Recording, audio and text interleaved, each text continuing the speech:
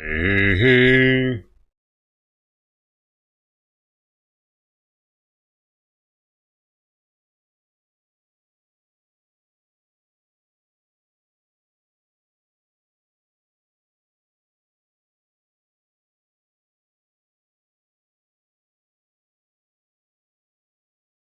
Coin barely made it for the little.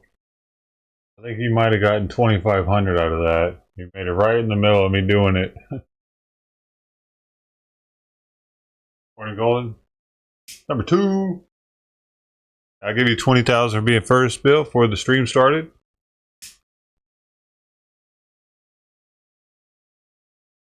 To get the 20,000, you gotta have all. You gotta have the bell checked. You gotta have that bell checked to get that one, folks.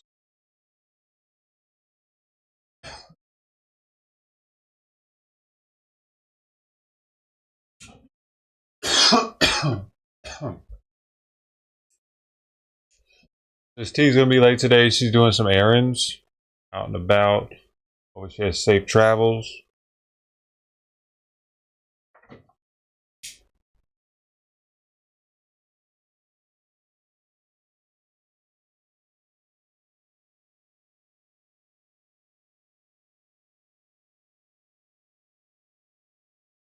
I've already seen Fluffy.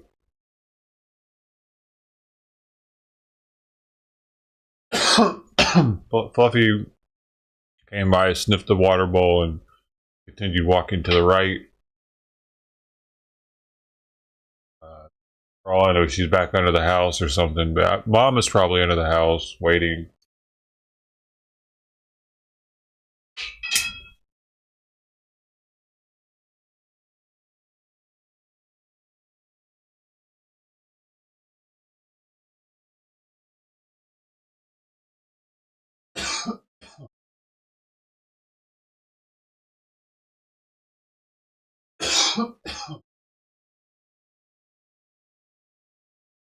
Yep.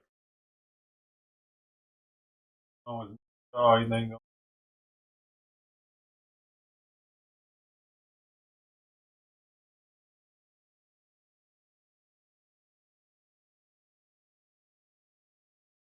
The bell.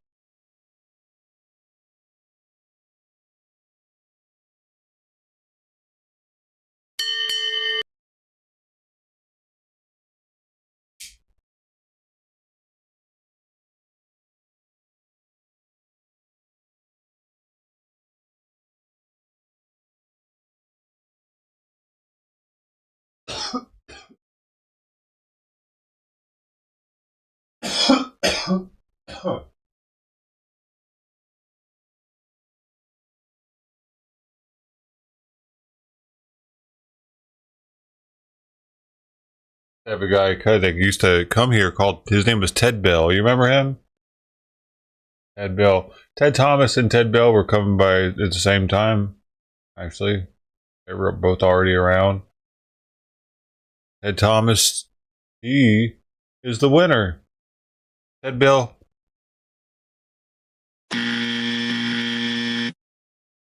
You lose. Well, I mean, hopefully he's not dead, because then he ultimately lost. Always possible.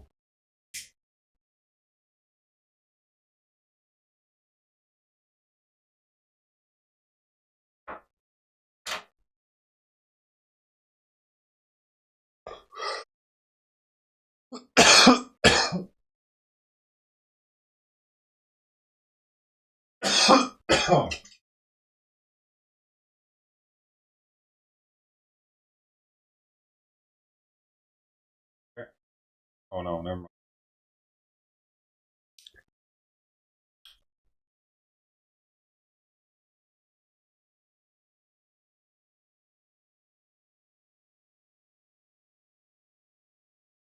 I'm in the hill from like Seal Beach or something.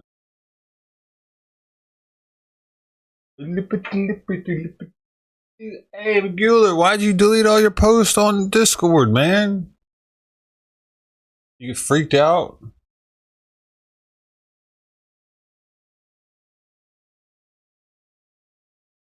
Why? Is it illegal? You didn't post anything illegal, dude. Well, I mean, people were commented on them, and now it's like, uh, huh. I mean, as long as everything's legal, I mean, I don't know.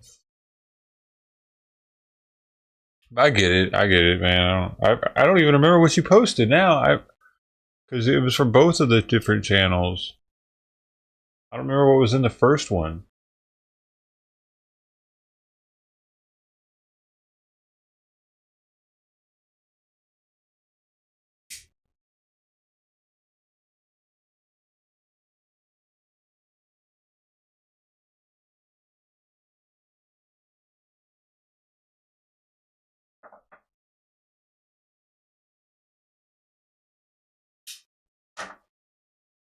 Because now nobody else gets to know you a little bit. They don't know how badass you are, man.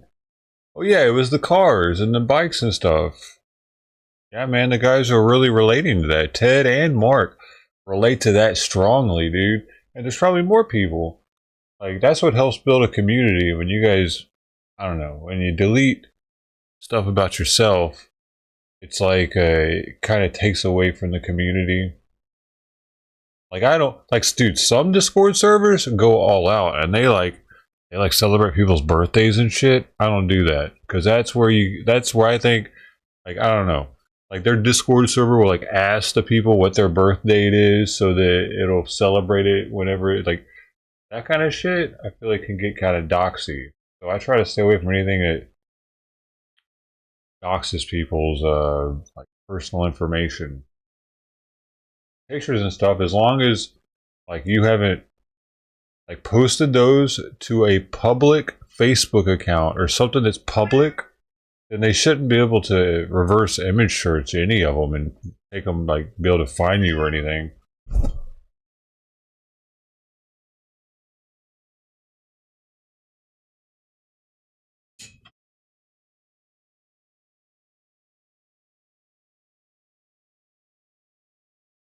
That's what you were concerned with, like a reverse image search. I know you were concerned with that, but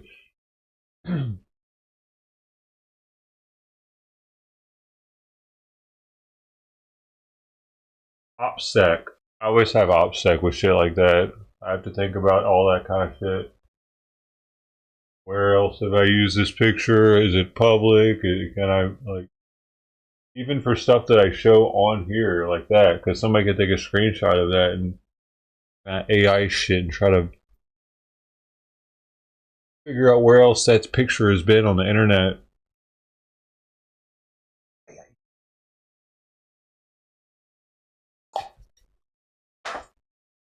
Alright. This phone, in case some really crazy shit pops off and I gotta call 911. Always go outside with the phone and the pepper spray. And this ain't no joke pepper spray right here. The Fox 1.4 in oil. It's in oil. And what that means, when you got one in oil, see, got another one. Water.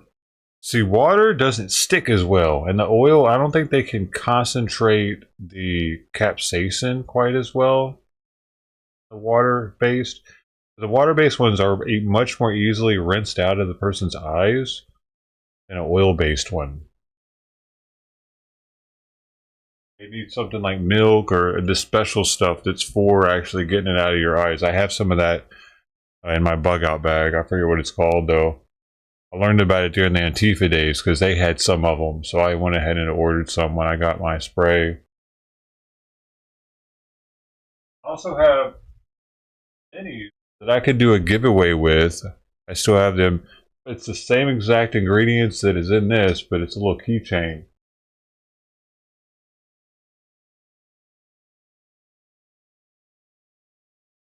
Foxfire Inferno. Check it out.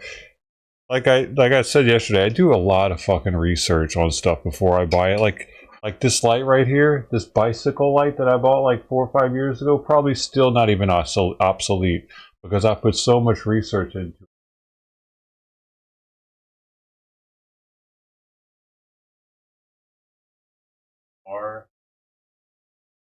And it's got all kinds of. I like using it just for a light, man, because it has different settings. This is its lowest setting. Boom. Well,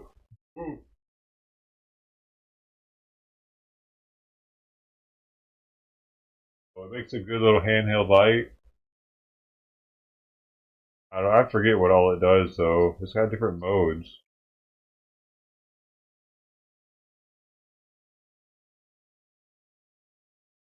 All the modes. I don't know how many there are. There's one of them. I'm trying to break something. It has to have metal heat sinks here though too, because it puts out so much power. Pop, pop, pop, power. Right here, gotta get. I gotta tell you something.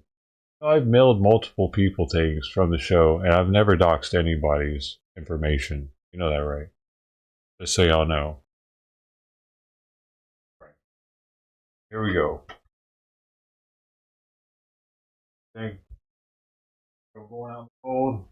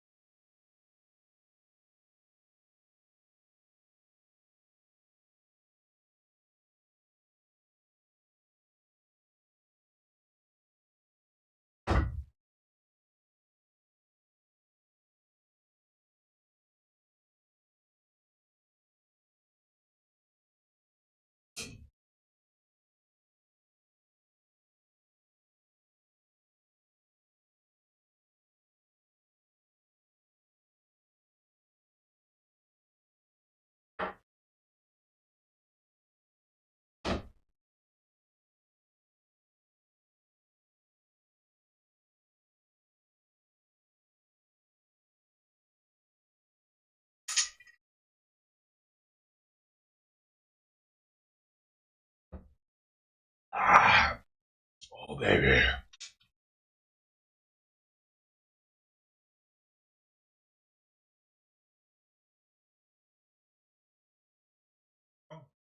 Oh.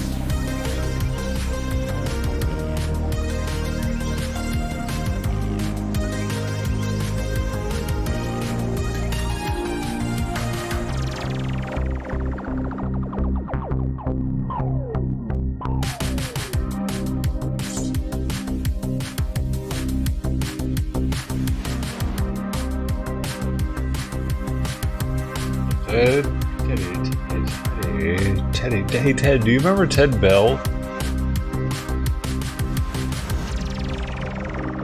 Used to be your Ted competition.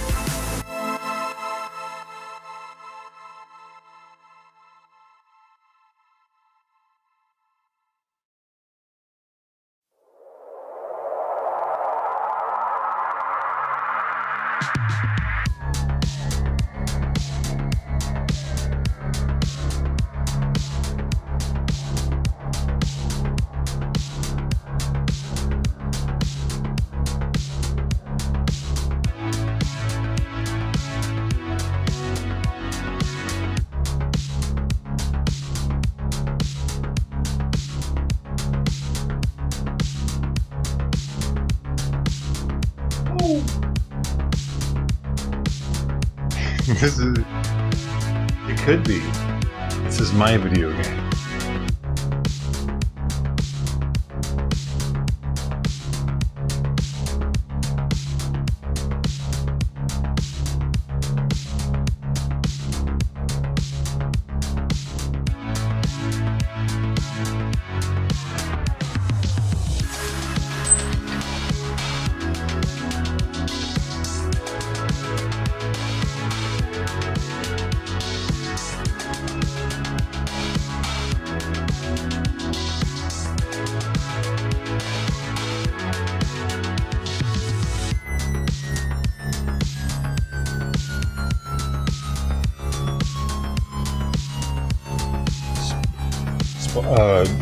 This is all artless music. Artless I pay for. It's not cheap either. I rarely use it because it wasn't until recently that they added this feature where I can just play through songs. They took it away from us for like half a year, where if I wanted to sample songs, it would only play like 10 or 15 seconds. And it would be like starting from mid-song. So I stopped using it and I was kind of pissed about it.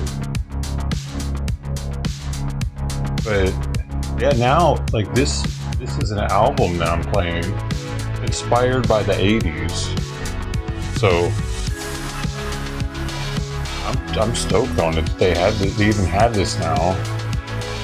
They didn't even have like an 80s thing like this before, or like the other day I was playing a house music album from here.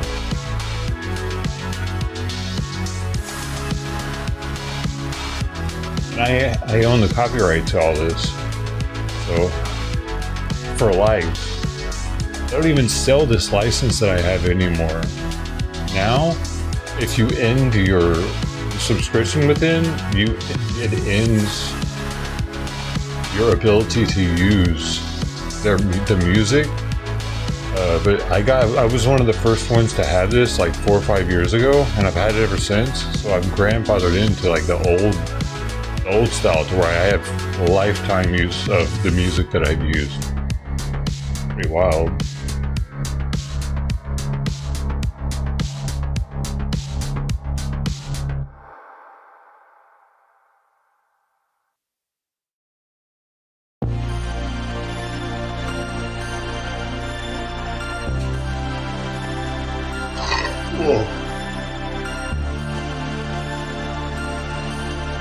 It might not all be the best. It's definitely not going to be recognizable to anyone, except commercials use this art list for sure. I've heard art list on commercials on TV, and a lot of YouTubers and stuff use it too. So.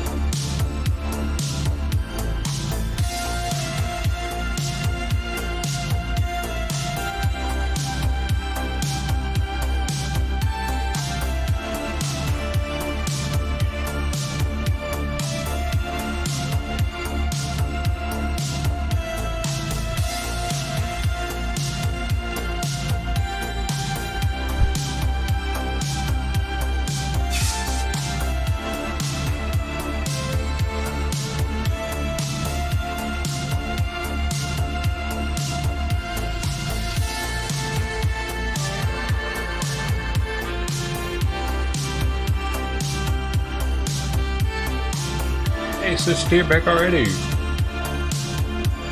There you go.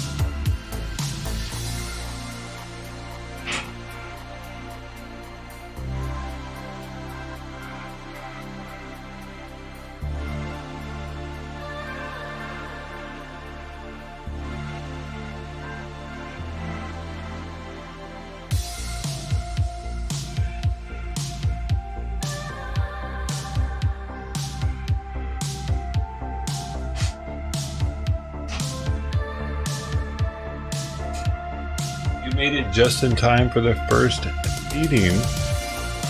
Fluffy eating the Ziwi with C.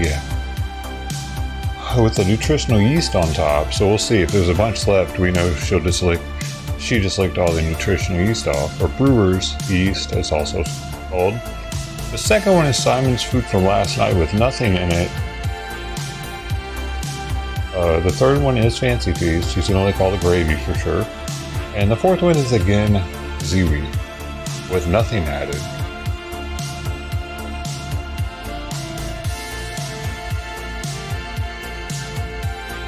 Mark, thank you, man.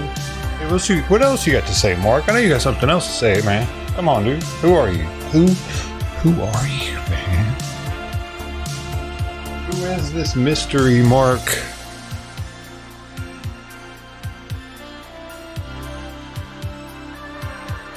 Man, I need some more slides. I want some more Jordan slides. But every time I freaking look at the website, they're out of stock of my size and some ones that I want. Oh, right here. Have I had it? I've super glued them like 3 times.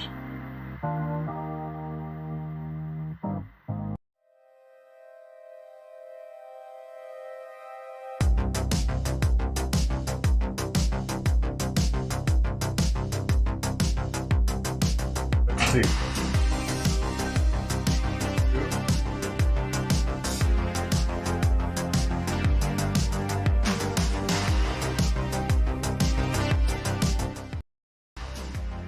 See if there are any, and I gotta do a bunch of shit that they do. Dang. No, I don't think I was doing that part.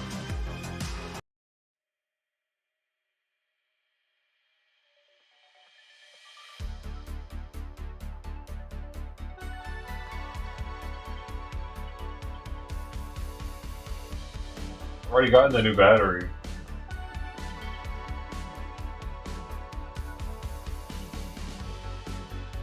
God damn it, motherfucker! I was just about to order these because it said just in. Right? I was just about to order them because I like the style. They have size 7, 8, 9, 10, 11, 12, 13, 14, but they're out of 15s. I'm 15. What the fuck you, man? What the... Dude.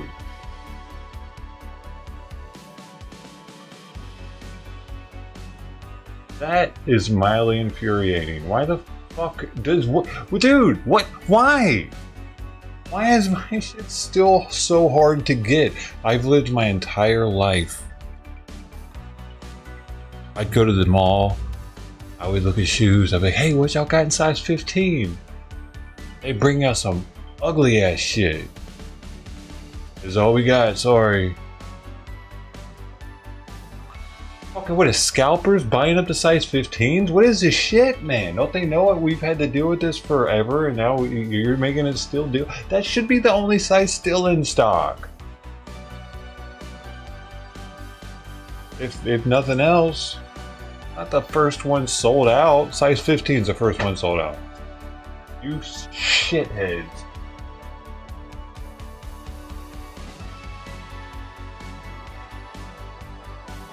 And that's whack. I actually like those. What about these? The white ones. The first sizes out of stock are 14 and 15. Everything else in stock are those.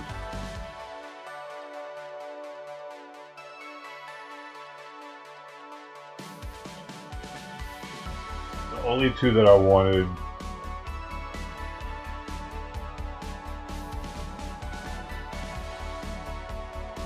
Oh, it looks like none of them have size 15 in stock.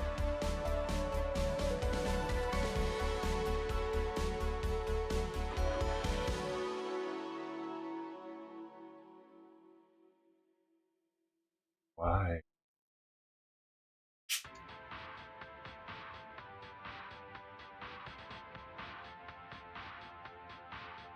And now she's on the fancy feast.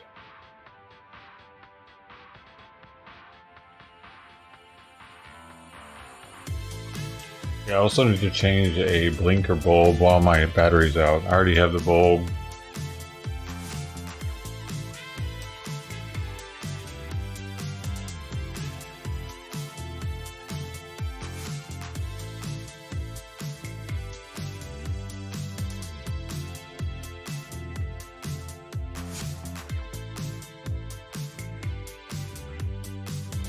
Oh well, one day I'll be able to get some. Right. Every time it's food up.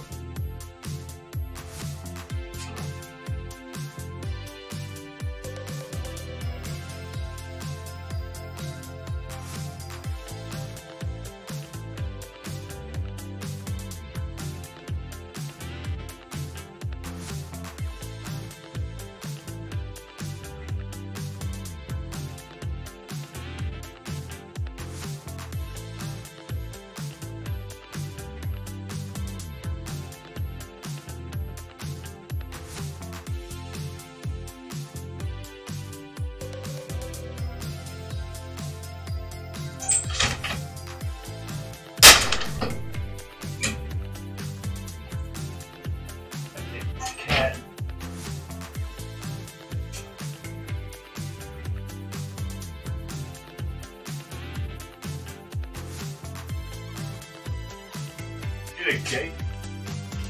Really?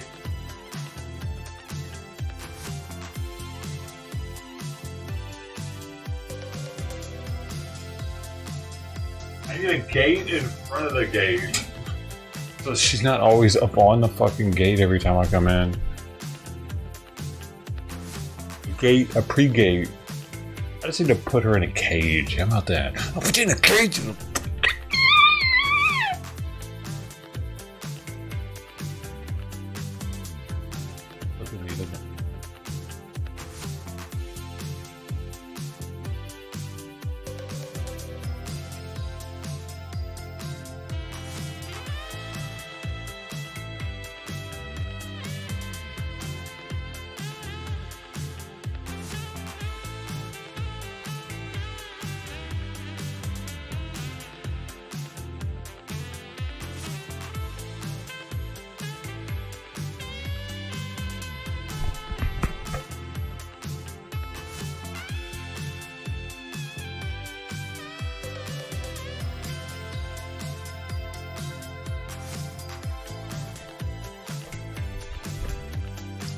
Bruh. Baby. So nobody survived that plane crash, by the way. I guess the people that they took to the hospital died. Oh, and I guess a lot of the US figure skating team was on board. Must have been China. China took them out because they're their competition.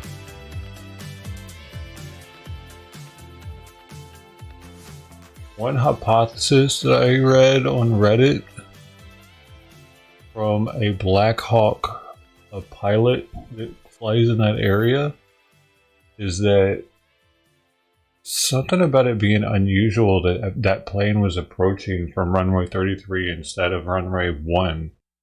And normally it would have been a different runway, and apparently they could have possibly been looking at the wrong plane, thinking that they were looking at the, like, because it would have normally been approaching on a different runway.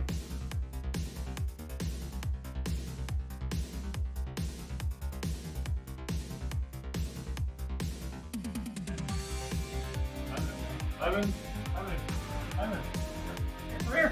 come here. Ivan. Oh.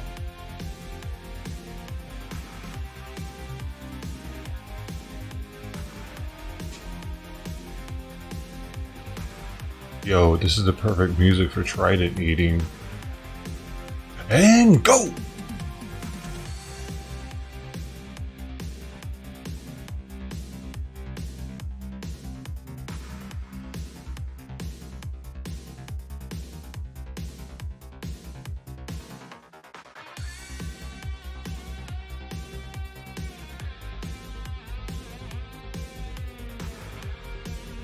Red team go.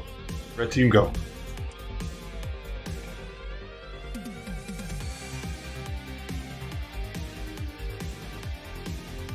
My neighbors are probably, what the fuck is that? Are we having an earthquake?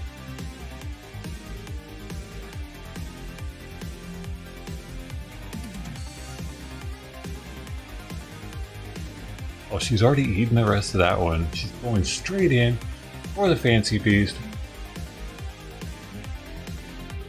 We got a good angle at her mouth and the food.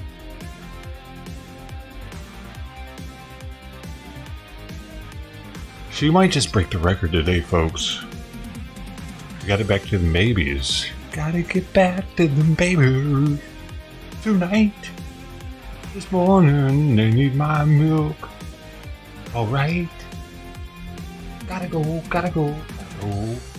Eat, eat, eat, eat, eat, eat, eat, eat, eat, eat,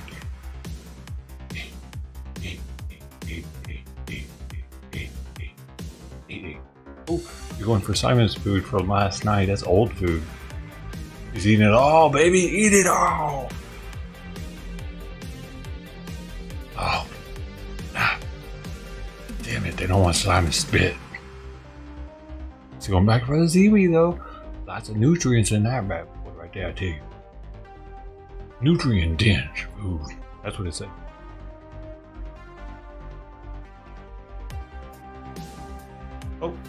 Oh, nope. Back to this one. Okay, little duck, little rabbit and lamb, little duck, little rabbit, little beef. This cat's had 4 different kinds of meat this morning. Feaster's choice. A little of this one, a little of that one. I love to see it. We got Sweet Pea down here on her side, rolling around. Simon drinking some water. Love to see that.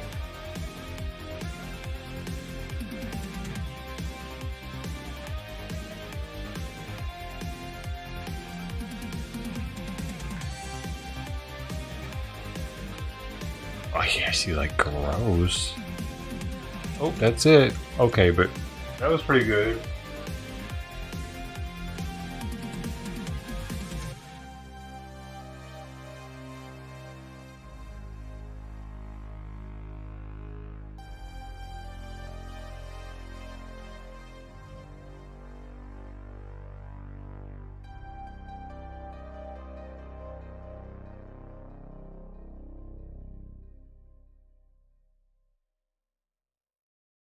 Yeah, she's definitely smaller.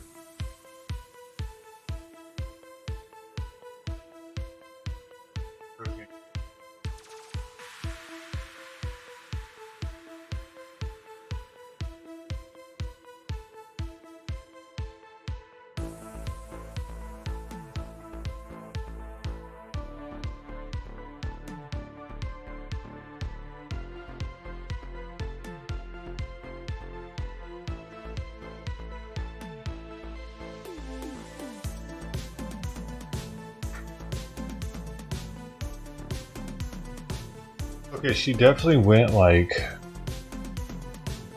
a couple houses down that way, towards like the right. So she didn't go across the street. She must have had them on this side somewhere close by, probably within a block or probably within a block from here somewhere.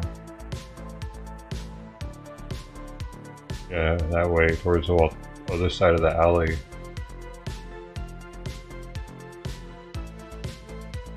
Okay, I need to go put some more fancy feast up before Crossback shows up, or Mama.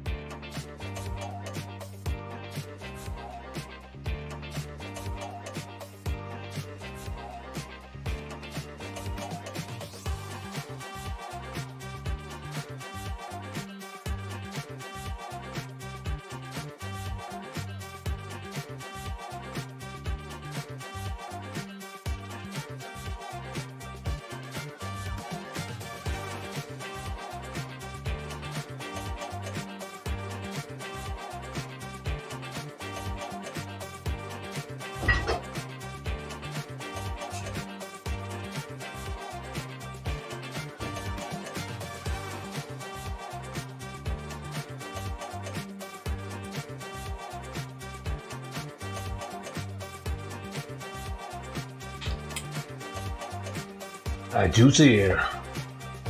Juicy fruit. The taste don't move ya. Chew so soft, it gets right to ya. Juicy fruit. The taste is gonna move ya. Ow. I like doing stuff when I'm chewing this stuff. I don't know why. I like doing stuff when I'm chewing this stuff, and I don't know why. They call it juicy fruit. It moves me. The taste. It gets right to me.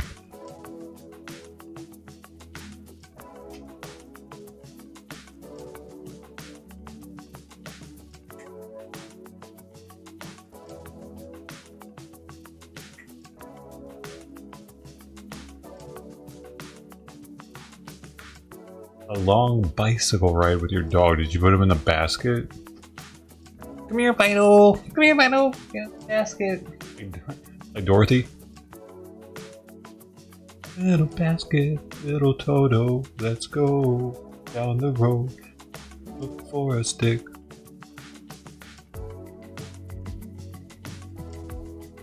Look for a stick for you to play with.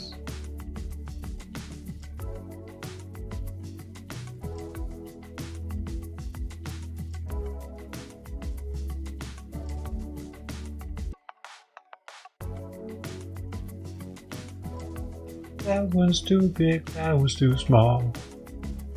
Let's go get a ball instead. Can't find a stick for you, but I can find the ball.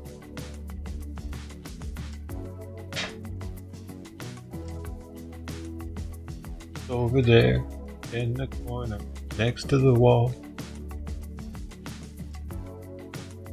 Go get it, Toto. We're going to the park now. Get in my basket. Let's go.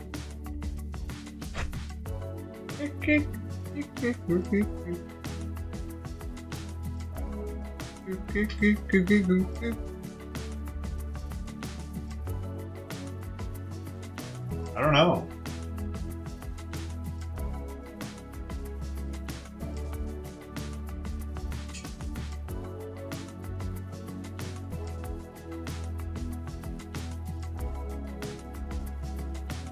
Is that the only news today? Tomorrow's big news is going to be the confirmation Senate for RFK. RFK, that's going to be the big one tomorrow. What's going on here? Isn't it?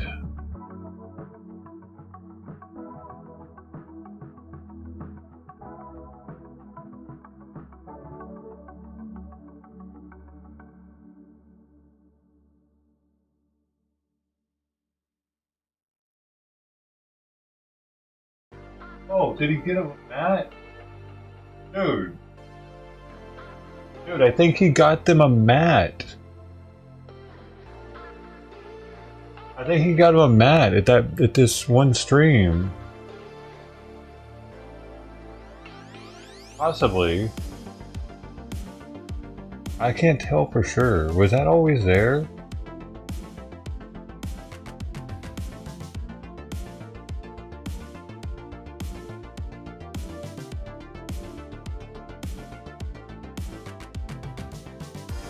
Was that mat always there in front of the bowl like that?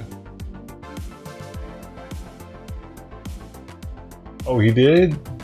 Oh, sweet. Have they been using it? Have they seemed to want it? God, it's crazy how they run through the snow like that, dude. Isn't it?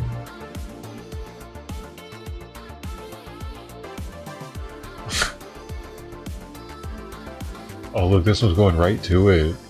Oh, yeah. Oh, yeah. Oh, they're loving it, dude.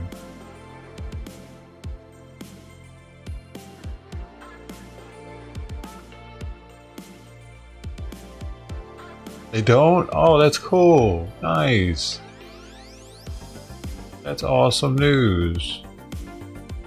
Yeah, I was kind of bummed. That's why I wasn't going to the channel very much, because I was depressed about them being all cold out there. But now that I know they have a place to go that's warm,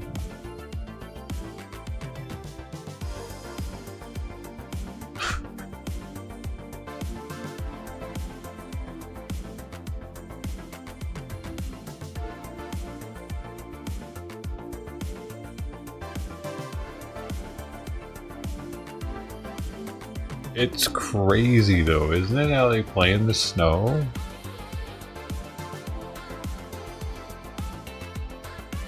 And I wonder if they all go to the pad, or if just a couple of them are cold natured or whatever.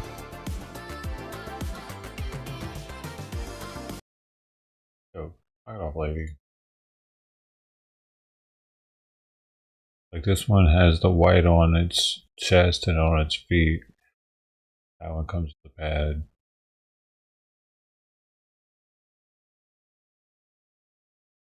Maybe the white fur makes it more cold.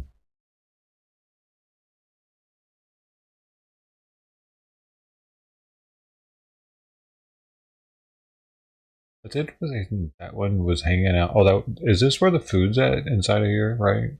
That one, maybe it was just eating.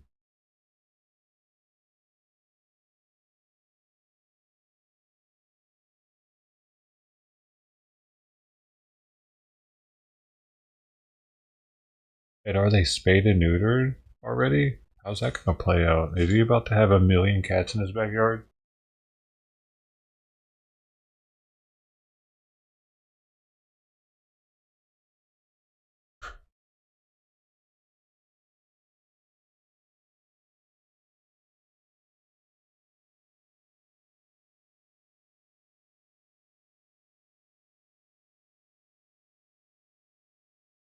No transponder. That's bullshit though, because I heard that you could see it on Flight Tracker, and that meant it wasn't a kind of covert operation.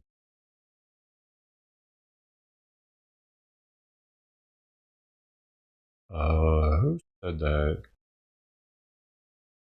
Oh, it was the I've been everywhere, man, dude. It's the Christian Network guy. Lives in Panama. I was hanging out with Oscar Blue the other day. I forget his name now. I've been everywhere, man. I've been everywhere. That dude's he pops up. Whatever shit's popping off, he pops up. He's a war correspondent.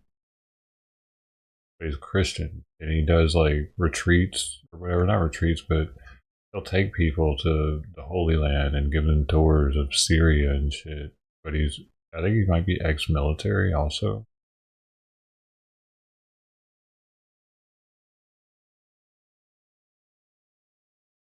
Who is it?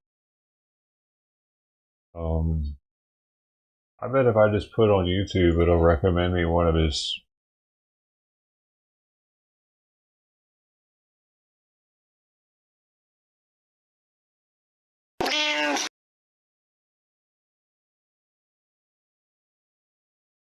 Hey, thanks for Clark Kent. The Superman himself. Oh wait, we were having a briefing. Presidential briefing just started 2 minutes ago. Thank you. We want to see all of it, don't we? Mr. President, welcome. Thank you very much. Thank you. I'd like to request a moment of silence for the victims and their families, please.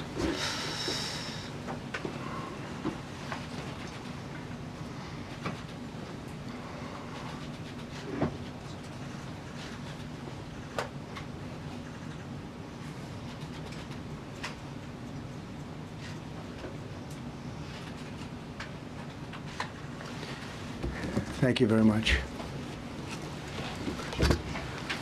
Hey, Ms. Bungle. I speak to you this morning in an hour of anguish for our nation.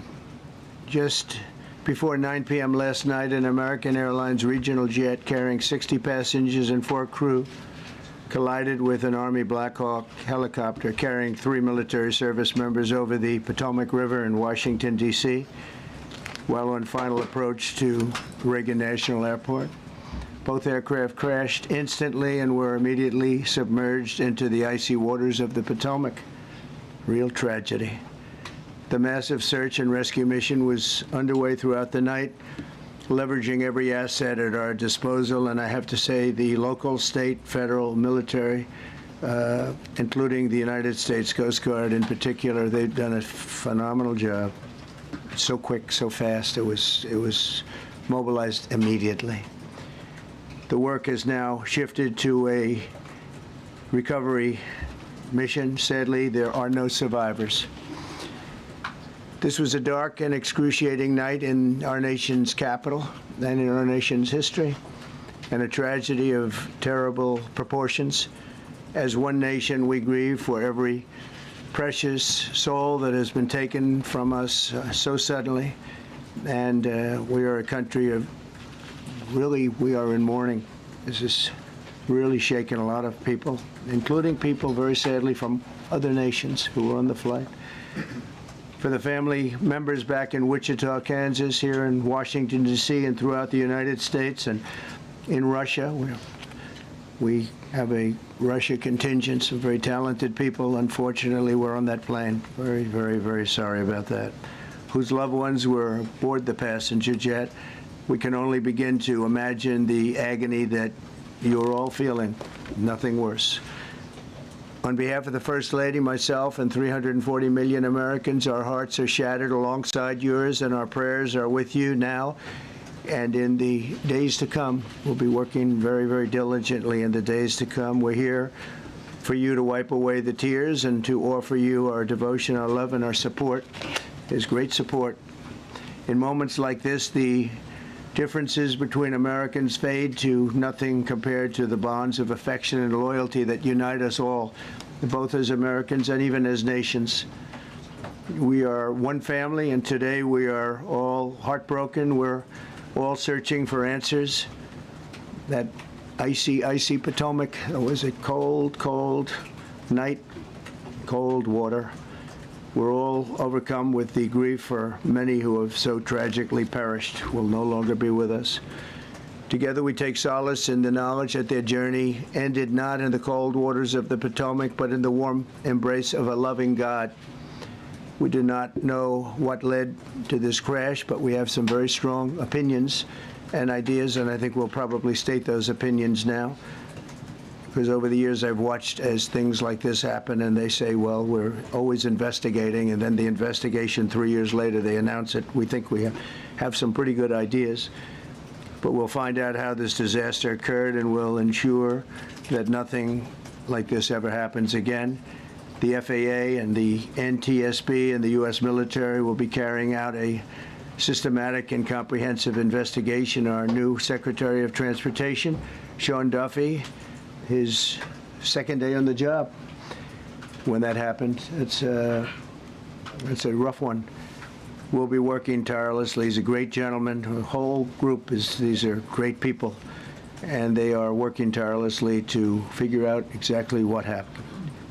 We will state certain opinions, however. I'm also immediately appointing an acting commissioner to the FAA, Christopher Rocheleau, a 22-year veteran of the agency, highly respected. Christopher, thank you very much. Appreciate it. We must have only the highest standards for those who work in our aviation system. I changed the Obama standards from very mediocre at best to extraordinary. You remember that. Only the highest aptitude, they have to be the highest intellect and psychologically superior people were allowed to qualify for air traffic controllers. That was not so prior to getting there. When I arrived in 2016, I made that change very early on because I always felt this was a job that, and other jobs too, but this was a job that had to be superior intelligence, and we didn't really have that, and we had it. And then when I left office and Biden took over, he changed them back to lower than ever before. I put safety first. Obama, Biden, and the Democrats put policy first. Then they put politics at a level that nobody's ever seen, because this was the lowest level. Their policy was horrible, and their politics was even worse. So as you know, last week, long before the crash, I signed an executive order restoring our highest standards for air traffic controllers and other important jobs throughout the country. So it was very interesting. About a week ago, almost upon entering office, I signed something last week that was an executive order, very powerful, on restoring the highest standards of air traffic controllers and others, by the way. Then my administration will set the highest possible bar for aviation safety. We have to have our smartest people. It doesn't matter what they look like, how they speak, who they are. It matters intellect, talent, the word talent. You have to be talented, naturally talented geniuses. You can't have regular people doing that job. They won't be able to do it. But we'll restore faith in American air travel. I'll have more to say about that. I do want to point out that various articles that appeared prior to my entering office, and here's one. The FAA's diversity push includes focus on hiring people with severe intellectual and psychiatric disabilities. That is amazing. And then it says FAA says people with severe disabilities are most underrepresented segment of the workforce, and they want them in, and they want them, they can be air traffic controllers. I don't think so. This was in January 14th, so that was a week before I entered office. They put a big push to put diversity into the FAA's program. Then another article, the Federal Aviation Administration, this was before I got to office, recently, second term. The FAA is actively recruiting workers who suffer severe intellectual disabilities psychiatric problems, What? and other mental and physical conditions under a diversity and inclusion hiring initiative spelled out on the agency's website. Can you imagine? These are people that are, I mean, actually, their lives are shortened because of the stress that they have. Brilliant people have to be in those positions, and their lives are actually shortened, very substantially shortened because of the stress, where you have many, many planes coming into one target, and you need a very special talent and a very special genius to be able to do it. Targeted disabilities are those disabilities that the federal government, as a matter of policy, has identified for special emphasis in recruitment and hiring. The FAA's website states they include hearing, vision, missing extremities, partial paralysis, complete paralysis, epilepsy, severe intellectual disability, psychiatric disability, and dwarfism all qualify for the position of a controller of airplanes pouring into our country, pouring into a little spot, a little dot on the map, a little runway. The initiative is part of the FAA's diversity and inclusion hiring plan. Think of that. The initiative is part of the FAA's diversity. Dude, imagine being the air traffic controller that was in charge of this, and you're pretty much getting called a retard right now. Diversity and inclusion hiring plan, which says diversity is integral to achieving FAA's mission of ensuring safe and efficient travel. I don't think so. I don't think so. I think it's just the opposite. The FAA website shows that the agency's guidance on diversity hiring were last updated on March 23rd of 22. They wanted to make it even more so. And then I came in, and I assume maybe this is the reason. The FAA, which is overseen by Secretary Pete Buttigieg, a real winner. That guy's a real winner. Do you know how badly everything's run since he's run this Department of Transportation? He's a disaster. He was a disaster as a mayor. He ran his city into the ground, and he's a disaster now. He's just got a good line of bullshit. The Department of Transportation, his government agency charged with regulating civil aviation. Well, he runs it, 45,000 people, and he's run it right into the ground with his diversity. So I had to say that it's terrible. Then it's a group within the FAA, another story, determined that the workforce was too white, that they had concerted efforts to get the administration to change that and to change it immediately. This was in the Obama administration just prior to my getting there. And we took care of African Americans, Hispanic Americans. We took care of everybody at levels that nobody's ever seen before. It's one of the reasons I won. But they actually came out with a directive, too white. And we want the people that are competent. But now we mourn and we pray and would like to ask all Americans to join me in a moment of silence as we ask God to watch over those who have lost their lives and bring comfort to the loved ones. And I just want to say God bless everyone in this room. This has been a terrible, very short period of time. We'll get to the bottom of it. So we all saw the same thing. We've seen it many times. I've had the honor of hearing tapes. Tapes are scary, very scary tapes. You had a airliner coming in, American Airlines. He was doing everything right. He was on track. He was the same track as everybody else. They came in. It's probably the same track as they've had for 25 years or more. He's coming in the path.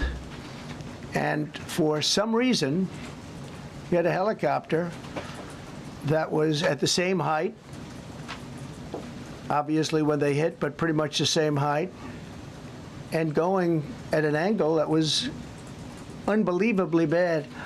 When the air traffic controller said, do you see, he was talking about, do you see him? But there was very little time left when that was stated. And then also, he said, follow him in. And then almost immediately after that, seconds after that, there was the crash that took place. Well, you follow him in, that means like everything's fine. Follow him in. You had a pilot problem from the standpoint of the helicopter. I mean, because it was visual. It was a wanna very know. clear night. I want to know, It man. was cold but clear. And Just like I said last night, I want to know who was on that chopper. Was there a female on board? Was there a female pilot? Was there a DEI pilot? Was there a female crew member that was distracting the male crew members? Maybe, like, all that matters, dude. People might not think it fucking matters to have females in battle type positions, but females are a distraction to dudes, dude. I don't care how the fuck you look at it. clear as you could be. The American Airlines plane had lights blazing. They had all of their landing lights on. I could see it from the Kennedy Center tape. We had a tape up on the Kennedy Center. That seems to be the primary. Thus far, I'm sure we'll see other tapes because it's such an area where there are a lot of cameras looking up into the air. And hopefully he has a look at their like who they were. Like, was the pilot top of their class or bottom of their class? Were they recruited as a pilot because of their race? All that. Hopefully he'll look into it. Because the last administration definitely wouldn't have. Into space. So we'll probably see many other shots of it before too much time goes by. But we had a situation where you had a helicopter that had the ability to stop. I have helicopters. You can stop a helicopter very quickly. It had the ability to go up or down. It had the ability to turn. And the turn it made was not the correct turn, obviously. And it did somewhat the opposite of what it was told. We don't know that that would have been the difference because the timing was so tight. It was so little. There was so little time to think. But what you did have is you had vision. The helicopter had vision of the plane because you had vision of it all the way, perfect vision of it all the way from at Kennedy Center where the tape was taken. And for some reason, there weren't adjustments made. Again, you could have slowed down the helicopter substantially. You could have stopped the helicopter. You could have gone up. You could have gone down. You could have gone straight up, straight down. You could have turned. You could have done a million different maneuvers. For some reason, it just kept going and then made a slight turn at the very end. And by that time, it was too late. They shouldn't have been at the same height. Because if it was at the same height, you could have gone under it or over it, and nobody realized, or they didn't say that it's at the same height. At the same height, it still wouldn't have been great, but you would have missed it by quite a bit. It could have been 1,000 feet higher. It could have been 200 feet lower.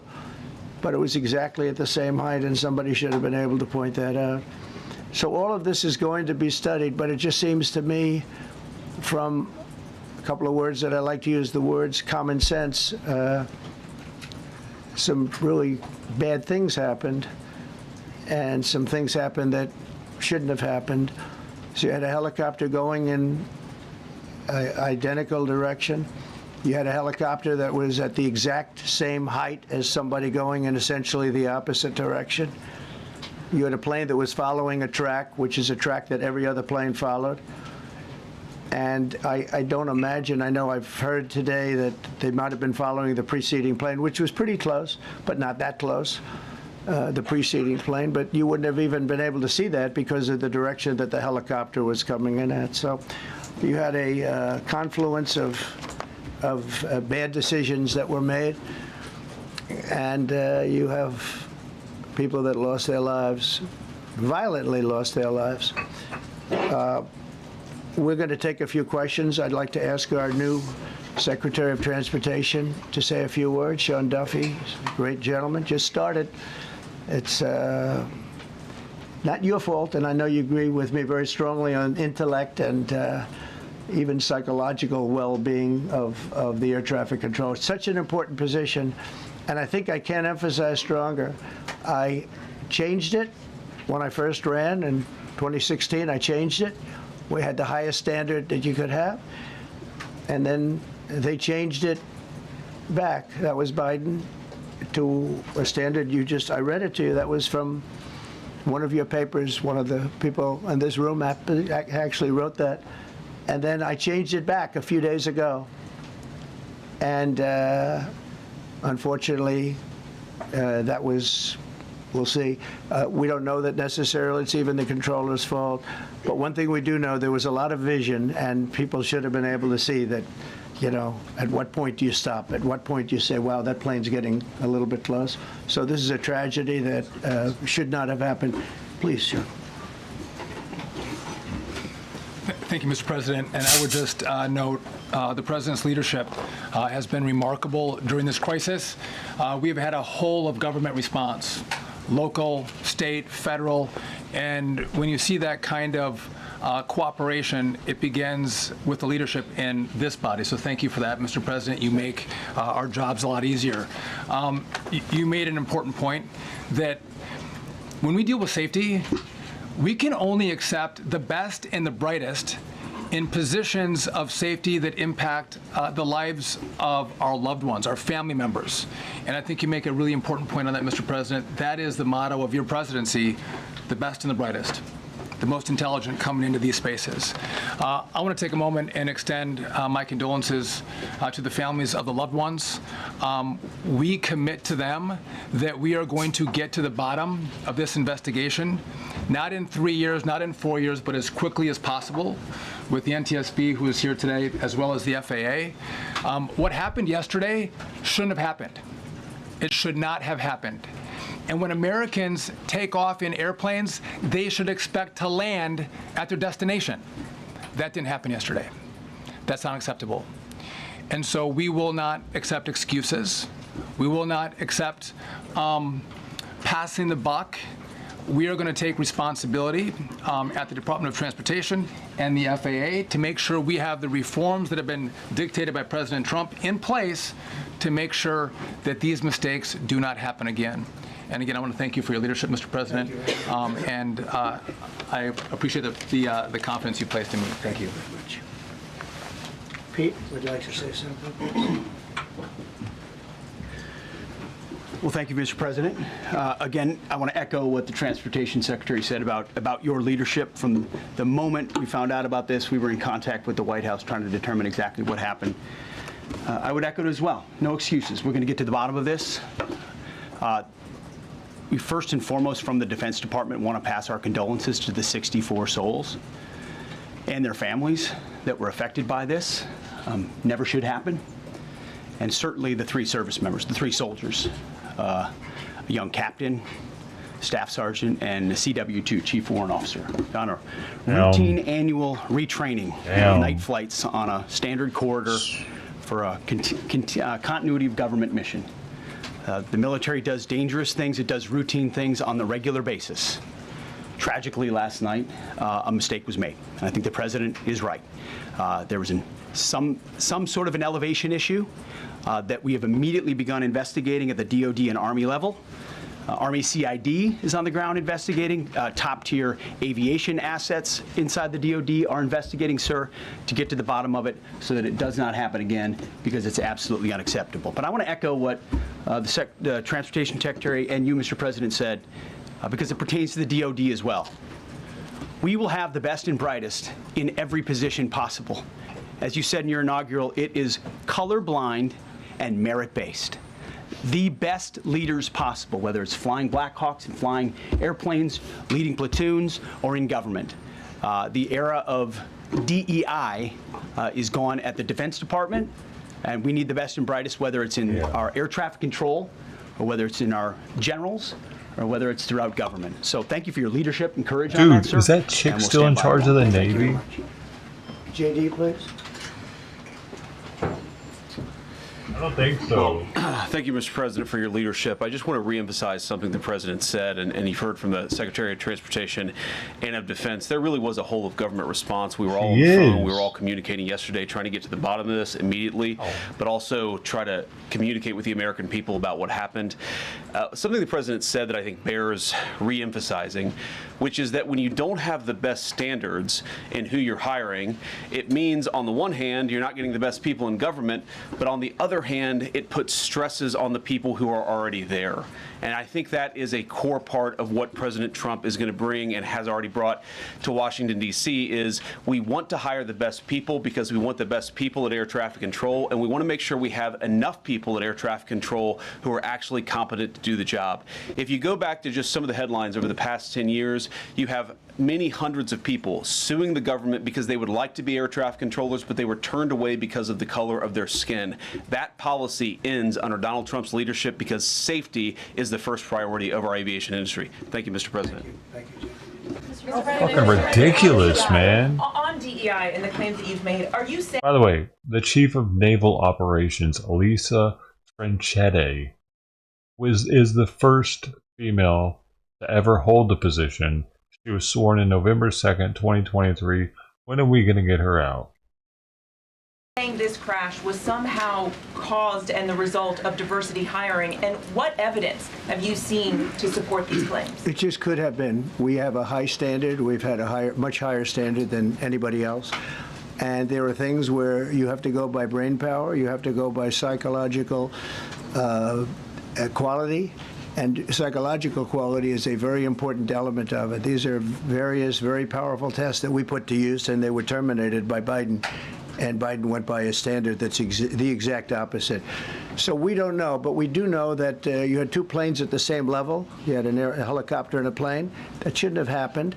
And we'll see. We're going to look into that, and we're going to see. But certainly for an air traffic controller, we want the brightest, the smartest, the sharpest. We want somebody that's psychologically superior.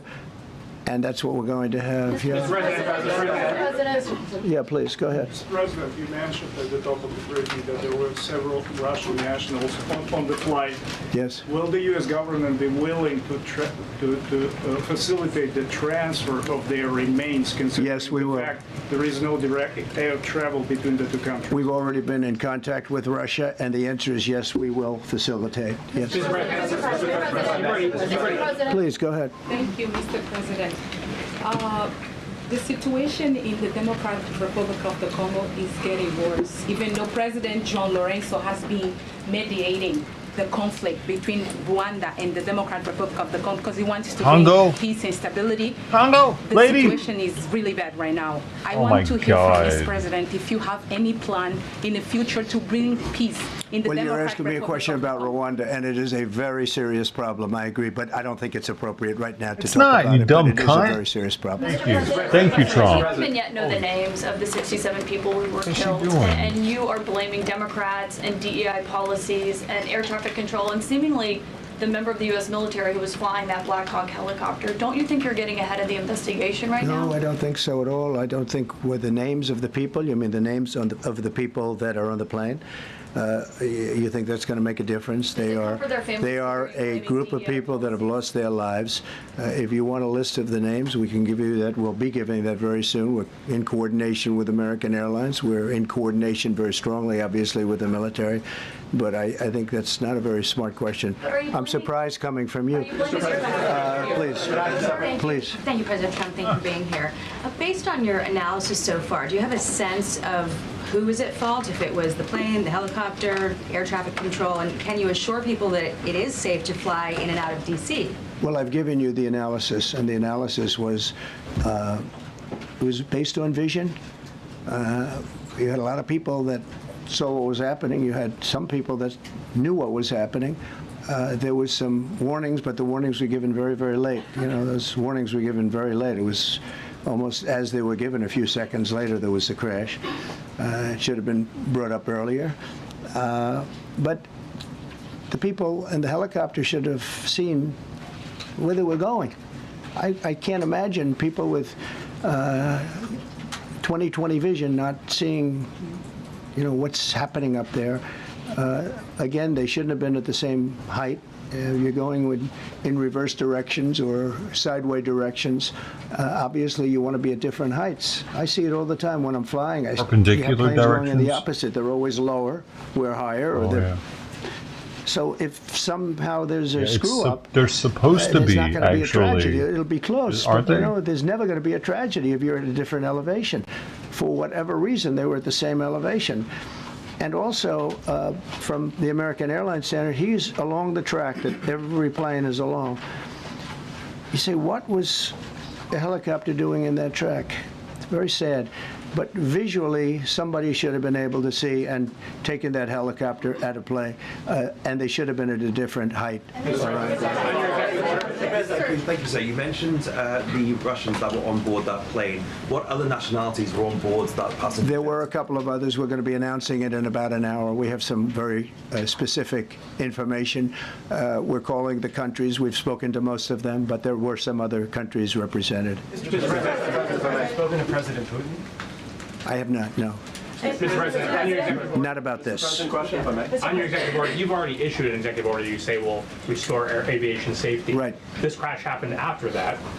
Was the executive order successful, and what more needs to change to keep people safe? Well, you know, we issued it 3 days ago, and we're in Why are fucking reporters so retarded, man? Just like they're like, why haven't the food prices dropped already, man? I mean, you open the pipelines, you open the why aren't the gas? Why isn't it instantly? the process of making those changes. This is stupid. Something that should have been done a long those time people ago. are still at work. That's why. Order should have never been changed. The retards are still at work. This problem. Maybe. Yeah, please go ahead. Thank you. We see like everyday life that very often those diversity hires cause sometimes issues, as you just mentioned. So what plan do you have? Are we going to see some fire? Are you going to fire some of those diversity hires? Yeah, good question. What plan do you have? I would say the answer is yes. If we find that people aren't mentally competent, you see the language. The language is put out by them. And if you see that, I'm not going to bore you by reading it again, but these are not people that should be doing this particular job. They'd be very good for certain jobs, but not people that should be doing this particular job. Part collector at Costco. Mr. President, you have today blamed the diversity elements, but then told us that you weren't sure that the controllers made any mistakes. You then said perhaps the helicopter pilots were the ones who made the mistake. It's all under investigation. I understand that. That's why I'm trying to figure out how you can come to the conclusion right now that diversity had something to do with this crash. Because I have common sense, okay? And unfortunately, a lot of people don't. We want brilliant people doing this. This is a major chess game at the highest level. When you have 60 planes coming in during a short period of time, and they're all coming in different directions, and you're dealing with very high-level computer work and very complex computers. And one of the other things I will tell you is that the systems that were built, I was going to rebuild the entire system, and then we had an election that didn't turn out the way it should have. But they didn't build the systems properly. They spent a lot of money renovating a system, spending much more money than they would have spent if they bought a new system for air traffic controllers, meaning the computerized systems. There are certain companies that do a very good job. They didn't use those companies. They used companies that should not have been doing it. No, I think it's very important to understand that for some jobs, and not only this, but air traffic controllers, they have to be at the highest level of genius. Okay. I want to ask you about the ice skaters in a moment because the U.S. Ice Skating Committee was affected. But first, if I can, the cited FAA text that you read is real, but the implication that this policy is new or that it stems from efforts that began under President Biden or the Transportation Secretary Pete Buttigieg is demonstrably false. It's been on the FAA's website. Who said that, you? No, it's on the website, the FAA's website. It was there in 2013. It was there for the entirety. Take a look what I read. It was there for the entirety of your administration, nice and easy. too. So my question is, why didn't you change the policy during your first administration? I did change it. I changed the Obama policy, and we had a very good policy. And then Biden came in, and he changed it. And then when I came in 3 days ago, I signed a new order, bringing it to the highest level of intelligence. Okay. It was on the website. please. Quiet, quiet. Thank you, Mr. Welcome back to the. I'm sorry. Yeah. You mentioned that a vision was probably the problem that was at issue in this crash. There's been some reports that one of the pilots in a helicopter may have been using night vision equipment. Was there any? I heard that. We don't know. We're going to know that pretty soon. It may change your view plane if you do have the night vision. So it's very possible that could have happened. That would be maybe a reason why you wouldn't actually see as well as on a clear night. You can see sometimes better without it. I have a couple of more. Mr. President, is it helpful to have your Secretary of Transportation confirmed, and does this intensify your interest in getting other nominees confirmed quickly? Go to what? Is it helpful to have your Secretary of Transportation confirmed, and does this intensify your interest in getting other nominees confirmed quickly as well? Well, sure. We want fast confirmations, and the Democrats, as you know, are doing everything they can to delay them. They've taken too long. Stupid question, man. We're struggling to get very good people that everybody knows are going to be You got confirmed, your job because you're but pretty. We're struggling to get them out faster. We want them out faster. It's a good question, actually. It's not. We've been pushing Of Sean. course you Everyone want. knows Sean That's for a common long time. sense. We got Every many president's going to Democrat want votes, his but they confirmations want to take as now. long as they can. They ask questions. They're like the some people of he the picked. The questions that fucking. Peter would ask. It's that not a were good fucking totally question. irrelevant and not very good questions, but they want to just keep it going. They want to keep it going as long as possible. I was very honored, actually, that you And got so I many don't agree with Democrat everything votes. Trump It was says. Really good. It was really good. Redundant question. Of course, who wouldn't want their confirmations quickly? When I try to meet with the families, and second question, is it your impression that military training was done during that time? The what? Am I the only one here? The helicopter was involved in. Is it anything you can tell us about? You don't know. These are the things that will come up with the investigation. You don't know. But the helicopter obviously was in the wrong place at the wrong time, and a tragedy occurred. Please. Question about. No, go ahead, please. Thank you, Mr. President. You've been critical of the current regulations, and you've called for big reforms at FAA. I'm curious, sir. Well, I made the reforms, actually. What is your message? 3 days ago, I made the Yes, sir. reforms. What is your message then to the American public in the weeks and months ahead? Should they feel hesitant to fly? And if you could clarify perhaps something that the Defense Secretary said when he said that this helicopter was on a continuity of government mission? I don't know what that refers to, but they were practicing. They do that. They call it practicing, and they were, and that's something that should be done. It's only continuity in the sense that we want to have very good people, and that has to be in continuity, and that's what they refer to. But it was basically practice, and it was a practice that worked out very, very badly. Okay. On his question, the first question, should people be hesitant to fly right now? No, not at all. I've not hesitated to fly. This is something that it's been many years that something like this has happened, and the collision is just something that we don't expect ever to happen again. We are going to have the highest level people. We've already hired some of the people that you've already hired for that position long before we knew about this. I mean, long before. From the time I came in, we started going out and getting the best people because I said it's not appropriate what they're doing. I think it's a tremendous mistake. You know, they like to do things and they like to take them too far, and this is sometimes what ends up happening. Now, with that, I'm not blaming the controller.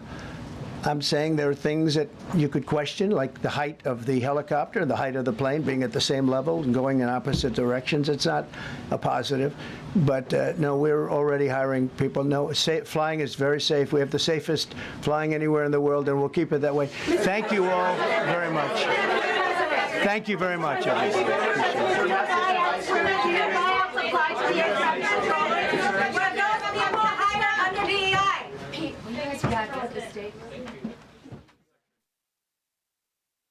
Someone were asking dumb questions, wasting the time. Congo lady, you think this is time to talk about Congo?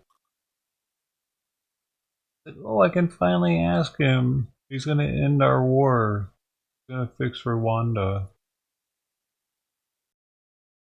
There's own shit to deal with. Going to bring up, like, a ton of people just died, and you're going to bring up Rwanda. as if there are more than 10 people in America that give a shit about Rwanda.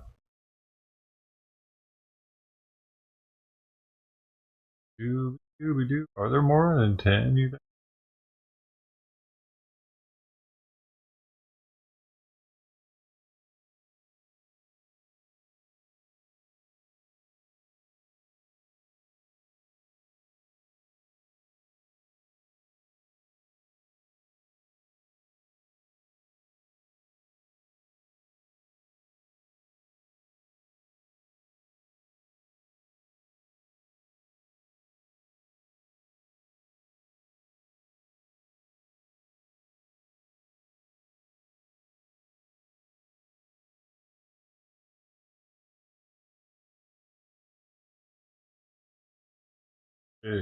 Out of Paramount this morning. Dude, I wonder if this was the guy that with the machete in Santa Monica that I got on stream like 4 years ago.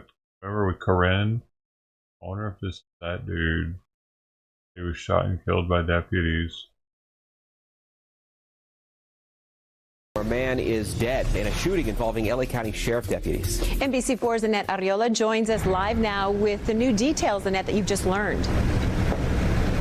Hey, good morning to you guys. Not. Yes, that's right. So this shooting Monica. happened in the parking lot of the Paramount substation of the LA County Sheriff's Station that serves the Lakewood area. We just spoke to one of the investigators a short moment ago. Let's go ahead and show you some video Every time from I hear overnight. some dude with a machete in LA, I think about that dude. 12:30 in the morning, and according to sheriff's investigators, there was a man who walked up to the parking lot area with a machete and started banging at a patrol unit. There was a deputy in another the other vehicle. day He that was heard the waving noise, a machete got out around of that though. Car, got out of his car and told the man with the machete to put down the weapon. He ordered him to put down the weapon several times, and according to investigators, the man continued to walk to go towards the deputy, and that is where the deputy opened fire on the man. Right now, what we know is that the person that was struck and passed away is a man, an adult man, Hispanic, between the ages of 25 to 30 years of age. I can't believe they actually gave his race, dude.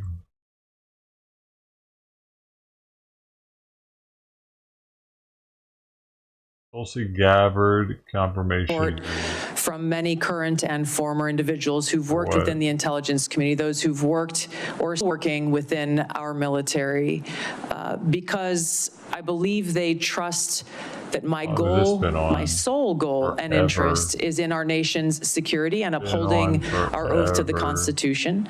And they trust that if confirmed as Director of National Intelligence, I will take the very specific steps that I have laid out in informing every single person within the intelligence community about the legal pathways they have to blow the whistle or to bring any concerns to the forefront, to include coming directly to members of Congress, to limit access so that we don't have people who are E3s or E4s or people in any situation taking it upon themselves to release classified information, giving them a direct line to me to once again make sure that we are all fulfilling our responsibility to ensure our national security and uphold our Constitution. Thank you.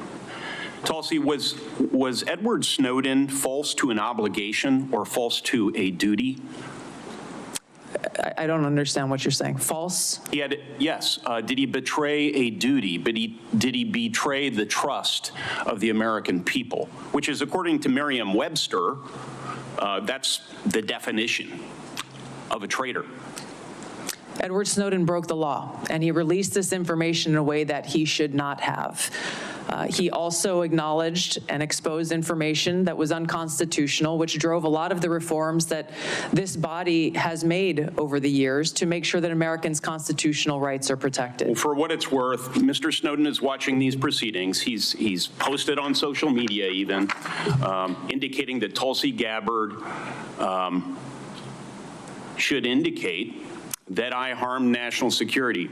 this may be the rare instance in which I agree with Mr. Snowden. I think it would befit you and be helpful to the way you are perceived by members of the intelligence community if you would at least acknowledge that the greatest whistleblower in American history, so-called, harmed national security by breaking the laws of the land around our intel authorities. So thank you for being here.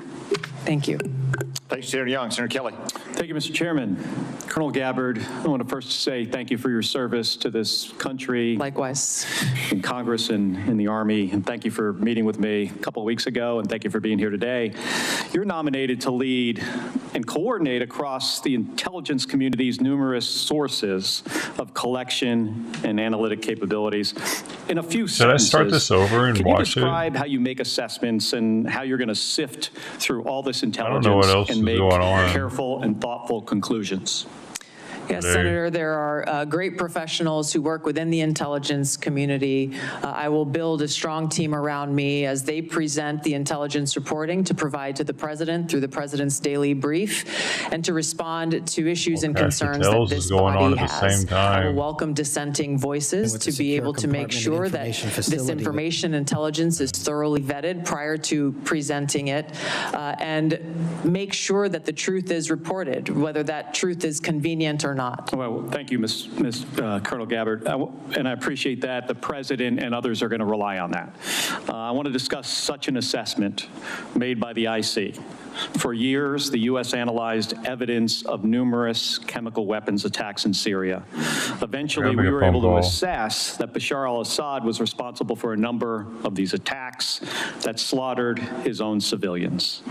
Do you accept the conclusion broadly that Assad used chemical weapons against Syrians? Yes, and I'm on the record for years of agreeing with that broad assessment. Thank you.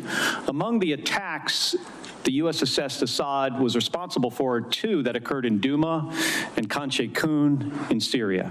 As a member of Congress and as a presidential candidate, and as recently as this month, in your written responses to this committee, you have cast doubt on the assessment that Assad is culpable in these two attacks. Is that still your position? Senator, I raised those questions given conflicting information and evidence that was presented at that time. Okay. Well, thank you. So to help inform the public, the Trump administration released declassified intelligence in 2017 and again in 2018, showing how experts analyzed multiple types of evidence, satellite imagery, medical experts, witnesses, describing sources and showing the reasoning used to determine Assad's culpability in using these chemical weapons, including in Douma and Khan Sheikhoun in these attacks, the ones that you question. I have two documents I want to submit for the record, Mr. Chairman.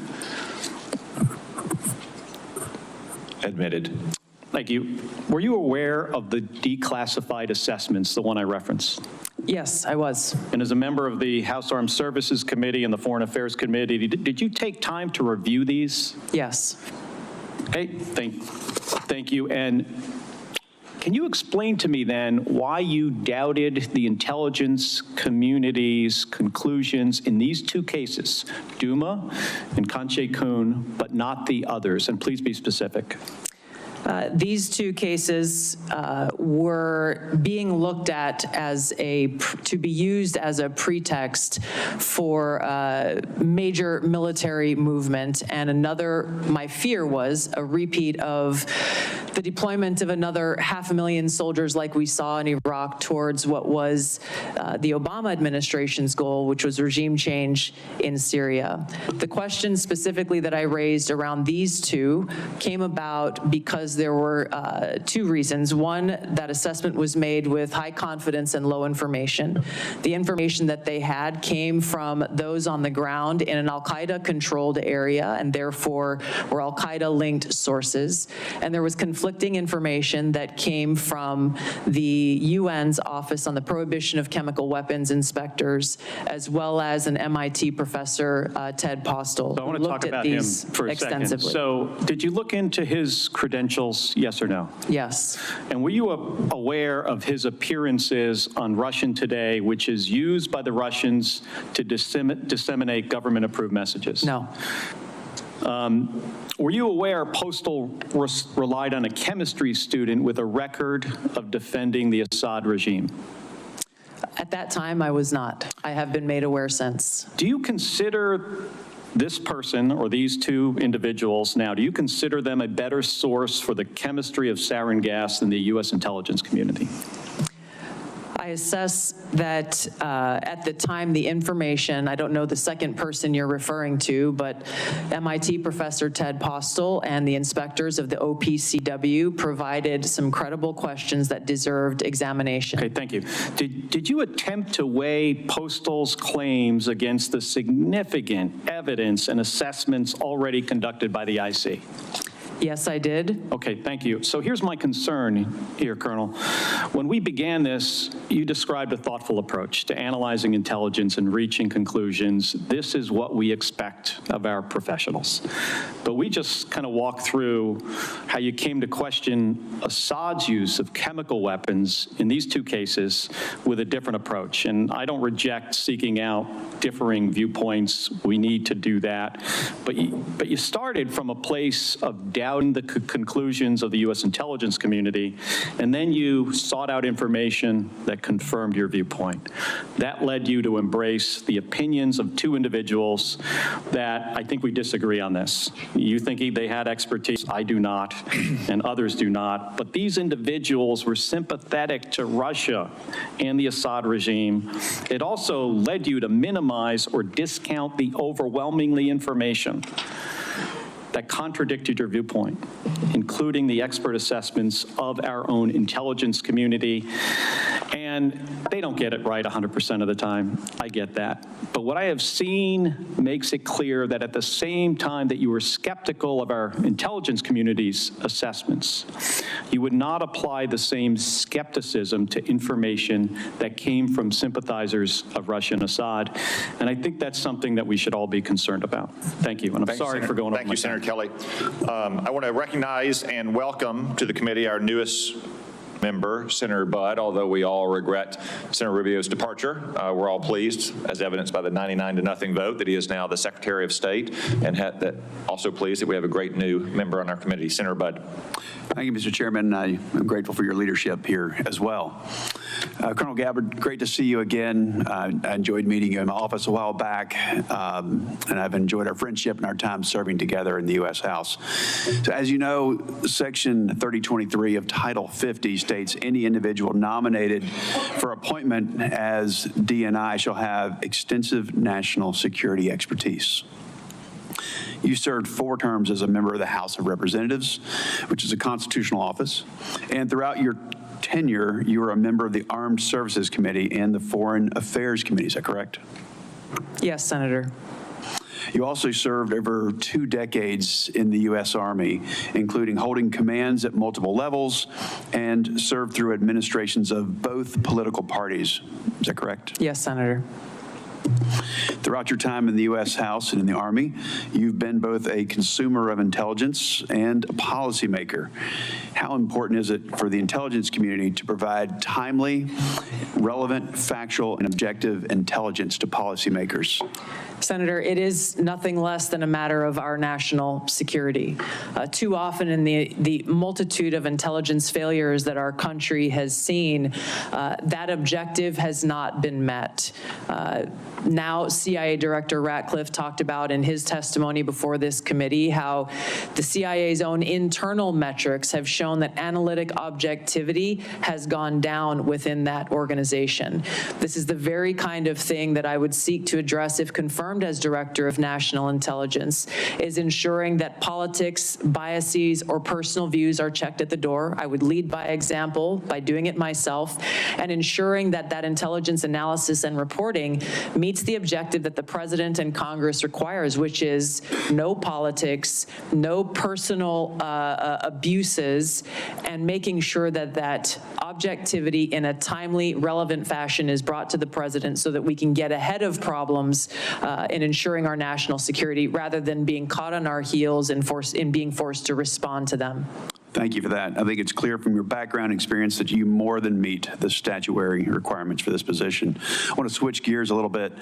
There's been a lot of discussion today. I think it's a necessary discussion about your position on 702, Section 702 of FISA. So I've personally had concerns, and I think we even talked about this when we served in the House together, and I actually voted against its reauthorization when I was in the House. However, I recently voted to reauthorize Section 702 with additional safeguards to end the politicization of the tool and to ensure privacy and civil liberties that they're protected. So, Ms. Gabbard, tell us, how has your thinking on Section 702 developed over time and why? And if confirmed, what will you do to ensure that this new statutory safeguards, that they're fully implemented? Well, Senator, as you pointed out, many of the concerns that we raised when we served in the House of Representatives were centered around the lack of safeguards to protect Americans' Fourth Amendment rights and civil liberties as it pertains to searching of U.S. persons with that incidental collection that occurs under 702.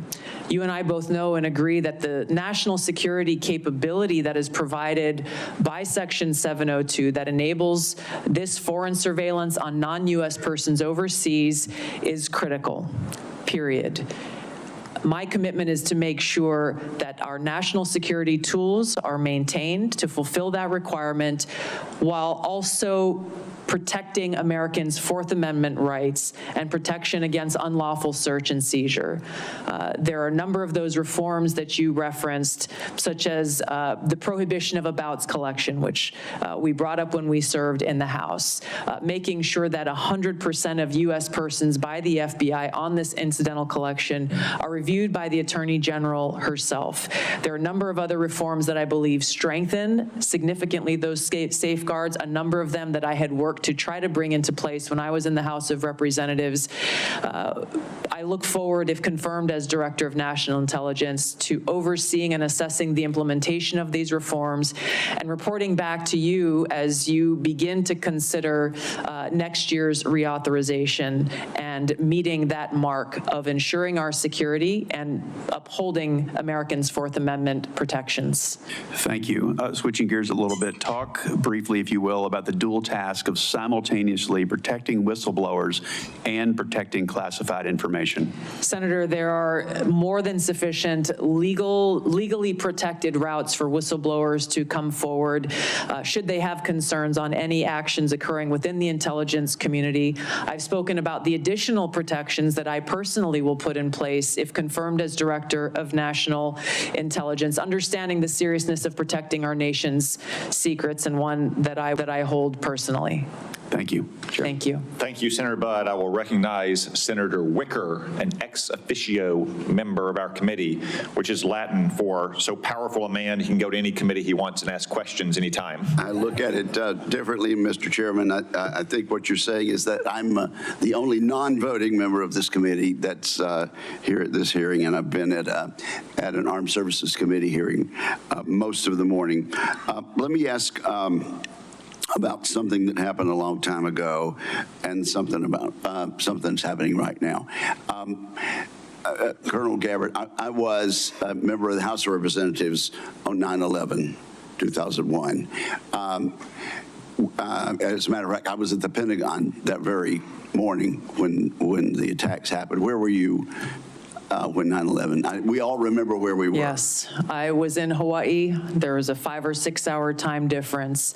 And so when I woke up that morning, it was several hours. And I remember the first thing I saw in waking up was that horrific footage of those airplanes attacking the Twin Towers in New York City. And I think you obviously have read a lot about it during the 24 plus years since that, and most Americans have.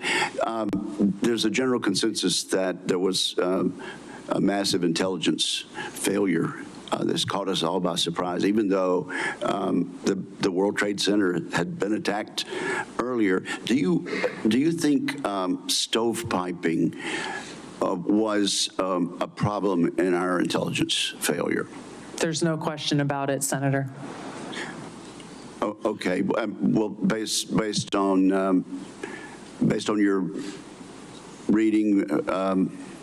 Okay, could you elaborate just Yes, a little? Yeah. absolutely, Senator. When we looked back at the post-9/11 reporting and the post-assessments that were made, it was very clear that there was stovepiping of information and intelligence that occurred at many levels, at the highest but also at the lowest levels, where information that was collected by the FBI, information that was collected by the CIA was not being shared. There was almost ships passing in the night, where if there was an integration of those intelligence elements and information being shared, it is highly likely that that horrific attack could have been prevented. And that's the reason, really, your position was created.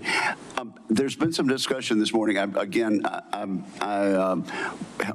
have not been able to listen in, but I understand there's been some discussion about reforming the Office of D&I to eliminate redundancy and increase effectiveness.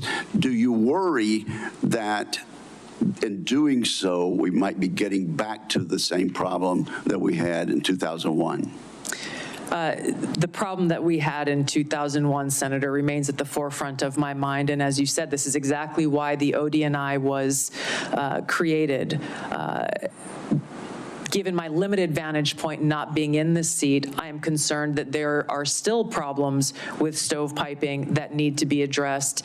And in some cases, my concern would be that unnecessary bureaucratic layers may be contributing to that problem.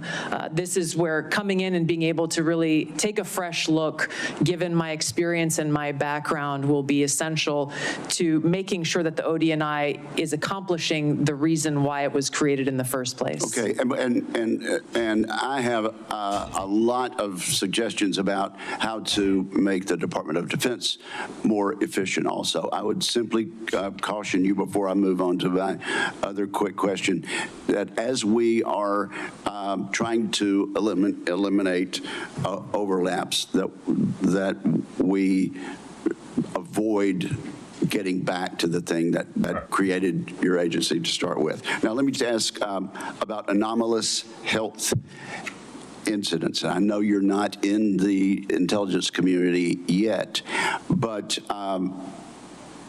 having read, as most of us have, about these Havana syndrome incidents, what is your understanding of that now, and what are your plans?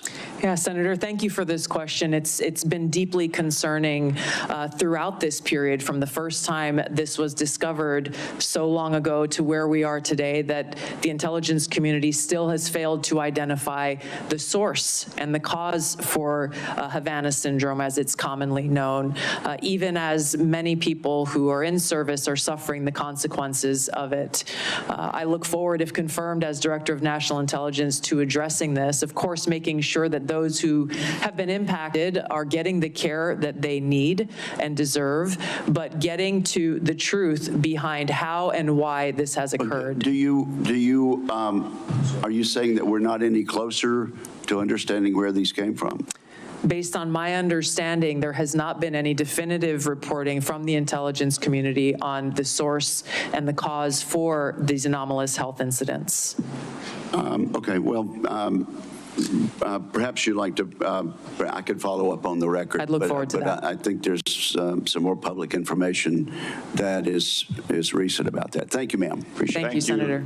Senator Wicker, as I acknowledged at the outset, is the custom of this committee to allow a follow-up question for senators who remain present at the end of the regular 5-minute round of questions. I remember, everyone, this is a follow-up question, not a 5-minute round. We will have Ms. Gabbard in a closed session where each of us will have yet another 5-minute round of questioning. Is there any senator who wishes to be recognized for a follow-up question? Senator Wyden. Thank you very much. Ms. Gabbard, there was an area that I believe is still uncertain, and this is what my question's about. Earlier this week, the Trump administration illegally attempted to withhold federal funds from a broad range of organizations. I'm interested in knowing what you would do if President Trump told you to withhold congressionally approved funds from the Intelligence Community Inspector General. So my question is, if President Trump orders you to withhold appropriated funds from the Inspector General, will you refuse that illegal order? I don't believe for a second President Trump would ask me to do something that would break the law. That's not what I'm asking. I'm asking if you are asked about an illegal order, what will you do? You can say, oh, it'll never happen. What will you do if you're dealing with an illegal order? My commitment has been and will be, if confirmed as Director of National Intelligence, to comply with the law. Senator Wyden, you've actually asked two questions already, Senator I'm not Wyden. asking a question. You've asked two questions. I said there's one question allowed. Are there other senators who would like to follow up question? Senator King. I'd like to follow up on my line of questioning about Edward Snowden and understand how you analyzed the facts leading up to your 2020 bill providing him with a pardon. There was the House committee report, which granted was redacted, but under the heading, what damage did it cause, were 5.5 pages of redacted material. I would have thought that would raise a question in your mind. Secondly, Edward Snowden, there are about 20 countries that don't have extradition treaties with the U.S. He chose to go to Russia, become a Russian citizen. Given that information, how did you decide to introduce a bill providing him with a pardon? Introducing a bill in the United States Congress is not the same as a tweet or a commentary on a podcast. I'm concerned about your apparent lack of interest in the scope of Edward Snowden's activities. Senator, I've answered some version of this question many times in this hearing already. My foremost concern has been, remains, and will continue to be in upholding my oath to the Constitution to support and defend Americans' Fourth Amendment constitutional rights. If confirmed as Director of National Intelligence, I'm committed to ensuring that we protect our nation's secrets by implementing a number of actions I've outlined so that those who have concerns about programs within our intelligence community, that we don't have another Snowden-like leak, and they are able to raise those concerns either directly with Congress or through any one of a number of legal paths that are available. And I think it's also important, and in line with many of the bipartisan concerns I've heard from this committee, in security classification, security clearance and classification reform, in narrowing severely those who have access to the most sensitive and compartmentalized intelligence reporting and capabilities. Can you believe they gave me a secret clearance at one point? Thank you. EI to the max, man. Mr. Chairman, and letting us have a second question. I was one of the first DEIs. Thank you again for hanging in there with this discussion, Colonel Gabbard. The House Intelligence Committee review of the Snowden disclosures found not only that he was a traitor, but that since Snowden's arrival in Moscow, he has had and continues to have I actually had to sign a waiver Russian intelligence because of my height. services. You can see the deep concern on both sides of the aisle here. You had in your opening statement all kinds of complaints about former officials in the intelligence agencies, the United States press, the journalists, the media, Democrats, suggested that you weren't being treated fairly when you were coming here. No condemnation at all for this, which leads me to wonder why it is so hard for you to say that Edward Snowden was a traitor to our country. And the question I guess I have for you is how, if you can't say that, you feel that that the concerns that this committee has, that we need somebody here who will actually honor their oath, as you said. Maybe I should make it easier for you. Edward Snowden did not honor his oath to the Constitution, which is what you just said was the most important duty, most important obligation that you have in this role. Why is he being treated like a folk hero by you instead of the traitor that he was? Senator, as I said, my focus and what should be of relevance to all of you and everyone watching is what I will do as Director of National Intelligence to work with you to make sure there's not another Snowden-like leak, given the paramount importance of our national security and keeping our nation's secrets. I've laid out a number of ways that I intend to do that, if confirmed, in fulfilling my responsibility in this role. Thank you, Mr. Chairman. Senator Gillibrand. Thank you, Mr. Chairman. I just wanted to continue along with regard to China because it's such an important part of your portfolio. And I know on armed services, you've had hearings over the last 15 years about their architecture and how they're building up space capabilities, sea capabilities, Air Force capabilities, every type of capability they possibly could. And that aligned with their malign foreign influence and with their ambition with regard to Taiwan. It just creates a very dangerous scenario and concerning one. And so I wanted to ask you about Japan because recently, about a year and a half ago, 13 months ago, you said that you didn't think it was wise to allow Japan to build up their own defense architecture. And you thought it was short-sighted. Can you speak a little bit about that? Because our alliance with Japan is so important in our ability to defend against malign activities of China, not only geographically, but because for the last 50 years, they've been close allies that we rely on. We share intelligence, we share operations. They are a great ally.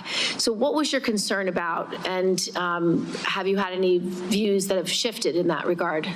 Yeah, thank you for the question, Senator. I agree. Japan has been a strong ally of the United States in a different capacity as a member of the Hawaii National Guard. I've gone and conducted training missions in Japan with the Japanese Self-Defense Force. Their forces and their constitution has been primarily focused on self-defense. The concerns that I had raised previously had to do with really looking at the bigger picture of the context of the history with Japan and China and recognizing the implications of how this kind of shift from a self-defense posture that Japan has had constitutionally to a more offensive posture could result in escalation. And given the history, we need to acknowledge what the ramifications could be to our own security interests. And that's something that I am looking forward to being able to provide to all of you and to the President, if confirmed as Director of National Intelligence, is that in-depth analysis and assessment so that various policies or actions that you all or the President are considering are fully thought through given that broader context of nuance of history and the complexities that exist within the Asia-Pacific region. Having grown up there, I'm very familiar with. But you do Thank you, Senator Gillibrand. Okay. Senator Kelly.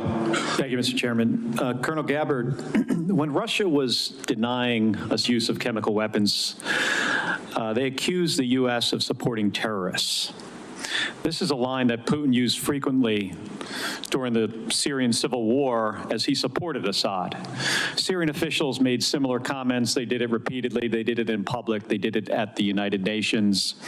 In 2016, you gave an interview in which you said, and this is a quote, "The U.S. is providing direct and indirect support to terrorist groups in order to overthrow the Syrian government."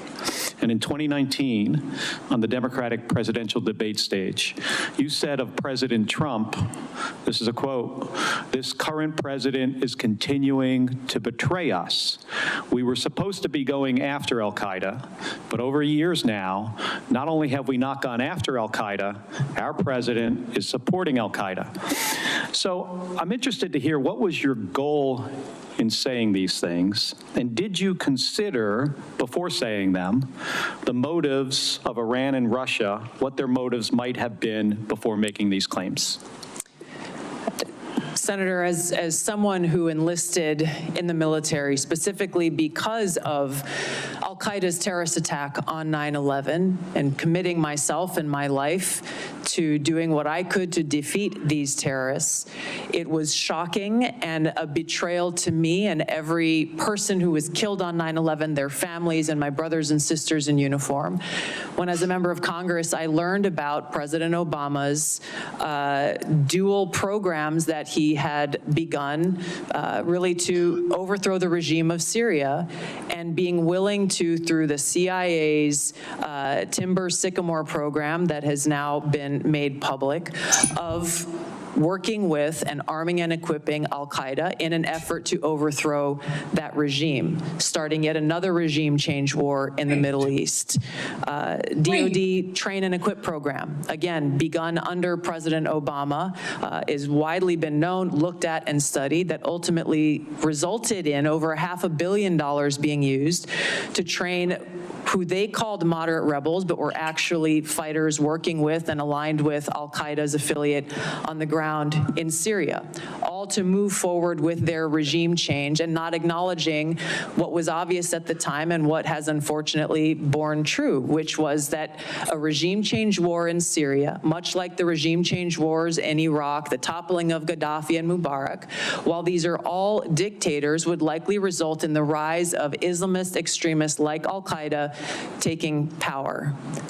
I shed no tears for the fall of the Assad regime, but today we have an Islamist extremist who is now in charge of Syria, as I said, who danced on the streets to celebrate the 9/11 attack, who ruled over Idlib with an Islamist extremist governance, and who has already begun to persecute and kill and arrest religious minorities like Christians in Syria. I understand. Why that should be acceptable to anyone is beyond me. It shouldn't be. Certainly and not in our interest. I appreciate your answer, and thank you. My concern has to do with the tendency to repeat Russian and Syrian, and even in some cases, I think we'll get into in the closed session, Iranian information, and to discount what comes from our intelligence community.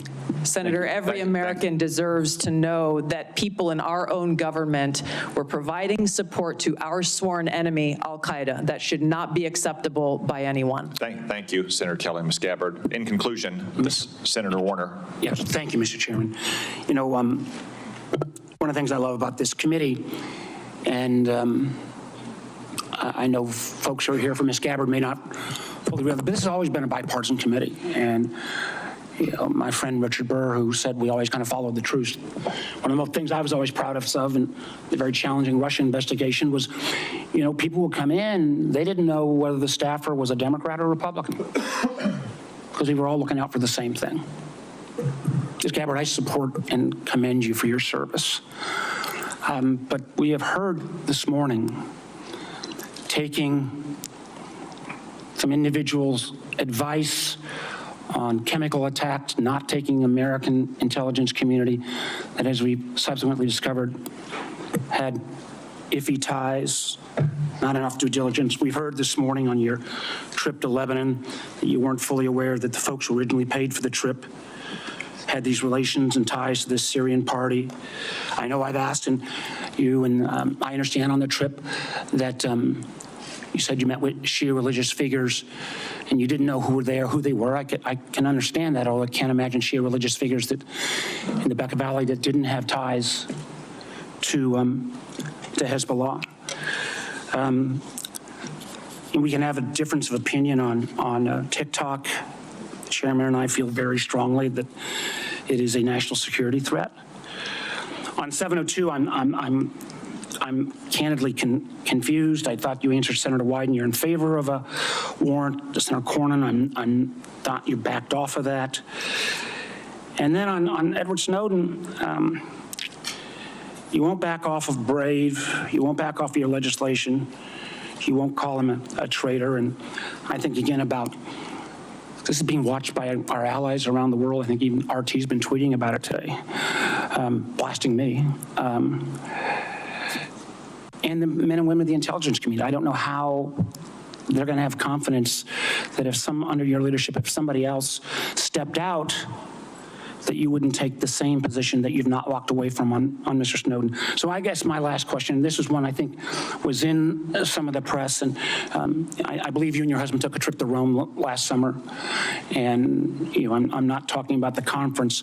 I think you didn't ask who paid for the trip. I just want to get this off the record right now. Not if you and your husband reimbursed, but did you pay for the trip in the outset, or? There was a made the booking? nonprofit organization that was coordinating with the Vatican to set up this meeting that was centered around peace and security interests in the Western Hemisphere. I'm not going to go into that. I just paid want for to the trip. just make sure. So you didn't understand your trip was paid for by a gentleman named Pierre Louvarier and the Clementi Foundation? The nonprofit, my understanding, was paid for the trip. Mr. Louvarier has enormous ties to Konstantin Malovov. I'm mispronouncing his name, but who is somebody that America has sanctioned. I imagine we can get into this in the classified hearing, but again, the due diligence that's required before you take these trips or make these assumptions is something that I find very troubling. Thank you, Mr. Chairman. Thank you, Senator Warner. I would also note that that same New York Times story reported that there's no indication that Ms. Gabbard did anything wrong on that trip. Ms. Gabbard, thank you for your time and for your testimony. Thank you, most importantly, for your service to our nation. As I said at the outset, it's no secret that this nomination has generated more attention and interest than most nominees before this committee. We have received a large number of statements, letters, and other such materials in support of and in opposition to Ms. Gabbard's nomination. I will submit all of those for the record. For the benefit of senators, it is also my intention to hold a committee vote on Ms. Gabbard's nomination as soon as possible. Therefore, for planning purposes, any senator who wishes to submit questions for the record after today's hearing, please do so by close of business tomorrow. That is Friday, January 31st, 5 p.m. Eastern Time. Now, let me explain what will happen next. Committee security and Mrs. Gabbard's security will escort her and her immediate party out of this room through the door behind me. Everyone else will remain seated in this room. The Capitol Police will secure that door so no one else leaves this room until Ms. Gabbard has reached her break room in preparation for the closed session. We will convene in that closed session in approximately 30 minutes at 1:10 p.m. This open session is adjourned. What the heck kind of do you think they talk about in the closed session that's different?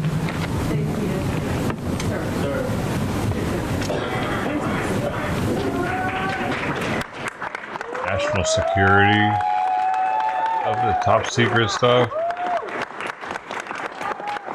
About the aliens. You're not going to tell anybody about the aliens, right?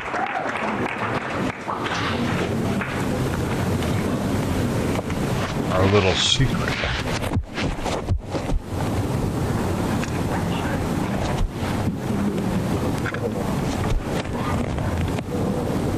I'm not saying it's aliens, but you might want to look into it.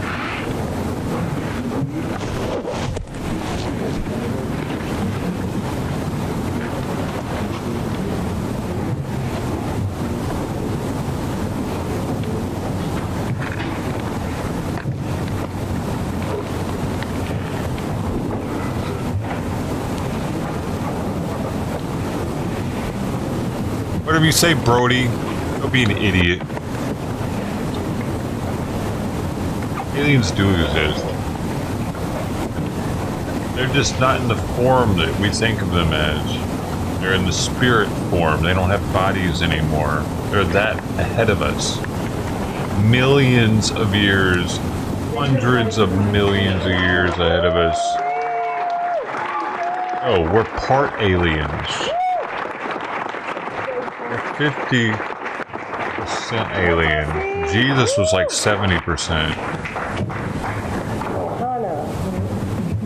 Oh, he had that's why he had the powers.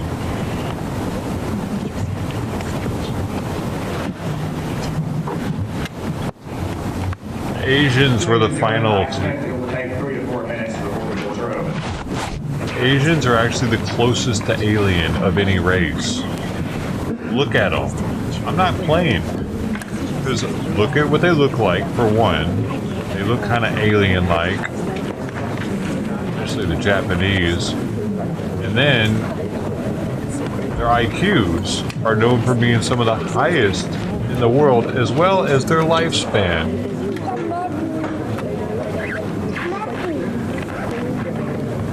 The first experiments, of course, happened in Africa. Which makes sense because, I mean, look at Africa. At one point it was huge, and now they're all retarded. That wasn't the best experiment of all, but they were huge because they were the first. You know, I mean, that's why they once ran everything. Egypt was massive area. I mean, the whole area, India, huge, not too far away. I mean, it's connected. It's all connected. Still connected. We weren't connected. Same. It was harder to get over here.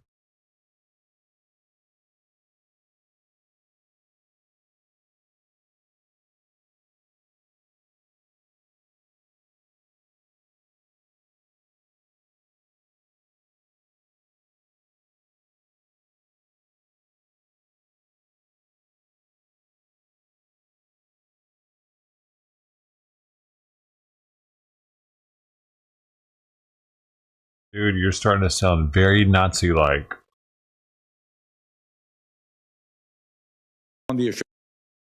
Was it day 2 of this? What? There's a day 2? Oh my gosh. I didn't know. Well, we gotta look and see if C-SPAN's got it on. RFK is being grilled again. Oh, they had Tulsi Gabbard on instead. For the people. Oh well. Reporting system, which is the only studies out there. Oh, what the fuck, dude? Live Now didn't even start it at the right time.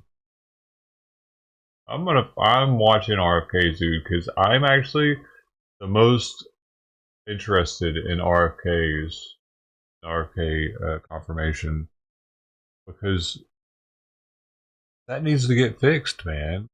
Our food should at least be as high a quality as Europe. It's one thing when I went to Europe and I went to Burger King, I noticed their food was tastier. It was nice. It was a little more expensive, but that was primarily because the euro was 30% higher at the time than the dollar. It was $1.30, $1.35 at one point.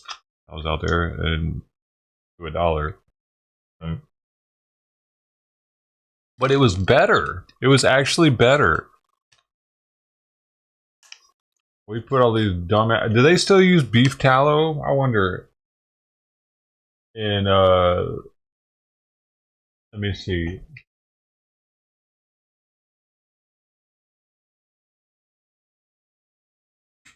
McDonald's used to fry their fries in beef tallow. They switched, but I guess they switched world. Oh, okay. I thought maybe they just changed it here. Dude, McDonald's current fry recipe includes a natural beef flavor. I've never noticed their fries taste like beef before.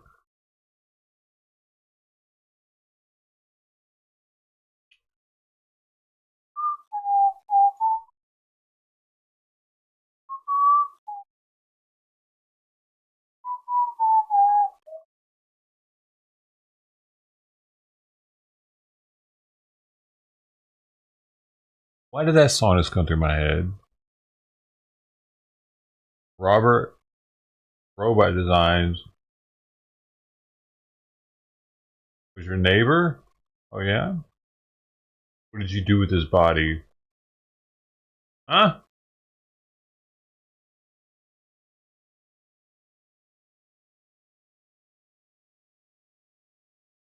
The fact that we have massive amounts.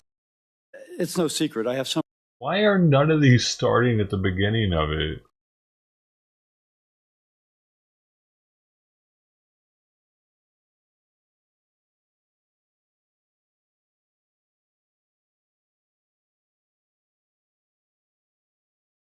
Health, education, labor. Nothing. Labor and pensions will please come to order. Okay, this one might be. as close as I'm able to get to the beginning of it. PBS. Again, Senator Kennedy, Bobby Kennedy. I'm Bill? sorry. Yeah, Thank back you in for the day I appearing before did. the committee Long and time for your ago, willingness like to 20 serve years our ago. country Isn't he as your dead? family has served our country. You and I have talked at length about a variety of issues impacting Americans' health. These have been candid conversations, and I we very used to much play Battlefield 2 on PC over at my friend's house. He had a built PC, and we would listen to Coast while playing. Like one of us we would take turns playing. Like while he was on, like I would be chilling. I can't remember if we even had headphones back then. appreciate your willingness to engage. And there are many things you and I agree on.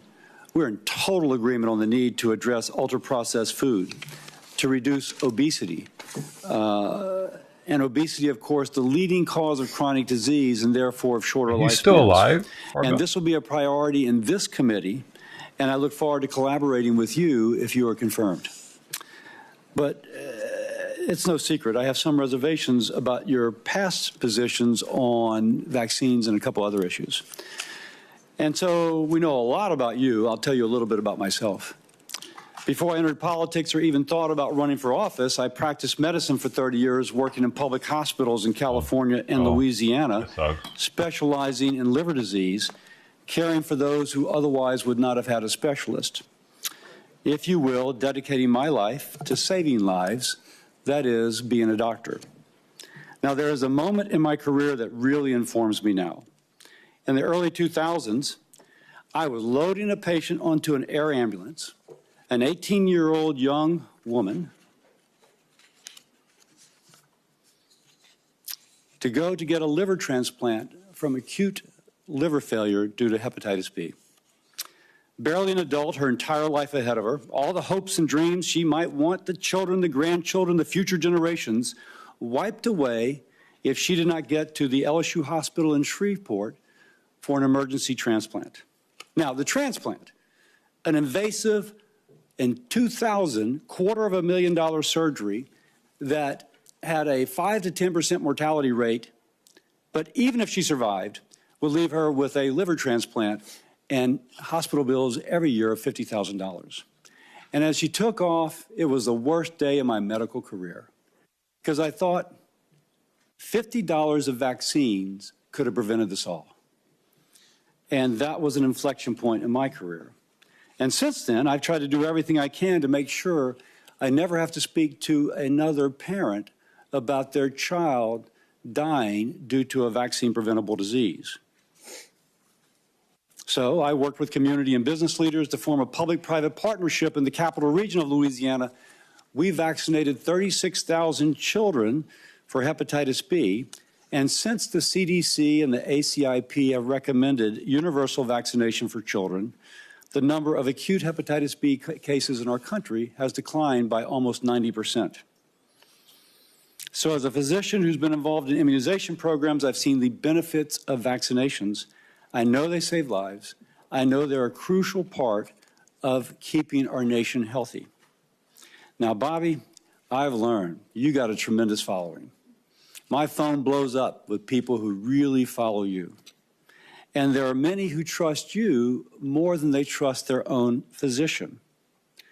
And so the question I need to have answered is, what will you do with that trust? Whether it's justified or not, and you may not want this to be the case, but I have constituents who partly credit you for their decision to not vaccinate their child. Now, that's a real conversation. And I'm hearing from them, and they want you confirmed. Mama, where are you going? Now, you're going to tell us this week, as you did, I think you'll tell us today, as you did in the Finance Committee yesterday, that you're pro-vaccine. So what will you tell the American mother? Will you tell her to vaccinate her child or to not? Or to have a conversation with a doctor, but for many that will be permission to not vaccinate their child. We know that to be the case. So your past of undermining confidence in vaccines with unfounded or misleading arguments concerns me. Can I trust that that is now in the past? Can data and information change your opinion, or will you only look for data supporting a predetermined conclusion? This is imperative. You will have the responsibility to restore trust in our public health institutions in this position you have. Now, let's turn a little political. I want President Trump to be successful. It's important for our country. Any action you take as HHS Secretary will shape his legacy, and we both want that legacy to be positive.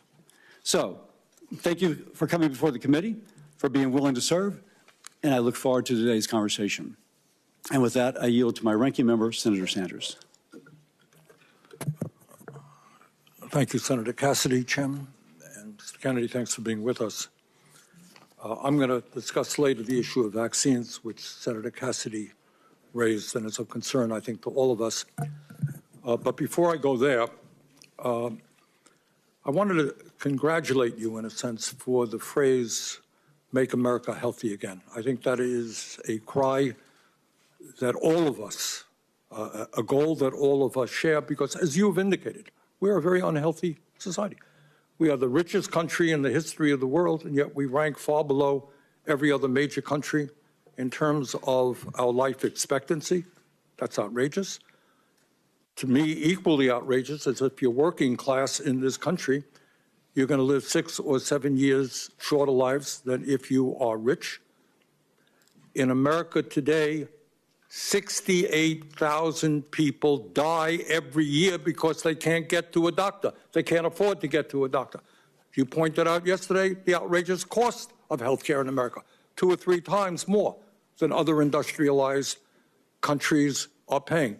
Unbelievably, in this country, hundreds of thousands of people who deal with cancer, struggling for their lives. You know what happens to them? They go bankrupt. They deplete their lives' savings. In other words, when we talk about making America healthy, you got to talk about a broken, corrupt healthcare system. Your uncle, President Kennedy, your father, Bobby Kennedy, great senator from New York, your uncle sat right now where Senator Kennedy is, Senator Cassidy is sitting, chairman of this committee. All of them did what I think is the right thing. They said health care is a human right. They looked all over the world. They saw every other major country guaranteeing health care to all people, whether they're rich or poor, young or old. So I'm not quite sure how we can move to making America healthy again unless we have the guts to take on the insurance companies and the drug companies and guarantee health care to all people. I'll be asking you a question about that. Lowering the cost of prescription drugs. How do you make America healthy again if 1 out of 4 people in this country cannot afford the price of prescription drugs, which is far higher in America than any other country on earth? We're saying we need it. Whoa, who's that? No, that's the gray one. That's not Tux number 2. That's the gray cat. The grayish one. What the heck is going on? Why is it going out of the house? Weird. I take a shit. Oh, if we get our food in check, we won't have to be on so many prescription medications. You know what I mean? Maybe. Hopefully. Can we just somehow make it so that when I go to Costco, it's not... Dude, Costco is full of processed food, actually. There's a very small area of Costco that's not processed food. It's where the vegetables and fruits are, I think. Is that about it? Maybe, like, I don't know. Is there bakery goods considered processed? Probably. How much of chemicals in there that you wouldn't put in a home baking? Under President Biden, we made some progress, and this committee played an active role in having Medicare begin for the first time negotiating the price of drugs that we are paying. Why do you have to put those chemicals in whether there? Or not you will demand that President Trump follow what we accomplished here. We are the only major country on earth not to guarantee paid family and medical leave. Mr. Kennedy, there are women today who are having babies, then they got to go back to work in a week or two because they have no guaranteed paid family and medical leave. How do you have a healthy country when women are forced to go back to work, when women and men get fired? Women aren't supposed to be working. That's why, guy. Like, what does he fucking think? A company can afford to pay some shit? Why do you think? All right. The suffrage movement or whatever, the women's rights. Women want more rights, right? The women's want more rights. They don't want the same amount. Guys don't have something where they can have a fucking kid and take off for months afterwards and shit. What is that? What employer would want a female employee if now that's a thing? They might have to let them go for 3 or 4 months or whatever, however long the federal government dictates that they must pay them to not be at work. It's silly, isn't it? Of course, physicians don't want women for a job. You know, back in the day, there was an ad, I showed it on here. It was on Reddit for police officers, female police officers in London. And it said in the ad straight up, you're not allowed to have kids. You're not allowed to get in a relationship. And we want you to be husky. You got to be able to handle your own against a guy. And pretty. It said and pretty too. And this is where we're at now. Here we are. Gonna have a little bitesy.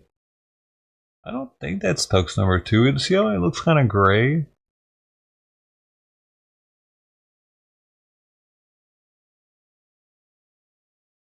It seems very skittish. It seems grayer to me than the tux 2. Face might be a little flatter. Looks to be going in on that fancy piece too, and I realize no one's looking. That's a fresh bowl too. What is he talking about? Whatever I was saying was related somehow. Then they got to go back to work in a week or two. Oh yeah, the females being at work, and he wants them to have a guaranteed paid leave for having a kid. Equal right. Okay, so how are we going to equal rights this one for the guy? What do we get? What do we do? Do we do? You know what I mean? The fuck? Women should be working, man. If you want to have kids, don't have a job. Because they have no guaranteed paid family and medical leave. How do you have a healthy country when women are forced to go back to work? When women and men they can afford to take care of you. You know, like while you're in those early months or years of needing to really watch the kid before it can go to a daycare or something like that, and you can both work while the kid's at daycare. Like, stop having kids with dudes you don't plan on spending the rest of your life with. How about that? How about we start with that one? Stop having illegitimate children, bastard kids. Let's start there too. But the Democratic Party, they're all about that shit. And giving welfare to them. The more kids they have, the more welfare they get. This goes for the migrants too. He's all for that shit. get fired because they stay home taking care of their sick kids. I would have voted for this guy at one point, but I knew he was going to win Colorado, so I was like, nah, I ain't going to worry with it. I was actually, like, I've changed a lot over the years, apparently.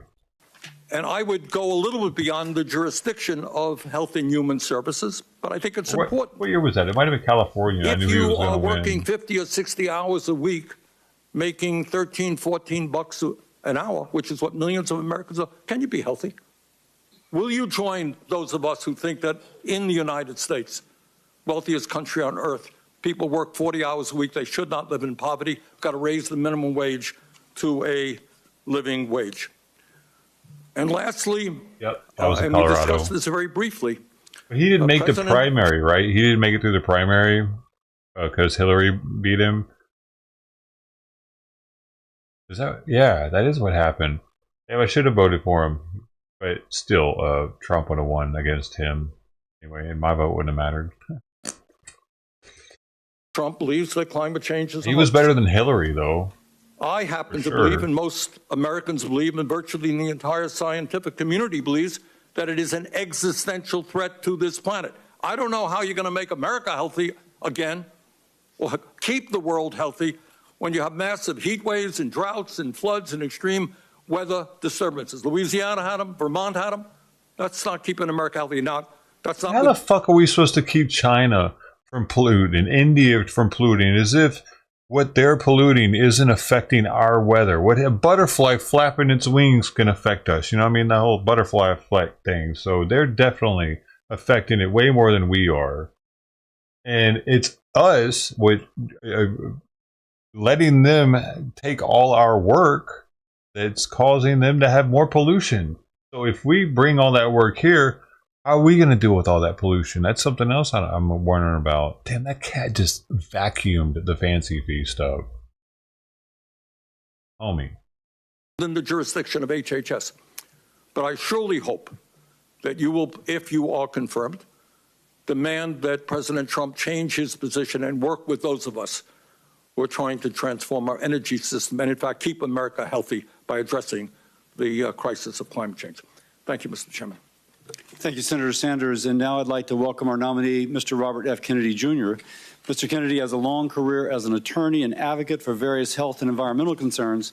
He has championed a range of issues like healthy foods and efforts to fight chronic disease, while calling for greater transparency and accountability in our public health infrastructure. Mr. Kennedy has an important opportunity to reform the department and to restore trust in our federal health agencies. I look forward to hearing more about his policy priorities and his plans to advance President Trump's agenda to make America healthy again. I thank you for joining us today. Oh, look at that. Madonna. Mr. Kennedy. You see that little black spot he's got right here? Is your Looks like the Madonna mole, kind of. Is your microphone on? Thank you, Chairman Cassidy. Thank you, Senator Sanders.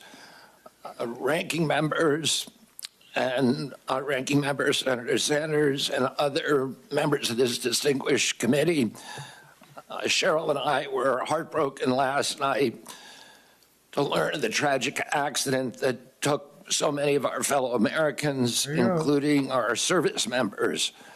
We are in an apartment where we were able to see the rescue operations from our window.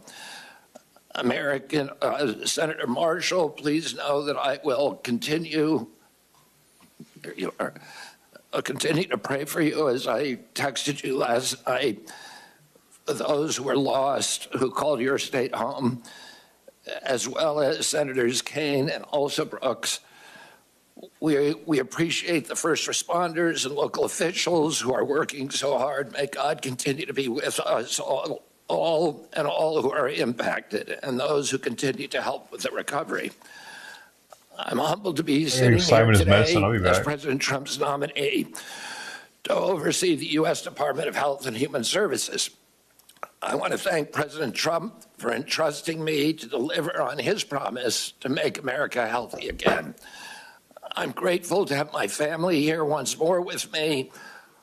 I want to introduce my wife, Cheryl, my daughter, Kik, my son, Bobby, my daughter-in-law, Amaryllis, and my nephew, Jackson Hines. I want to thank them, as well as the many members of my large extended family, for the love they have so generously shared. I want to particularly thank you, Mr. Chairman, for the time you've spent with me and the times we've talked in person and by phone. I greatly admire your passion for public health and your commitment to science. And this committee is blessed to have a medical doctor at the helm and two other medical doctors, Dr. Marshall and Dr. Rand, on the committee. I explained yesterday to the Finance Committee that my journey into the issue of health began with my career as an environmental lawyer, working with hunters and fishermen and mothers in the communities and small towns along the Hudson River. I learned that human health and environmental health are intertwined and inseparable. The same chemicals that kill fish also sicken human beings. Today, Americans' overall health is in grievous condition. Over 70% of adults and a third of children are overweight or obese. Diabetes is 10 times more prevalent than in 1960. Cancer among young people is rising by 1 or 2% per year. Autoimmune diseases, neurodevelopmental disorders, asthma, Alzheimer's, ADHD, depression, addiction, and a host of other physical and mental health conditions are all on the rise. The United States has worse health than any other developed nation. Yet we spend more on health care, sometimes double, sometimes triple, as other comparable nations. Last year, we spent $4.8 trillion, not counting the indirect costs from missed work. That's almost a fifth of GDP. It is tantamount to a 20% tax on the entire economy. No wonder America has trouble competing with countries that pay a third of what we do for their health care and yet have a healthier workforce. But I don't want to make this too much about money. It's the human tragedy that moves us to care. President Trump has promised to resurrect America's global strength and our leadership and to restore the American dream. And he understands that we can't be a strong nation unless we're first a healthy people. A healthy person has 1,000 dreams. A sick person has only one. Today, over half our countrymen and women are chronically ill and have only one dream. When I met with President Trump last summer, I discovered that he has more than just a concern for this tragic situation, but genuine care. President Trump has committed to restoring the American dream, and 77 million Americans delivered a mandate to do just that, due in part to his embrace and elevation of the Make America Healthy Again movement. That movement, led largely by moms from every state, many of whom have traveled to be here yesterday and today. Senators, this is one of the most powerful and transcendent movements I've ever seen. The nation is ready for change and recognizes that this is a unique inflection moment. I've promised President Trump that if confirmed, I will do everything in my power to put the health of America back on track. And I've been greatly heartened to discover a deep level of care among members of this committee, both Democrats and Republicans. I came away from our conversations hopeful that we can put aside our divisions for the sake of a healthy America. For a long time, the nation has been locked in a divisive healthcare debate about who pays. Well, when healthcare costs reach 20% of GDP, there are no good options, only bad ones. Shifting the burden around between government and industry and corporations is like changing deck chairs on the Titanic. Our country will sink beneath a sea of desperation and debt if we don't change course and ask the fundamental question, why are healthcare costs so high in the first place? The obvious answer to that question is chronic disease. The CDC says over 90% of healthcare spending goes toward managing chronic disease, which hits lower income Americans the hardest. The president's pledge is not to make some Americans healthy again, but to make all Americans healthy again. There is no single culprit for chronic disease. Much as I've criticized certain industries and agencies, President Trump and I know that most of the scientists and experts genuinely care about American health. Therefore, we will bring together all stakeholders in pursuit of this unifying goal. Before I conclude, I want to make sure this committee is clear about a few things. News reports and many in the hearing yesterday have claimed that I'm anti-vaccine and anti-industry. Well, I'm neither. I'm pro-safety. I'm pro-good science. I worked for 40 years to raise awareness about mercury and other toxics in fish, and nobody called me anti-fish. All my kids are vaccinated. I believe vaccines have saved millions of lives and play a critical role in healthcare. nor am I the enemy of food producers. American farms are the bedrock of our culture and our national security. I was a 4-H kid, and I spend my summers on ranches. I want to work with our farmers and food producers to remove burdensome regulations and unleash American ingenuity.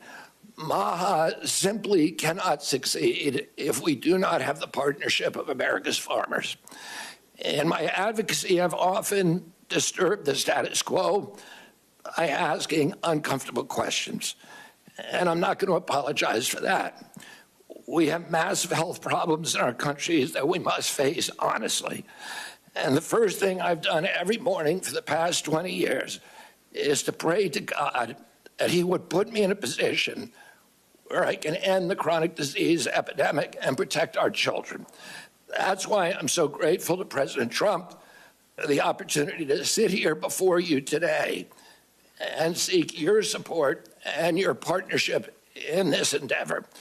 I'll conclude with a promise to you, Mr. Chairman, the members of this committee, to the President, and most of all to the tens of millions of parents across America, especially the moms, who have propelled this issue to center stage.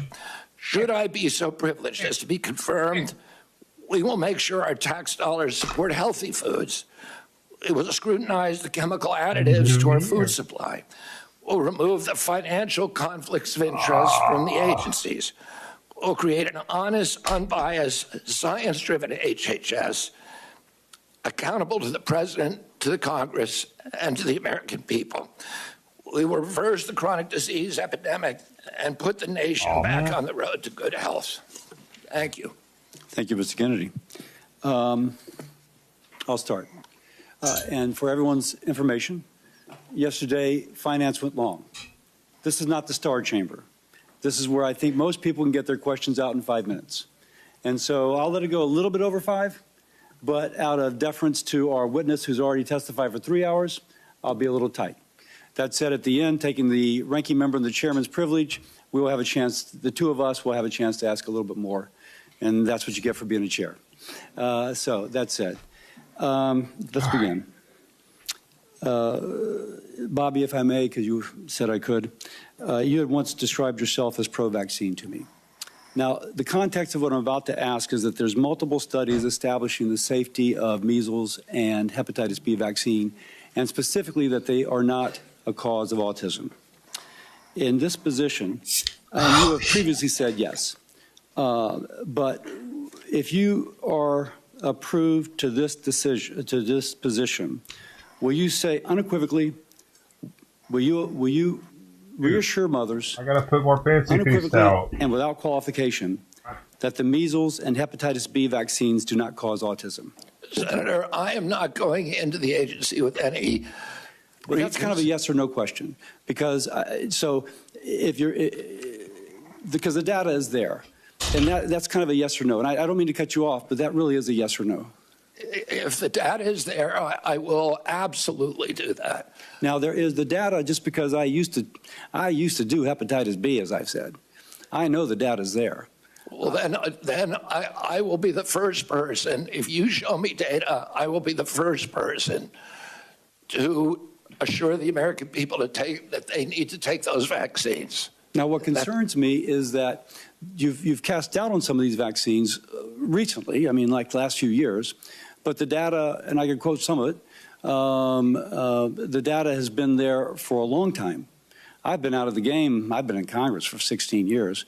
And this data was in large measure generated before I came to Congress. So my concern is that if you were making those claims and being so influential, I mean, your bully pulp is incredible. With that responsibility, that you never acquainted yourself with anything that might contradict that what you were previously saying. So let me ask once more. If the data is brought to you, and these studies that have been out there for quite some time and have been peer-reviewed, and it shows that these two vaccines are not associated with autism, will you ask, no, I need even more? Or will you say, no, I see this, it's stood the test of time, and I unequivocally and without qualification say that this does not cause autism? Not only will I do that, but I will apologize for any statements that misled people otherwise. Thank you. Next. And I just want to pledge to you that I will never stick on a point if somebody shows me data that says I'm wrong. I know that's an interpretation people have, but it's absolutely wrong. I am science-driven and evidence-driven. I think the concern is how persuadable people are. But let me go on because I have limited time. I'm going to hold myself to the same 5 minutes. Yesterday, Senator Bennett in Finance asked you if you had once previously made statements that Lyme disease was created as a military bioweapon, and you said you may have said that once. Do you still believe that Lyme disease was created as a military bioweapon? I've never believed that, Senator. What I said is that that we should always follow the evidence. And there were 3 books suggesting that. I have not read them through. What I've said is we should always follow evidence, no matter what it says. So I never have said that definitively Lyme disease was created in a biolab. Okay. Next, again, this will be kind of a yes or no. Do you commit that you will revise any CDC recommendations only based on peer review, consensus-based, widely accepted science? In other words, not personal beliefs or the beliefs of any single person that you or your department may identify? Absolutely, Senator. I am not going to go into HHS and impose my preordained opinions on anybody at HHS. I'm going to empower the scientists at HHS to do their job and make sure that we have good science that's evidence-based, that's replicatable, where the raw data is published. I'm almost out of time, so let me get to another question. All right. Do you promise that FDA will not deprioritize or delay review and or approval of new vaccines, and that vaccine review standards will not change from historical norms? Well, we will have the best vaccine standards with safety studies, and I will not, if the That's a little bit of a different answer than the question I asked, because what is the best could be in the eyes of the beholder. So let me read again. Promise that the FDA will not deprioritize or delay review and or approval of new vaccines, and that vaccine review standards will not change from historical norms. Yes. Great. With that, I will set a good example, and I yield my time to my ranking member. Thank you, Chairman Cassidy. And I'm going to do what I very rarely do, is actually follow up on a question from Senator Cassidy. There have been, as I understand it, dozens of studies done all over the world that make it very clear that vaccines do not cause autism. Now, you just said, if I heard correctly, well, if the evidence is there. The evidence is there. That's it. Vaccines do not cause autism. Do you agree with that? As I said, I'm not going to go into HHS with any preordained. Come here, I answer you a simple sweet question, girl. Bobby. The studies all over the world say it does not. What do you think?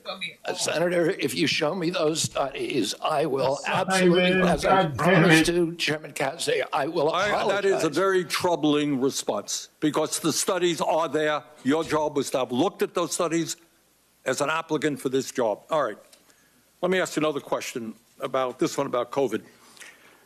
Scientists with the Yale School of Public Health and University of Maryland have estimated that the COVID vaccine saved 3 million lives and prevented 18 million hospitalizations. President Trump, someone who I do not often agree with, has said that the COVID vaccine was, quote, one of the greatest miracles of the ages. That's Donald Trump. But Bobby, you had a very different perspective. At a time when thousands of Americans were dying from COVID every week in May of 2021, you petitioned the Food and Drug Administration to revoke the emergency use of COVID vaccines. So my question to you is, were the scientists who told us that the COVID vaccine was imperative, and President Trump who told us that it was this great thing, were they right, or were you right when you told people that they should not take COVID shots? Senator, I filed that lawsuit after CDC recommended the vaccine for 6-year-old children without any evidence that it would benefit them and without testing on 6-year-old children. And that was my reason for filing that lawsuit. Was the COVID vaccine successful in saving millions of lives? I don't know. We don't have a good surveillance system, unfortunately. We don't know? I don't think anybody can say that. If you show me science that says that. You know, Bob, you say if I show you, you're applying for the job. I mean, clearly, you should know this. And that is, the scientific community has established that COVID vaccines save millions of lives, and you're casting doubt. That is really problematic. All right, let me ask you another question on another subject. My Republican colleagues and President Trump are moving toward making massive cuts into Medicaid in order to provide tax breaks for the wealthiest people in this country. As I'm sure you know, Medicaid provides health insurance to tens of millions of children, provides the funding for 2 out of every 3 seniors in nursing homes. It provides 43% of the revenue for community health centers, something I feel very strongly about. And it is so important for millions of people. If confirmed, in terms of making America healthy again, will you stand up to the White House and say, no, we cannot throw millions of children off of health care, millions of elderly people out of nursing homes. We cannot cut Medicaid to give tax breaks to billionaires. President Trump has made no indication to me that he intends to throw millions of people out of nursing home or deprive people of their health care, Senator. We have a health care system that's broken. It's not working. You've been working on it your entire career. As Americans get less and less healthier, as premiums rose. Bobby, I believe the health care system is broken. He has asked me to fix it. But so do you it works fix for it? the American people. But my colleagues here, certainly in the House of Representatives, are prepared to make massive cuts in Medicaid. Now, I happen to believe in a Medicare for all system that guarantees health care to all people. Not what we're talking about. But in fact, there is serious discussion of massive cuts to Medicaid, which will have devastating harm on children, people in nursing homes. All I am asking you, if that proposal goes through, will you say, hey, you're not keeping America healthy by throwing children off of health care? Senator, I haven't seen any of the congressional proposals. I can only tell you what President Trump has told me, which is that he wants me to make Medicaid, Medicare, and Obamacare better. Well, if you haven't seen those proposals, I'll suggest you go to any newspaper. They're there. Thank you, Mr. Chairman. Senator Paul. You know, I think the discussion over vaccines is so oversimplified and dumbed down that we never really get to real truths, and it's why people up here are so separated from real people at home. So we talk about hepatitis B. It's a terrible disease. It could lead to liver failure, as the chairman said. But the reason you have distrust from people at home, why they don't believe anything you say, and they don't believe government at all, is you're telling my kid to take a hepatitis B vaccine when he's 1 day old. You get it through drug use and sexually transmitted. That's how you get hepatitis B. But you're telling me my kid has to take it at 1 day old. That's not science. And so every person with a bit of common sense, even people who don't resist vaccines, I vaccinated all my kids. I believe vaccines are one of the modern miracles beyond all pale. The Speckled Monster is a great book about the introduction of the smallpox vaccine in 1720 into our country. All miracles. But I'm not a one-size-fits-all. It's not all or nothing. I chose to wait on my hepatitis B vaccine, and we did it when they went to school. Does that make me an awful person? Does that make me an anti-vaxxer because I questioned the government dictate of whether I do it? And I'm not speaking for anybody else. I'm only speaking for myself. But for goodness sakes, let's have an honest debate about these things. The COVID vaccine. If you ask me my opinion, the reporters run up and down the aisle and they say, you still anti-vaccine? No, I'm pro-vaccine. But on the COVID vaccine and on the COVID illness, there was a 1,000-fold or more difference between the elderly and children. If you don't acknowledge that, you're committing malpractice. You're showing your ignorance. If you say a 6-month-old must be mandated to get it, the science is not there. So all this blather about the science says this and the science says that, no, it doesn't. The science actually shows that no healthy child in America died from COVID. Look it up. No healthy child died from COVID. And so the thing is that It's 1,000-fold greater. So if you ask me my advice as a physician, if you were 65 or older or overweight and some other conditions, I would have said, hell yes, I'd take the COVID vaccine. The risks of the disease were real and much greater than the vaccine. But if you ask me, should my healthy 6-month-old get it? See, these are the nuances you're unwilling to talk about because there's such a belief in submission. Submit to the government. Do what you're told. There is no discussion. There ought to be a debate. You're not going to let him have the debate because you're just going to criticize and say, it is this, and admit to it, or we're not going to appoint you. But it's more complicated than that. And this is why people distrust government, because you're unwilling to have these conversations. And go home, ask your Democrat young mothers, your Republican young mothers, if they're vaccinating their kid for hepatitis B, and they're like, well, do I have to do it on day one? It's this precious little baby. Is there science to say you shouldn't do it? Probably not, but it's my kid.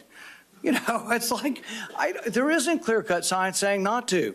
But on autism, there's no good science of anything to show what causes autism. We don't know. It's a profound disease. I know many moms here and dads who have kids with autism. I know them personally. I've met their kids.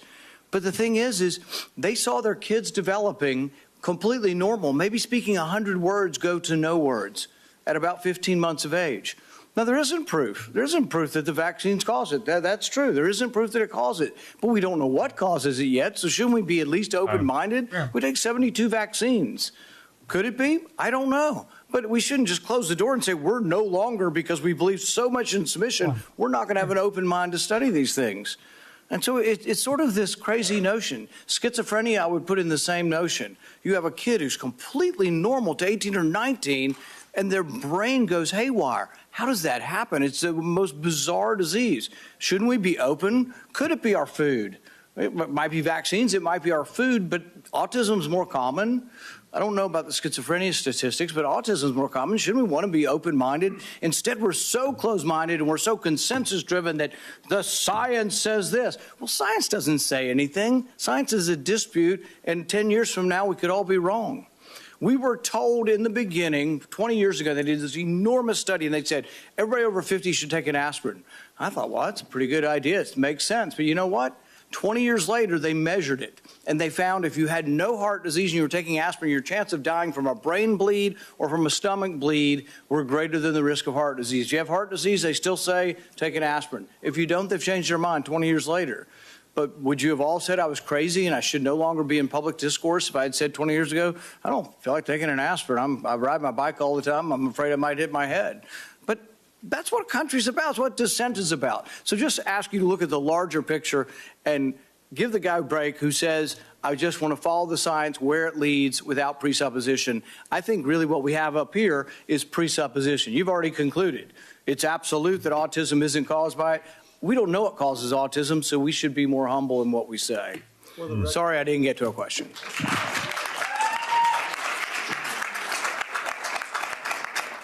For the record, if a child is born to a hepatitis B mother, that child may have a 95% chance of becoming a chronic carrier. But if we vaccinate those people, and nobody's against that. But if the that's a very small percentage and a red herring. That is not what we're talking about. 99.9% of kids don't have a hepatitis B, Mom. And could they wait a while? Could they get vaccinated 3 months or a year? Yes. So again, for the record, if the mother's hepatitis B status is known, then that can be delayed. The problem is oftentimes, or at least a significant percentage of the time, the mother's status is not known. If she's hepatitis B positive, a vaccine on day one of life prevents chronic hepatitis B 95% of the time. So it really depends upon the knowledge of the mother's hepatitis B status. And when they used to do just, okay, we know the mother's status or not, there was mothers that snuck through. Their status was unknown. We can blame the OBs, yeah, Marshall. But for the record, there is an absolute rationale for that. But you're right. If the mother's status is definitively known, that it can be safely delayed. So now, Senator Murray. Thank you, Mr. Chairman. HHS has really broad and critical responsibility. Make it mandatory to test for Hep B before fucking mom gives birth, man. That's simple. To protect and preserve healthcare and social services, from women's health to child care to biomedical research. That's just a few. In light of last night's tragedy, I do want to express my thoughts and prayers. But it is, I think, a painful reminder to all of us that we need competent people running our federal agencies to respond when a crisis strikes. I'm a genius. Let me start by talking about vaccines. I think we all agree that cancer is particularly nefarious chronic disease. And the American Cancer Society reported earlier this month that women under 50 are experiencing a dramatic increase in the incidence of that disease. Fortunately, there is clear data showing that the HPV vaccine has saved lives and cut cervical cancer rates dramatically. You have called the HPV vaccine, quote, dangerous and effective, and said it actually increases the risk of cervical cancer. Do you stand by those statements, yes or no? The HPV vaccine, I brought litigation. I represented. Yes or no? I represented. Stand by your statements. Let me answer. I'm trying Senator, to yes or no. It's a simple yes or no. Stand by your previous statement. I litigated on that issue. I represented hundreds of young girls who felt that they were injured by the vaccine. That trial is happening right now in Los Angeles. Well, let me ask those questions will be answered by a jury in that trial. You said that no loving parents would allow their daughter to receive that vaccine. If confirmed as HHS Secretary, would you recommend that parents get their children vaccinated against HPV? I recommend that children follow the CDC schedule. And I will support the CDC schedule when I get in there, if I'm fortunate enough to be confirmed. Would you recommend that parents get their children vaccinated against the measles? Yes or no? Against measles? Yes. Yes, he's an environmental lawyer. Well, I just remind everybody that parents look to our health leaders for advice on these decisions. You would be a health leader, and for the record, I would like to put into the record his previous statements on these vaccines. I do want to ask you a question about character. I still believe character matters, and I want to let you respond to this. You were accused of sexual harassment and assault by Eliza Cooney, who was first hired as a part-time babysitter by your family. When you were confronted about this accusation, you said you were, quote, not a church boy, and that you, quote, have so many skeletons in my closet. You then texted Ms. Cooney an apology and indicated you had no memory of what she described. Mr. Kennedy, I'm asking you to respond to those accusations seriously in front of this committee. Did you make sexual advances towards Ms. Cooney without her consent? No, I did not. And that story has been debunked. But why did you apologize to her then? I apologized for something else. Well, that's not my understanding. Let me just ask you. All you have to read is the text which she published. It's not for that. That is not how I've read it. Are there any other instances where you have made sexual advances towards an individual without their consent? Just yes or no? No. No. Mr. Kennedy, you said that you're going to say to NIH scientists, God bless you all, thank you for your public service. We're going to give infectious disease a break for 8 years. Excuse me? You said you just said thank you for your service to our federal employees. You want to give infectious disease a break. That's a quote. Will you support the development and distribution of vaccines for the avian flu? Yes or no? Will I, for the avian flu? Yes. My time's almost up, but having read a lot and listened to a lot, I just want to remind all my colleagues that by voting to confirm Mr. Kennedy, we would be telling our constituents he's worth listening to. That alone could get people killed before he even lifts a finger, because he does not even need the levers of power to influence people. As we saw in Samoa, all he needs is a megaphone. To affirm his views by voting to confirm him as our highest health official, we should not mince words about what that would mean. When babies die from whooping cough because parents weren't sure if the vaccine was safe, we will have to look them in the eye. When measles sweeps through school, then hospitals, nursing wards, will this be worth it? There are political realities, we all get that, but there's also right and wrong, fact and fiction. And there's also people staying healthy or dying pointlessly from diseases we can prevent because they thought Congress took its job vetting our health care secretary seriously. Thank you, Mr. Chairman. We're going to now go out of order. We're going to go to Senator Marshall. He would like to be able to view the press conference regarding the tragedy on the plane from Wichita. Senator Marshall. Well, thank you, Mr. Chairman, and thank you, Mr. Kennedy, for your kind words this morning, for your caring text last night, and I'm grateful for all my colleagues, most everybody reaching out to us, and it's certainly it's a tough day for Kansans and many others who lost loved ones, and we will look forward meeting with the president later today and those loved ones, and just want everyone back home to know that we're wrapping our arms around them, that we're mourning with them, and we'll get through this together. So thank you.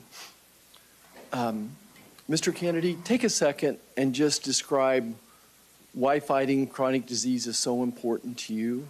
Who are we fighting for? What is your role as HHS secretary, and is there anything that's a bigger priority to you than this? As you go into this role. Thank you, Senator. When I was a 10-year-old boy, my uncle was in the White House. The chronic disease among American children was 2%. Today it's 66%. The cost of chronic disease to our country when my uncle was president was zero. There were not even treatments for chronic disease at that time. Today, the cost is $4.45 trillion. Is bankrupting our country. 77% of American kids can't qualify for military service. 38% of teens, according to NIH's last report, which was 3 weeks ago, 38% are diabetic or pre-diabetic. When my uncle was president, the typical pediatrician would 1 or 2 cases of diabetes in his lifetime, juvenile diabetes. Today, it's more than a third of the kids who walk through his door or her door is diabetic or pre-diabetic. Autism rates have gone from 1 in 10,000 or 1 in 1,500 to 1 in 10,000, depending on what study you look at. In my generation, as a 70-year-old man today, in our children, it's 1 in 34. The explosion, I had 11 siblings. I had dozens of first cousins. Mr. Kennedy, I'm sorry. So,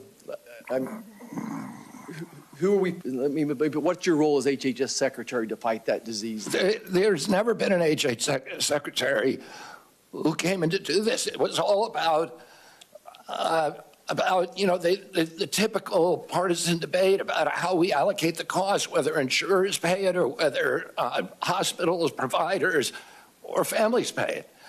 And the costs continue to rise. All the things we're debating on, our kids are getting sicker and sicker. Yeah, just to quote you from yesterday, it's like we're moving the chairs on the Titanic. Yeah, and the ship is sinking, and nobody's paying attention to it. And yesterday, I got question after question from the Democrats about measles. In 1963, the year before the measles epidemic, or the measles vaccine was introduced, 500 American kids died from measles, almost all of them extremely poor and malnourished. We have 252 million Americans who are suffering from chronic disease, and none of them mentioned diabetes, they didn't mention heart disease, they didn't mention cancers yesterday. We need to refocus if we're going to save our country. This is existential. Our country's not going to be destroyed because we get the marginal tax rate wrong. Right. It is going to be destroyed if we get this issue wrong. And I am in a unique position to be able to stop this epidemic. Mr. Kennedy, I want to just contribute as one of the 3 physicians on here, and even as I listen to my friends across the aisle, my conclusion is that we have to guard the physician-patient relationship and give those parents of these kids the information. All 3 of us are going to disagree on exactly who should and shouldn't get a particular vaccine. We all recognize the incredible successes of different vaccines as well. But we have to give the American public the best information, non-biased information, and I'd love to get you to respond to that, but I have an important question for folks back home.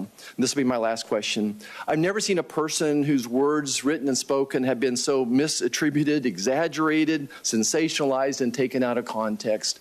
Will you just speak to my farmers and ranchers back home and tell me about your, where do they fit in this role of MAHA and how we're going to work with them and just your compassion towards these farmers and ranchers? Yeah, I mean, MAHA will not succeed without the cooperation and partnership of agricultural producers, of farmers and ranchers across this country.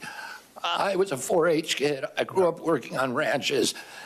And I've worked for years representing farmers in various forms of litigation. Thomas Jefferson said that American democracy is rooted in tens of thousands of independent freeholds owned by farmers. We are losing farmers today, and we can't afford to lose a single farmer. And on my watch, I do not want to lose a single farmer.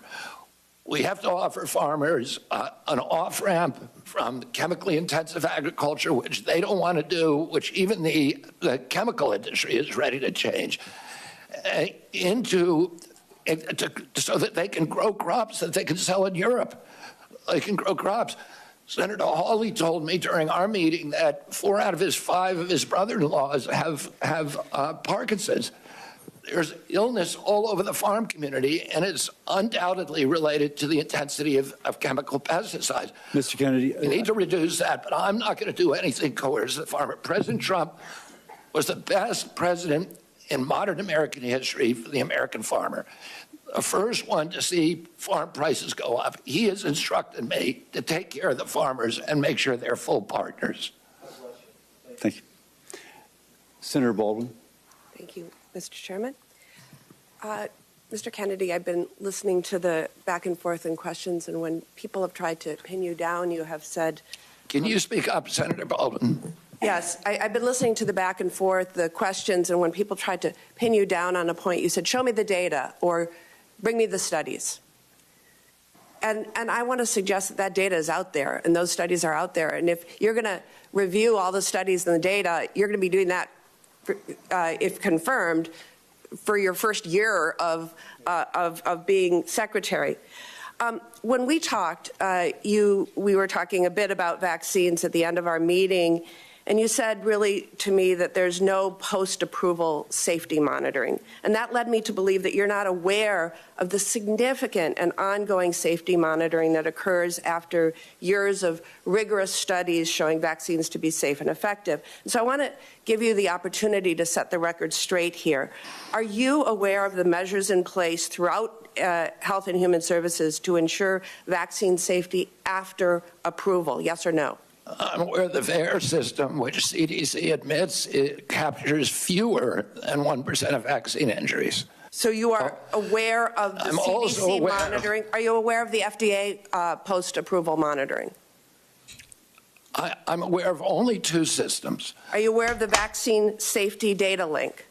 Oh, yeah, I'm very aware of that. Are you aware how dry my vagina is? I'm aware of the vaccine safety data link that CDC keeps under a lockbox and will not let independent scientists look at it. Are you aware of the clinical immunization safety assessment project? As I said. Are you aware of VSafe?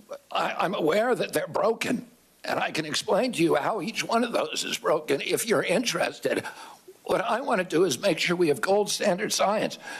We get the conflicts off the panels so that people, there's Congress. What I listed right now are just some of the guardrails that are in place to ensure that life-saving vaccines are safe and effective. And this is after numerous clinical trials, rigorous studies, and review by an independent panel of experts that show vaccines are safe and effective, which is available to all the public.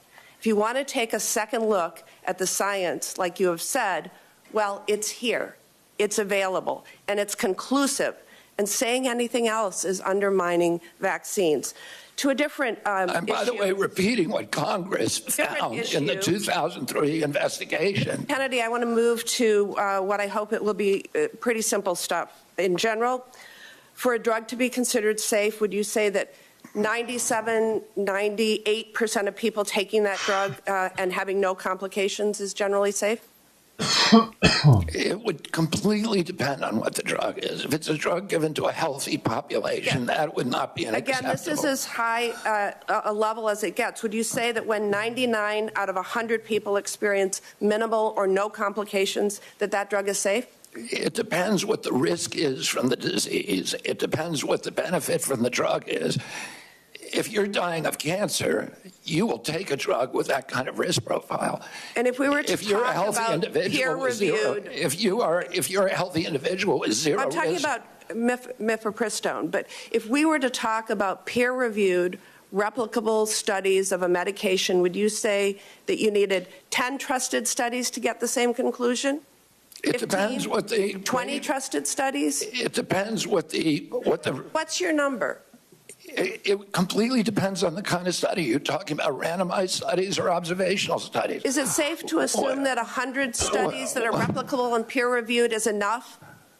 Well, it could be one study if it was a powerful enough study. The most widely used medication, abortion drug, mifepristone, has been FDA approved for nearly 25 years. More than 100 studies have confirmed that 99% of patients who took the abortion pill had no complications. So with all of that, I can only conclude that you would commit to keep this science-backed and proven medication on the market and accessible for women. Is that correct? I'm going to, with mifepristone, President Trump has not chosen a policy, and I will implement his policy. So regardless of the studies, regardless of the data, regardless of the science, you've been talking about, show me the data, show me the studies. Well, if you would have that policy regardless of what the science says. Senator, the devil is in the details. If you're telling me 99% of women did okay, but 1% died, I would say that is not a beneficial risk profile. That is not what the studies show. I know, but you're not showing me. I need those details from the study before I can't buy a pig in a poke. Show me what the study says. So let's move on. Next, it would be Senator Mullen. Thank you, Mr. Kennedy, for being here. Act like you did something up there, you nasty skank. Formed quite a friendship over the last year, and I appreciate it. Appreciate the in-depth conversation. She helped women kill their babies. I just want to point out, I don't understand why my colleagues all of a sudden say we can't question science. I mean, it absolutely blows my mind that all of a sudden it's such shame that Bobby's sitting up here and he's questioning science, because I guarantee you, if he was sitting here and he was going to be the Secretary of HHS underneath the former President Biden, which I enjoy saying former president, I would bet you that you guys would have his back 100% and enjoy the fact that he's questioning science. And would probably support his positions 100%, but because he's now on the Republican side, you guys have went way off the rail, and how dare he question science? My God, if we didn't question science, where would we be today? We've always questioned science. Science is always evolving and always changing. Practicing have a glass of wine medicine. a day, it's healthy for you. Don't have a glass of wine a day. Have a piece of chocolate a day, it's healthy for you. Dark chocolate is healthy for you. Take an aspirin a day, as Senator Rand Paul But pulled they knew out. COVID vaccine was Where would we be perfect. today if we didn't ever question science? Crazy. Thank But you. I will say there's an issue that I have as a father of 6, that when Hello, my kids veteran. come out from getting their vaccines, they look like a freaking pincushion. I mean, 72 vaccinations? I think there's a reason we should be questioning this. Really? Damn. When you start looking at the rise of autism, why wouldn't we Why? be looking at everything? Who wouldn't want to look at everything? Give me anybody in this room that doesn't know somebody that you're personally connected to that one of their children doesn't suffer from some severity of autism. Give me one. And you guys are all saying that Bobby can't question it? Huh. I don't get it, guys. I don't understand your point, other than the fact you just oppose him because he supports a president that you guys don't like now. I applaud him for going into the situation and saying, let's question something. The definition of insanity is doing the same thing, expecting different results. Oh, we got an alcoholic on our hands here? Is it not true that you're supposed to question science? Is There's no anybody going to meeting. question the fact that that's not true? Bobby, share the numbers again with me about autism. Where they at when you as a child to where they're at today as my kids are children? There weren't a lot of studies when I was a kid, but the best studies, and really the only studies out there are two studies. One shows a rate of about 1 in 10,000, another about 1 in 1,500. And you know, there are other estimates in between. Today, it is 1 in every 36 kids, according to CDC. I want to say one other thing. Relevant to what the point you just made. In 1963, my uncle awarded John F. Kennedy the highest civilian honor to Francis Kelsey. Francis Kelsey was a young scientist at NIH who came in and objected to the panel having approved thalidomide for American children. All the scientists of that day, they were doing it in Europe, all the scientists of that day and the scientific panels that work for the agency approved, green-lighted thalidomide. She stood up and screamed and fought and risked her job and risked her reputation, and she blocked it in our country. 3 years later, everybody knew that, recognized that she was a hero and a savior of our children, because we were not getting the kind of terrible, diabolical deformities that they were experiencing in Europe. My uncle gave her the highest civilian honor because she questioned science and was courageous enough to stand up and say, I don't care what happens to me, this cannot happen. And irony is that she was a Democrat at that time and she questioned science. But now all of a sudden, because you're working for Republicans, you're not allowed to question science. Let's go back to this and say let's just use the number of 1 in 10,000. They must have talked about that age. Now, in his office or something. I'm not going to say how old you are, but you look great for your age. Well done.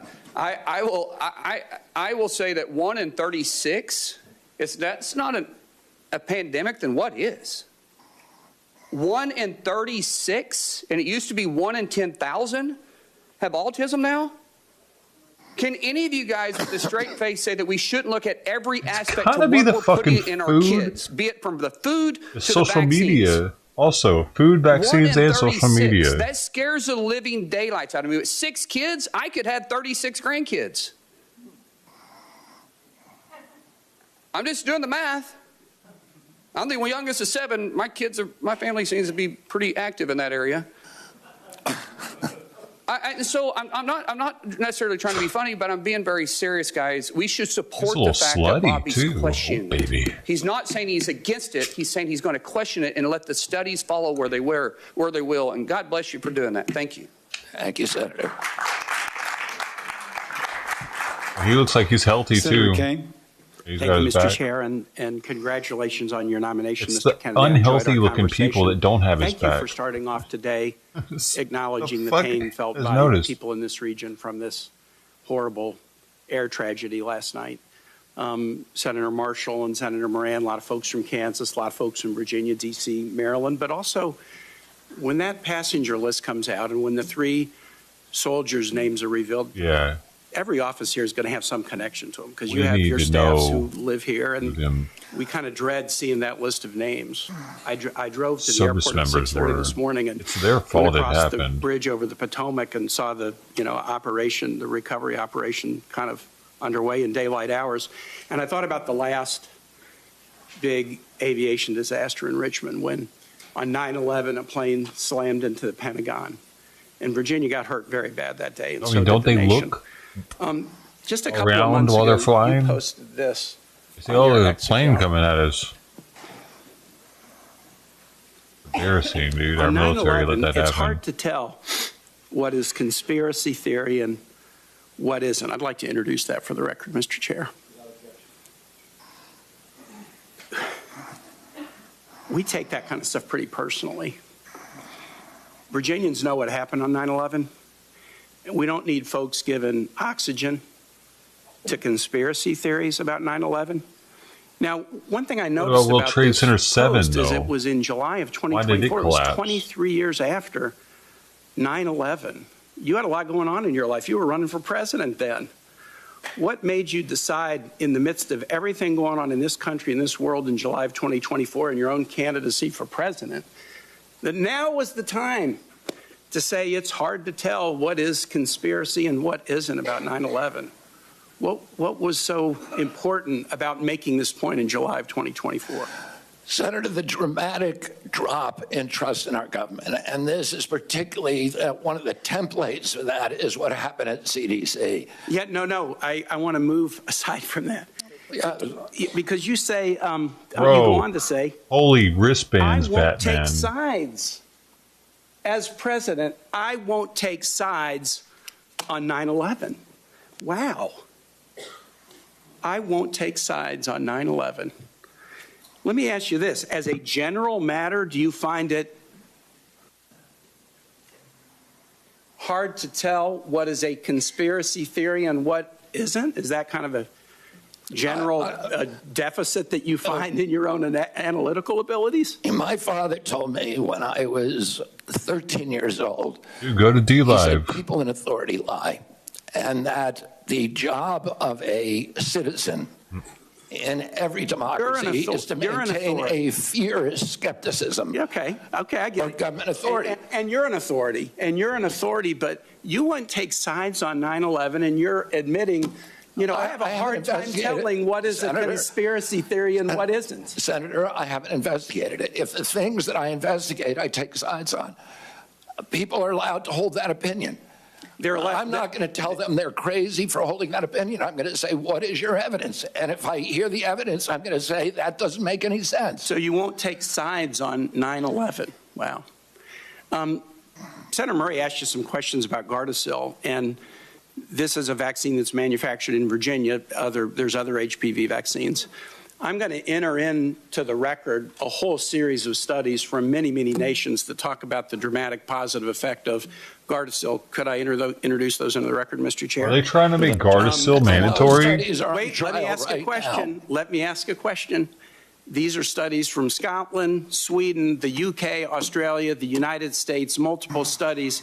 And then I'm going to introduce in the record I guess it's a blog post of yours. The verdict is now inescapable. Gardasil is killing girls. And I'd like to introduce that into the record as well. Without objection. You have a pretty significant financial interest in litigation against Gardasil. You have received contingency fees and payments for referring people to lawyers suing the manufacturer. And in your ethics vetting... I've never received any money from any Gardasil or any other vaccine lawsuit. Let me read a quote. This is your words.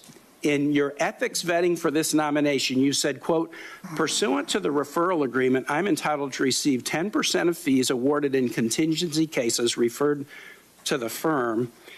How can folks who need to have confidence in federal vaccine programs trust you to be independent and science-based when you stand to gain significant funding if lawsuits against vaccine manufacturers are successful? I have given away all of my rights to any fees in that lawsuit. I yield back. Next is Senator Scott. Thank you, Mr. Chairman. Mr. Kennedy, good to see you again. Thank you for being here before the committee. One of the beauties of our country is we have foundational documents that point us in the right direction. I think it's the compass that shows us due north, true north.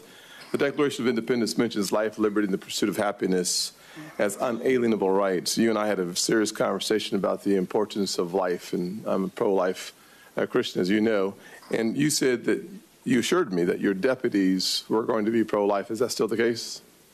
I will implement President Trump's policies. I serve at his pleasure, but I share President Trump's view that every abortion is a tragedy.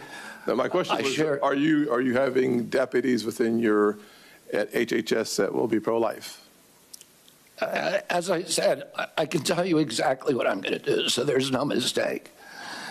I'm going to implement President Trump's policies. President Trump has told me he wants to end late-term abortion. Are you hiring people who are pro-life at HHS? Yes, I am. Thank you.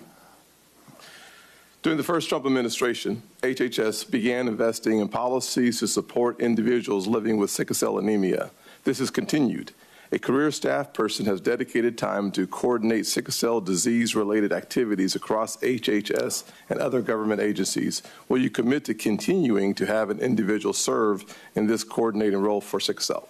Yes, and I think I've worked on sickle cell for many, many years. I told you I have many friends who have sickle cell. Several of them, I've seen the suffering that they endure. 1 out of every 365 blacks in our country has sickle cell. There are now promising gene therapies. They're very, very expensive.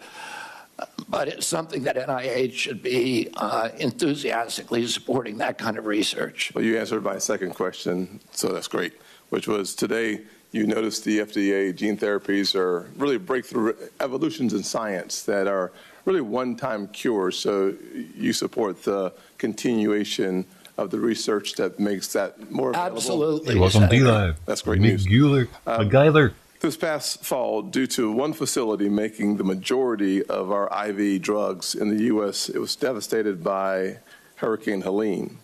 Hospitals and healthcare facilities across the country faced IV shortages.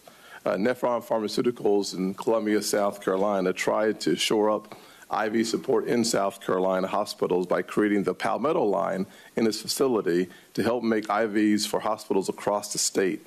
We must do more proactively to address the shortages and the shortage risks, as well as to provide and promote the production of medical products here in the U.S. If confirmed, how will you prioritize efforts to prevent and reduce drug shortages, including for essential medicines? Including? Essential medicines. President Trump has told me it's his priority to bring essential medicine manufacturing back to this country. It's a national security threat, and so much of it has been exported abroad, and particularly to China. And it's a priority for him, so it's a priority for me as well. Very good.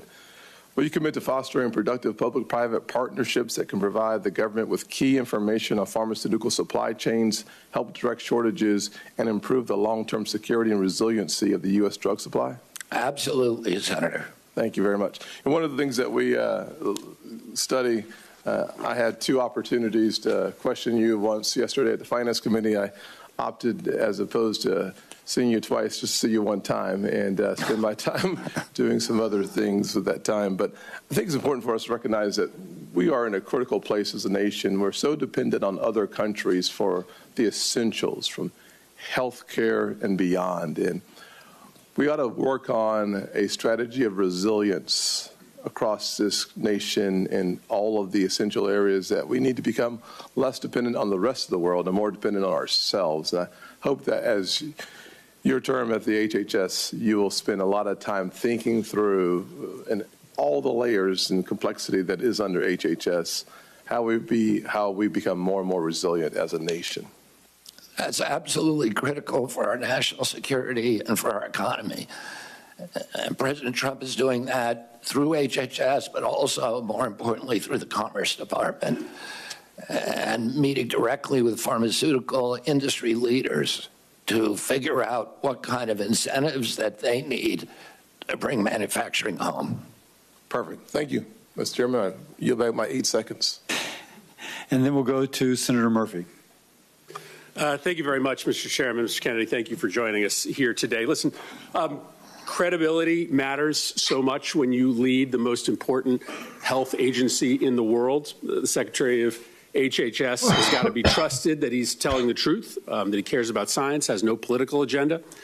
Mr. Kennedy, I want to go back to some of your testimony yesterday before the Finance Committee when you either feigned ignorance about some very clear statements that you have made in the past, or you outright denied saying things about the vaccine program that you have undoubtedly said. And so, with a day's hindsight, I want to give you another chance to be honest about the things that you have said. Senator Warnock asked you yesterday if you had compared America's vaccine program to the Catholic Church's pedophilia scandal. You said you never said that. Now, I'm not asking you to explain what you said. I didn't say it. Never said that. You didn't say that. Senator Warnock. I did not say that I hadn't said that, Senator. I said the other question he asked me about Nazi death camps. That's fine. You're doubling down on that. You said Senator Warnock also asked you if you compared America's vaccine campaign to the Nazi death camps and the Holocaust. Again, you said yesterday you didn't say that. I did not say that. You did not say that. Senator Bennett asked you yesterday if you had made an allegation that AIDS is a different disease in Africa than it is in America. On that one, you said you didn't recall. Having had a day to think about it, do you recall saying that AIDS is a different disease in Africa than it is in the United States? I looked up that passage in my book and found that indeed the diagnostics for AIDS are very different in Africa than in the United States, that the list of symptoms is almost completely different. So let me just, I'll submit this for the record, but having denied the first two statements, let me just read what you said. You said in 2013, is it hyperbole to say that the people who run our vaccine programs should be in jail? They should be in jail. To me, this is like Nazi death camps. Look at what it does to the families who participate in the vaccine program. I can't tell why somebody would do something like that. I can't tell you why ordinary Germans participated in the Holocaust. I can't tell you what was going on in their minds. With respect to the pedophilia scandal, you said the pedophilia scandal in the Catholic Church is a perfect metaphor for what's happening in the United States. The vaccine program, it's the same reason we had a pedophilia scandal in the Catholic Church. It's because people were able to convince themselves that the institution of the church was more important than these little boys and girls who were being raped. I don't disagree with Senator Mullen. I don't want an HHS secretary that's not going to question science. I think it's important to question science. But you're not questioning science. You've made up your mind.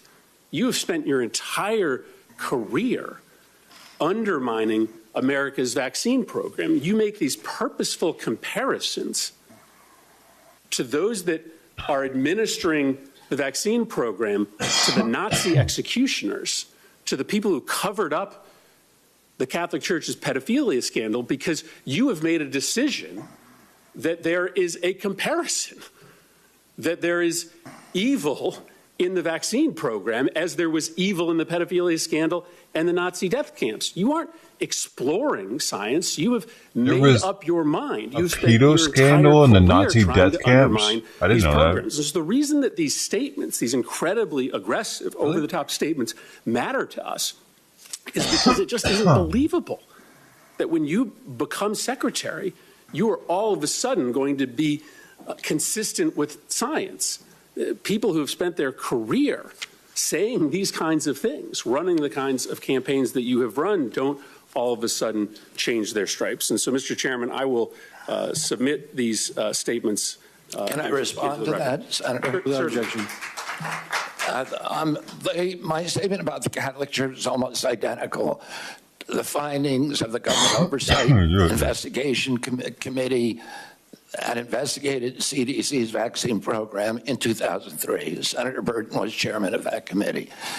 And he said that that certain individuals in that program had written off a generation of kids because of, quote, misplaced institutional loyalty to the CDC and because of entanglements with the drug company. Let me finish what I'm saying. You made some grave accusations. Pedophilia to the administration of vaccines? No, it wasn't pedophilia. It was a perfect metaphor. Well, if you have 1 in 36 kids who has neurological injuries, and if that is, linked, that's something that we should study. Is it a perfect metaphor? It's not a perfect metaphor, but there's no metaphor that's perfect. But I am pro-vaccine. I am going to support the vaccine program. I want kids to be healthy.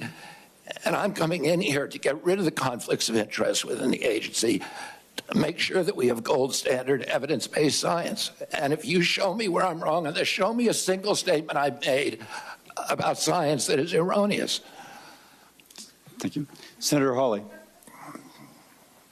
Thank you very much, Mr. Chairman. Mr. Kennedy, welcome. I enjoyed our conversation last month in our office, and thank you for remembering, as you did again today, my uncles who we talked about, Morris and Lauren and Jean, who all have recently passed away from Parkinson's, grew up in a farm family. That was kind of you to remember them, so thank you for that.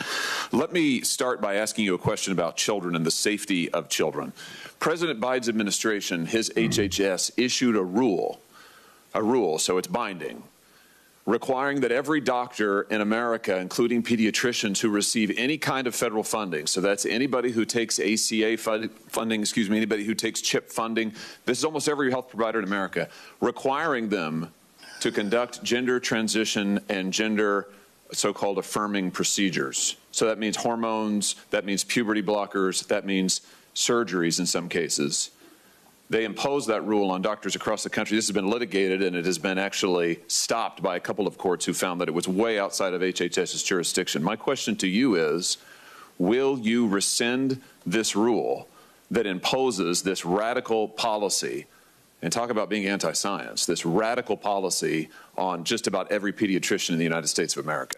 Yes, I will.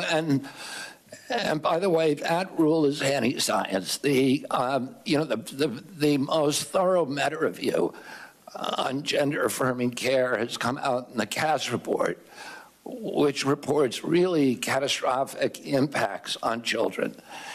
And that is science. It's a meta-review of all the existing scientific studies. But, even more just from a common sense, if you're a patient, do you really want somebody performing surgery on you who is morally opposed to that surgery? It doesn't make any sense. We need to embrace diversity in this country. Are people who believe that's important? I respect them. We should hear them out. We should debate. We should have a congenial conversation. There are also people who believe that it is an atrocity, and they need to be listened to too. And we need to embrace diversity and make room for diversity in this country, and not force people to do things that are against their conscience. And let me just point out that on this rule, what's particularly pernicious about it is we're talking about gender transition surgeries, gender transition care on minor children. This rule purported to preempt all state law. So in states like mine and many others, where the voters have said, we don't want gender transition procedures performed on minors, the Biden administration attempted to use federal money and force pediatricians to do it anyway. So I'm glad to hear you say you'll rescind that rule. I think it's terrific for the safety of children. And Senator, I would add that we don't let children drink. We don't let them drive an automobile because they have bad judgment. They are flooded with hormones. Their brains are still in formation. Their sexuality is still in formation. To allow them to make judgments about that are going to have life-changing forever but that's implications for the rest of their life at that age is that's their argument for it, though, because they say that if you start it young, then you don't have a lot of the side effects of for instance, for women, when they start too late, their bones are oftentimes too weak, not dense enough. And women already have problems with osteoporosis and menopause. So that would be starting them off on a better foot if they started giving them testosterone early on before a puberty so that their bones could get stronger as a man's would be. But like, how are you going to take some kids like, yeah, I think I want to be a boy. I think I'm a boy. Like, I don't know about that, man. But that's their argument for it, though. And they're right. It is better to give it to the kid younger than later, because then the body gets used to it and it thinks it's a dude more than it doesn't reject. It's like the body rejecting a body part or something. Like it won't reject it as much. Is unconscionable, particularly in light of the Cass report. I'm glad to hear you say that. Let me ask you a question about NIH research, if I may. I know this is something that you care a lot about. Under the first Trump presidency, I do want to add that people who have gender differences should be respected. Wait. I know.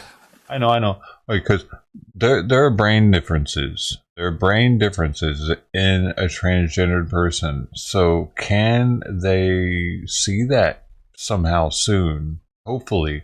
They need to be able to test for it, dude.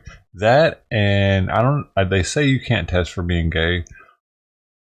They need to figure that shit out, though, and make it so you can test for being gay. Now, we might not have it yet, but maybe we could have it. Some marker that we could look for that it's like, oh no, they got this and that and this. Boom, yeah, that's an actual gay person. No, you're not. Nope, you're not actually gay, dude. See, Why can't we have that? I love All these fake gay people out here trying to jump on the bandwagon and get famous on TikTok and shit. This is a real thing. Loving them does not sometimes love means saying no to people. Let me, on NIH, under the first Trump presidency, HHS stopped new NIH research that involved human fetal tissue from elective abortions. Now, you were asked about this sort of tangentially yesterday by Senator Cantwell. I want to get your quote right. You said correctly. You said stem cell research can be done on umbilical cords and you don't need any fetal tissue, which is correct. My question to you is, will you reinstate President Trump's policy that ensures that no federal research and no federal tax dollars is conducted on fetal tissue taken from elective abortions? Yes. Fantastic. Okay, so what makes that interesting is that's going to de-incentivize Planned Parenthood from giving people abortions because they would sell those fetuses to the government to do shit with, or to whoever. They weren't just throwing them away. It wasn't like the Fat and Fight Club where they were just throwing it out in the dumpster in the back. Those bad boys were going to a laboratory, so they were incentivized to get women to have late-term abortions, actually. It's fucking crazy. All right, so that's good. Title 10. You were asked about this yesterday, too, and I think I understand your answer. I just want to be sure I've got it crystal clear. Title 10, which prohibits the funding of the use of federal taxpayer funding for abortions or to flow to entities like Planned Parenthood that perform abortions or refer people to abortions. You were asked yesterday if you would support President Trump's rule that says no Title 10 funding for those who perform abortions or refer people to abortions. I think your answer was yes, you would reinstate that rule. I just want to be sure I'm right about that. Yes. Fantastic. Last point that I have for you. That's dangerous, though, right there, because I mean, they're like, dude, there was a time in my life where my girlfriend had chlamydia, and I remember we went to Planned Parenthood, and she was able to get looked at there. Otherwise, it was gonna, I don't know where we'd have went, but that was a thing. I had it too. I had to take medication too, though, because we'd already been together. But yeah, dude, like I said the other day, the condoms are always too small in a Planned Parenthood, especially in the areas of town that they're normally at, because the black dudes, they need bigger. Dude, Planned Parenthood, if you're watching, you gotta put some bigger condoms in those bowls, baby. I swear they want those things to break so that they can have the fetus so they can sell it. Fuckers.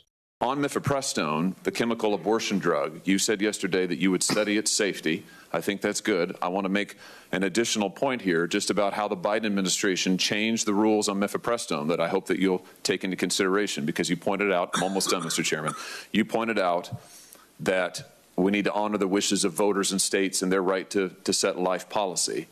I just point out that the Biden administration's rule on mifepristone, which they did after the Dobbs decision, means that in any state, including ones like mine, where voters or state legislators say we don't want abortion performed after a certain point. Interesting. I just got into it with somebody over this on fucking Reddit, dude, because they were promoting the next day pill. And I had a buy two limit in Costco, and I was like, yay, let's all celebrate killing babies or some shit. Like, I got super downvoted. I've even put the sarcastic / or whatever. They weren't feeling it. And like, it's not actually killing babies. Nah, nah, nah. You're so stupid. You're looking more like John Dope. Anyway, yeah, that's what he says, because apparently these things are for sale without a doctor's prescription in states where you can't get an abortion. If the Biden administration rule on chemical abortion stands and you can mail in these abortion drugs without a doctor visit or referral, that means no state ban, no state decision, no voter decision is going to matter. We're going to have a one-size-fits-all policy set here in Washington. I hope you'll take that into consideration. I will implement President Trump's policies. Senator Hassan. Well, thank you, Mr. Chairman and Ranking Member Sanders. Good morning, Mr. Kennedy. Look, I want to just take a moment because, like a few of us on this dais, I sit on finance as well as help. And one of the things that was most disturbing to me about yesterday's hearing was the suggestion from some of my friends on the other side of the dais that. So we should blend their late term abortions up and use them for science. It's getting weird. Our intense questioning and concerns about Mr. Kennedy were driven by partisanship. I have voted for 5 of President Trump's nominees to date in the last couple of weeks. Not you. One of them, the new Secretary of Transportation, was on the scene last night at DCA. Like all of us, I take really seriously our obligation for advice and consent. And I am concerned, as Senator Mullen expressed his concern, about the need for science to help us move forward on critical issues. Now, some of you are new to this committee and new to the Senate, so you may not know that I am the proud mother of a 36-year-old young man with severe cerebral palsy. And a day does not go by when I don't think about what did I do when I was pregnant with him that might have caused the hydrocephalus What that did you has so do? impacted his life. Oh, what the? So what please did do not you suggest do, that anybody lady? You're getting in a this little body emotional. of either political party you do doesn't some want to shit? know what the cause of Drugs? autism When you're is. pregnant, did you punch yourself? Do you know how many friends I have What with were you children eating? Did you smoke who have cigarettes? autism? Were you drinking? The problem What were you doing? with this Staying up too witness's response on the Not take the autism vitamins? cause drinking and the milk? relationship to vaccines is because he's Did you relitigating not and breastfeed? churning settled You didn't give him the science so mother's we milk? can't go forward and find out what the cause of autism Did you have a is and treat C-section? these kids and help these families. Mr. Kennedy, that first autism study You gotta rocked have it my squeezed through world. the vagina. And like every mother, I worried about whether, in fact, the vaccine had done something to my son. Have a normal life. And you know what? It was a tiny study Got of it. about 12 kids. And over time, the scientific community studied and studied and studied and found that it was wrong. There you go. And the journal retracted the study. Because sometimes science is retracted? wrong. We make progress. Keep it out there. We can all see We it though, build story. on the work and we become more successful. And when you continue to I wanna see sow their fucked doubt up stuff. about settled science, it makes it impossible for us to move forward. So that's what the problem is here. Oh, we It's the voted on it? relitigating and I didn't vote rehashing on and that shit, continuing you to sow weirdo. doubt. You voted So on we it. can't move forward. And it fetus-using freezes us weirdo. in place. Who else Now voted let on me it? move You voted on on to it, my other McGyler? concerns from yesterday's hearing. During yesterday's hearing, you really showed a lack of knowledge about Medicare and Medicaid. So what is Medicare Part A? Medicare Part A pays mainly for Doctor's visits. primary care or physicians, and then No, Medicare. so it is about, Medicare Part A is seniors coverage for inpatient hospital care. What's Medicare Part B? Oh, that's physicians outpatient. and doctors, Medicare Okay. care. Damn. Part D That is coverage for outpatient care and home I health. got So what is Medicare Part C? Medicare Part C is a program where it's the full menu of all the services A, B, C, and D for Medicare. It is Medicare Advantage, which it's the private insurance option Exactly. for seniors on Medicare. So, Mr. Kennedy, you want us to confirm you to be in charge of Medicare, but it appears that you don't know the basics of fuck this off. program. So Who let's cares turn about the to basics? Medicaid. No, I had to correct you on several things. Oh, you Let's just turn added to Medicaid. information, Yesterday, Senator. You didn't said correct me. I didn't get it wrong. Mr. Kennedy, my time is limited, and I hope the chair will give me Is a this a couple of more question, minutes. Senator? Yes, Medicaid. All right, because you're Let's giving me turn very to little time Medicaid. to answer one. Let's turn to Medicaid. Medicaid, you said yesterday to Senator Cassidy, Medicaid is fully paid for by the federal government, and it's not fee for service. That statement is false. Do you now understand that that statement is false, yes or no? That Medicaid is paid for by the federal government, I believe that. You said it is fully paid for. Medicaid, Hey, in it's fact, not sir, fully. is no, a the federal-state state partnership. has a partnership. Right, so you were Right. wrong yesterday, so you're acknowledging majoritively that that paid statement was for. false, right? I misstated something. All right, good. So yesterday, when you were 70% questioned about California. Medicaid, you repeatedly dodged questions by It's saying federally you want to funded. make it better. Republicans are circulating a proposal that would end Medicaid expansion in some states, including in New Hampshire. So I will continue, submit this for the record, but it is important to me to understand whether you believe that taking Medicaid away from 60,000 people in New Hampshire would make Medicaid better. And would it make New Hampshire healthy again? I'll submit that for the record. Thank you, Here's Mr. here's my thing. They need to revamp Medicaid so that illegal immigrants aren't able to come here and use it, actually, because they can right now in sanctuary states. I know in California they can. So if they're coming here and they're using Medicaid to give birth, and it's the federal government that's paying for most of it. So everybody is paying for illegal immigrants to have babies here. They're not coming here with money to have a kid. They don't have insurance or anything. They're definitely using Medicaid. Because you can't get Medicare unless you're actually a citizen. Medicaid, though, well, you can. Thank you. Thank you, Mr. Chairman. Just put that in there. Thank you, Mr. Kennedy, for being here. Make the states pay for that shit if they want to be a sanctuary state. Your elders. That's all. And I live in California, I'm saying that. Right. But thank you. It's only fair. Look at this room. We hadn't had a full room in here since I've been in here 4 years on any hearing. Thank you for bringing the light to what this is all about. It's about health in our country. There might have been a half a dozen people in the last Health and Human Services nominee. Nobody was interested. Lawyer who worked from home in California. Didn't do a damn thing in terms of what we needed when COVID was full steam. So thank you. Thank you for getting our young people involved. My two boys, 28 and 30, a year or so ago, they were going to vote for you for President of the United States. You know why? Because you're trying to save their group of people from the chemicals and the things that we have in our food. They're fired up about it. And you brought light to that. And thank God you've done that. You brought importance to what we're doing. You know, I coached for 40 years. In the last 4 or 5 years I coached, I'd never seen like the run on drugs our young people are being given by doctors across this country. We have a attention deficit problem in this country. You know, attention deficit, when you and I were growing up, our parents didn't use a drug, they used a belt and whipped our butt, you know, and told us to sit down. Nowadays, we give them Adderall and Ritalin.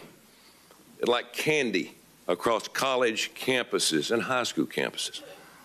Mr. Kennedy, what are we going to do about that? Today, 15% of American kids are on Adderall.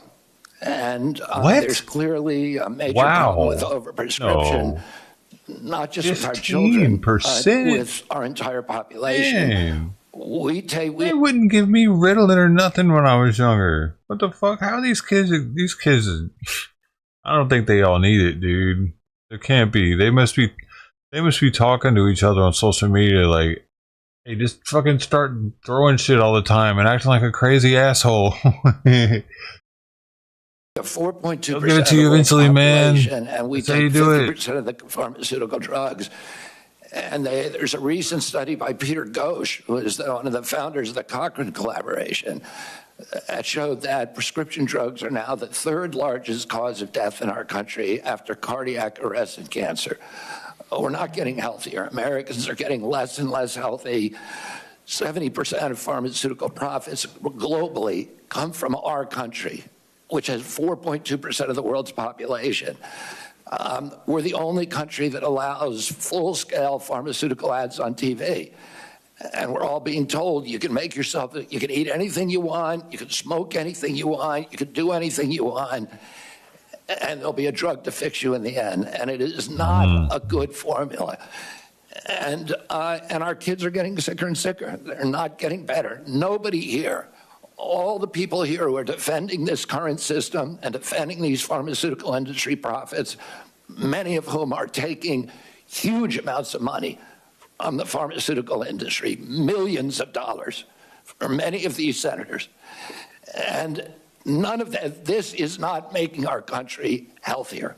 It's making us sicker. We need to get rid of these conflicts.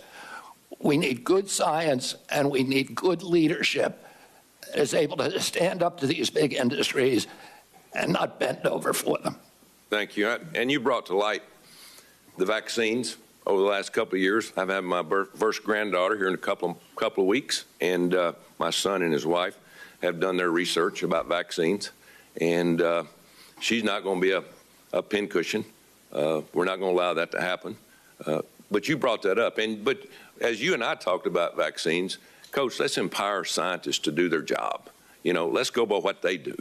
Let's don't just do something for the pharmaceutical company. So I appreciate you doing that. One other thing is you and I talked about red dye number 3, and just happened, you and I talked about that, and a few days later in this room we had the FDA director. And I asked him, why do we use red dye 3 in our cosmetics? Or we don't use in cosmetics, we use in our food, but we don't use in cosmetics because it causes cancer. What in the heck's going on? Well, a few weeks later, because of your insistence, we dropped it. So tell me about dyes and things that you're concerned about, because I get more talk about that than anything. We have 10,000 ingredients in our food in this country because FDA employs a standard called the GRAS standard and looks at any new chemical as innocent until proven guilty. In Europe, they have 400 ingredients in their foods. Wow. Kellogg's makes Fruit Loops for the United States alone. It is loaded with red dye, blue dye, yellow dye, and many, many other ingredients. They make the same product for Canada that's all vegetable dyes. And for Europe, if you eat a McDonald's French fry in this country, it has 11 ingredients. You eat the same product in Europe, it has 3. I knew it. We are allowing these companies, because their influence over this body, over back in the day. Our regulatory agencies, Austria, to mass poison American children. And that's wrong. It needs to end. And I believe I'm the one person who's able to end it. Thank you. Senator Kim. Thank you, Chairman. Mr. Kennedy, good to see you. You just said Canada was better than us, man. If you support Brody, medically assisted treatment to help people get off of opioid addiction. Yes, I do. Do you think it's safe, and would you consider it to be the gold standard of the approach? The Cochrane collaboration, which is the most prestigious scientific research organization, has said that the gold standard is, has found in studies, a gold standard is 12-step programs. You need an entire menu of treatments because many addicts will not respond immediately, at least to 12-step programs. And for many of them, Suboxone and even methadone are critical interventions that save lives, that get addicts off the street, and they should be available as a treatment option. I wouldn't describe them as gold standard, but I would describe them as medically necessary. Well, this is something, look, I know we all take this very seriously in terms of the plight of opioid addiction in our country. And that's something that I hope we can recognize. We need to lift up more and more. I mean, NIH has said over and over again, not enough people are doing it. And in fact, an NIH published study does call it the gold standard of treating for opioid use disorder. You're on a mission against and fighting against chronic disease. You talk a lot about obesity. I wanted to get your thoughts if you support Wegovy, Ozempic, other similar types of GLP-1 drugs to fight obesity. The GLP-1 drugs, the GLP drugs, the class of drugs are miracle drugs.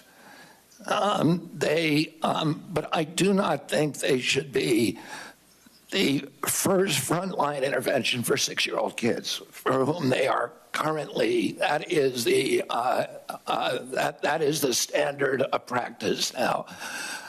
If every American who qualifies for a GLP by being overweight, 74% of our population asked for them, and the federal government was paying for it, it would cost over $1 trillion a year. It would double the insurance costs for employers in this country, and it would be a tsunami. And they have a lot of side effects. You said you support it, but that you don't see it being the tool of choice for especially young kids. Exactly. If for people who have morbid obesity, for people who have diabetes, absolutely. And they shouldn't be prescribed alone without also prescriptions for exercise, because otherwise they eat away at muscle and they're counterproductive. They go after muscle first. Yeah.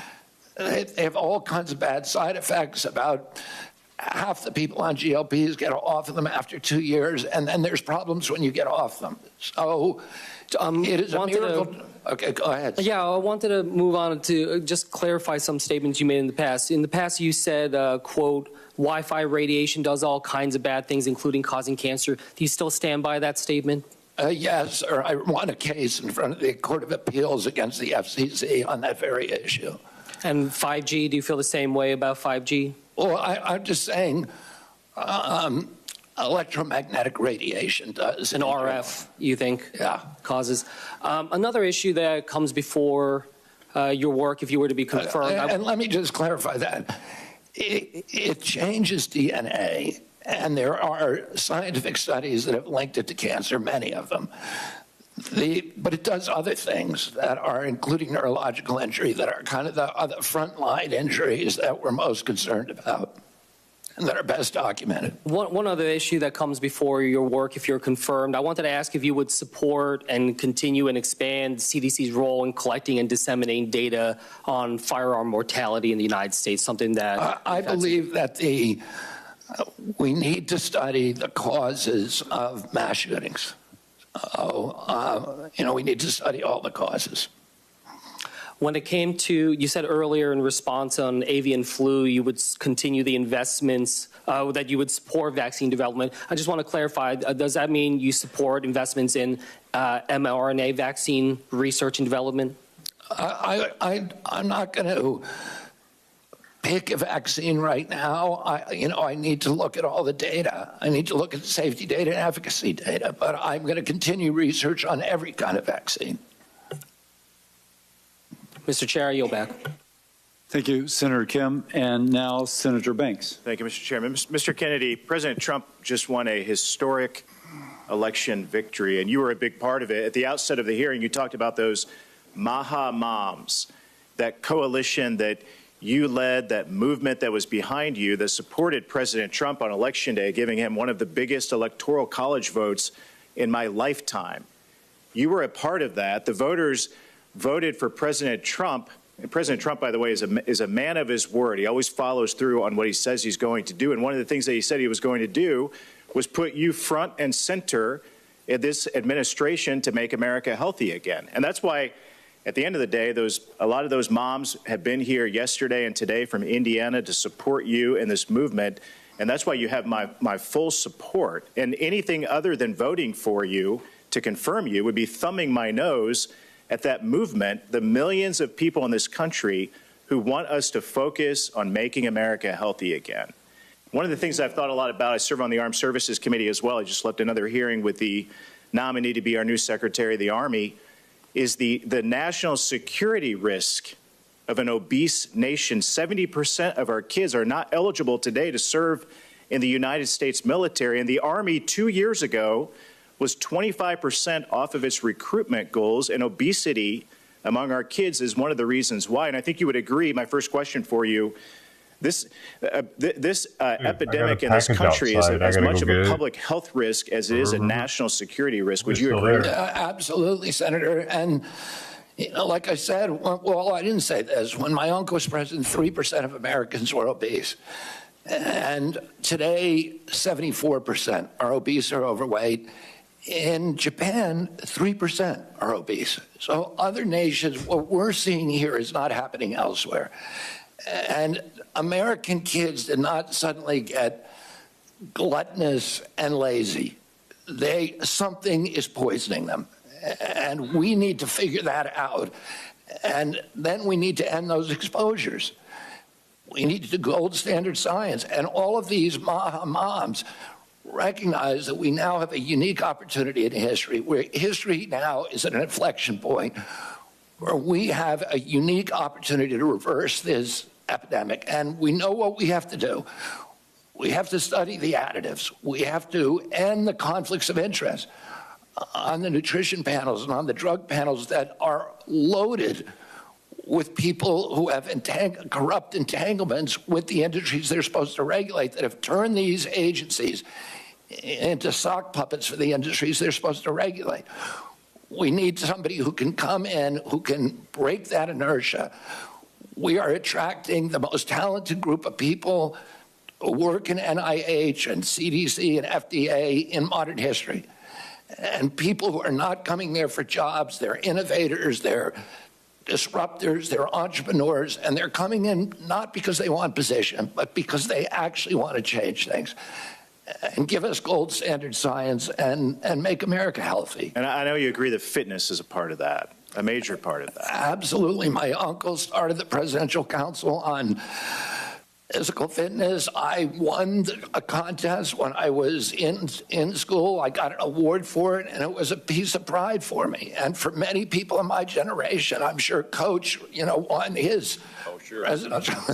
I want to move on. I want to move on to another national security threat. The biggest existential threat to America is the Chinese Communist Party.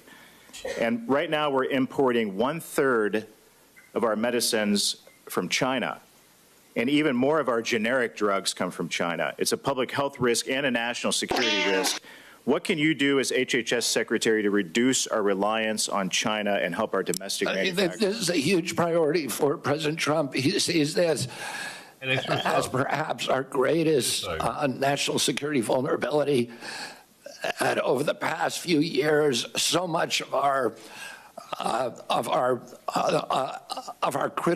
essential medicines, the production of them and the supply chains have been exported to China. And it's a crisis now in our country. If there is a pandemic, if there is a war, if there's any conflicts, China will now be able to ransom American health. And that is not a good situation. We need to bring that production home, and President Trump is committed to doing just that. Well, sir, I think you're going to have a tough job. You have my full support, but you've got lawmakers against you. You're going to have bureaucrats against you. You're going to be working with the limits of the administrative state at the department. But I'll have your back, and I want to work with you to get it done. Thank you, Senator. With this movement. Thank you. I yield back.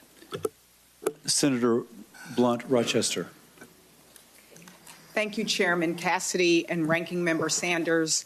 Mr. Kennedy, during our meeting, you shared your vision for the department, and we discussed priorities important to my home state of Delaware. Big ass dog but shit I in front must of my say, place. as a former cabinet secretary and a health official in my state, and listening to your answers today in this hearing, I am deeply concerned and shocked by your apparent lack of understanding of, frankly, some of the basic responsibilities of the department.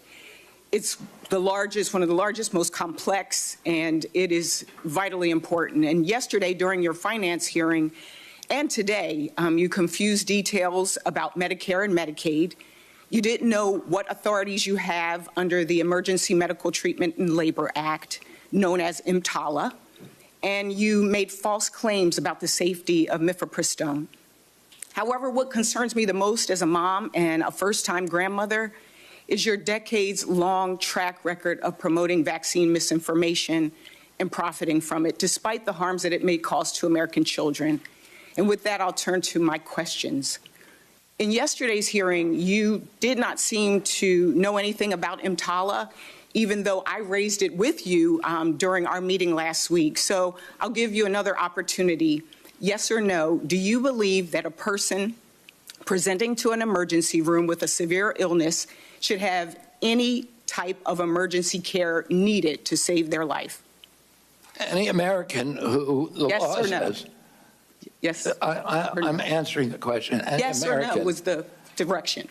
Under the law, every American who presents to an emergency room must be treated, and I can enforce that law, and I believe that's the right thing to do. Do you agree that a person who is experiencing severe pregnancy complications should be able to receive emergency care to save their life if that care is an abortion? My understanding of President Trump's policy is that I'm not asking you President Trump's policy. I'm asking you, what do you believe? If it's necessary to save the life of the mother. Okay, so you do believe, yes, they should. Do you commit to ensuring that pregnant women will have access to all necessary emergency care, including an abortion, if it is required to save their life or preserve If it's required to save their life. And would you agree that the ability to provide quality emergency care for pregnant women is essential to preventing maternal mortality? Get this dog shit. Providing care for pregnant women, we should be providing care for pregnant women. President Trump wants to do that. Bottom line for me, women should not be forced to rely on emergency airlifts to other states for life-saving care. And to be blunt, in our meeting, your lack of understanding really, again, was very concerning. In a 2023 interview, you described yourself saying, "I'm a Kennedy Democrat. I believe in labor unions. I believe in a strong, robust middle class. I believe in racial justice." And just yesterday and today, during this hearing and the hearing yesterday, you said we need to respect diversity. Mr. Kennedy, the Trump administration recently issued an executive order that directs the federal government to eliminate grants, contracts, policies, programs, and activities that include diversity, equity, inclusion, and accessibility. This executive order has already caused widespread confusion, fear, and uncertainty for healthcare providers, researchers, public health professionals, and service providers across the country. You said in our meeting that you understand that health disparities exist. So yes or no, do you, in your view, do the following programs count as health DEI programs? Programs that target Black women to address the maternal mortality crisis? Senator, there are 7. Yes or no? I'm not going to answer that yes or no. If you want an answer, I'm happy to give it to you, but it's not a yes or no. I just want a yes or no. It's not susceptible to yes or no answer. Well, if you want to hear an answer, Senator. Let me shift this because I only have 36. If you want to hear an answer, Senator, I'm very happy to give you one. I've got now 33 seconds. And there are people out here who want to understand that if they are at a pride parade and they're a healthcare provider, can they give out a brochure? If you want people to understand, let me answer the question. If they are trying to have a program in a Black church that is on Martin Luther King Day, will they be able to have that program? Will it be funded? Will they get in trouble? Will they be fired? That's the cause and concern. We all know that it is important that we have a healthy country. But you want me to answer the question, Senator? I think I got my answer. Okay. Thank you, and I yield back. I will allow the witness to answer. There are 7 departments at NIH that protect minority health and that seek to eliminate this. Is the shocking and unacceptable disparities in minority health. I believe in helping all people who are vulnerable. The DEI programs that President Trump eliminated have spent $63 million with no discernible positive impact on human health in this country. There's institutions already that existed before President Biden, whose job it is to do just that. Will you cut those programs that you just referenced? That decision is up to Congress, not to the HHS Secretary. Thank you. I yield back. For the record, treating a miscarriage or ectopic pregnancy is not an abortion. It's just false. And so I would ask that not be, since I'm not into misinformation, I would ask that misinformation not continually be repeated. Senator. I'm thinking of the dog shit.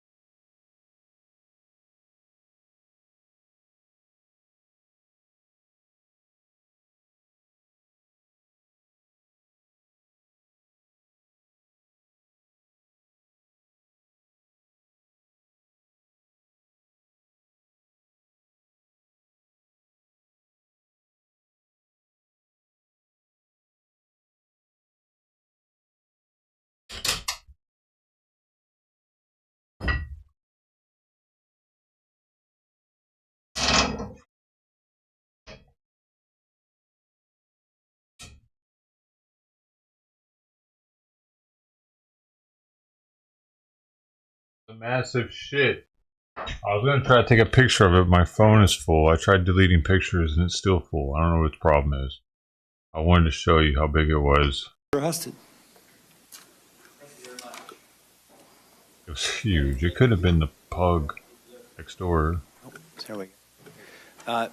Thank you for the work that you have done to create awareness about the food we eat and how it affects our health, particularly with our children. And you have helped put that on the American agenda, rightfully so, and I appreciate that.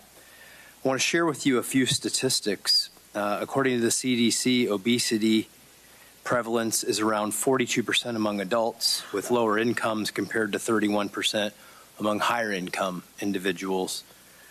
That the relationship is strong among women. 45% of low income women are obese compared to 29% of higher income women. Better to be rich. I mean, I couldn't leave that big ass pile of shit right out in front of my place like that. You know what I mean, dude? Come on. And then I couldn't go out there with headphones on in the hood. These things. It's bad enough I go out there sometimes for the bowls, but I'm protected in there. I'm in my space. Going out to the grass in the streets, I need to be able to hear what's going on. And I know I have had this conversation over the course of my public service career many, many times, because at the states we run the Medicaid program, that it impacts those health statistics. That obesity impacts our programs, the cost of them, the quality of life of the people who are served. And I also get this question about why in the world does the federal government continue to subsidize programs that lead to unhealthy foods, and why do we operate programs in the way that we do, like with SNAP, that pays for foods that we know are causing people to be unhealthy? And I know you don't have the sole authority in this matter. The Department of Agriculture and the Congress is certainly it has an impact on that. But could you just shed some light on how you see your role in trying to impact that? Because we see that these policies are disproportionately affecting poor people, and the inability to change them and make America healthy again is having a disproportionate effect not only on them, but the cost of all of these programs we're trying to maintain. Thank you for the question, Senator. It's the NIH has been diverted into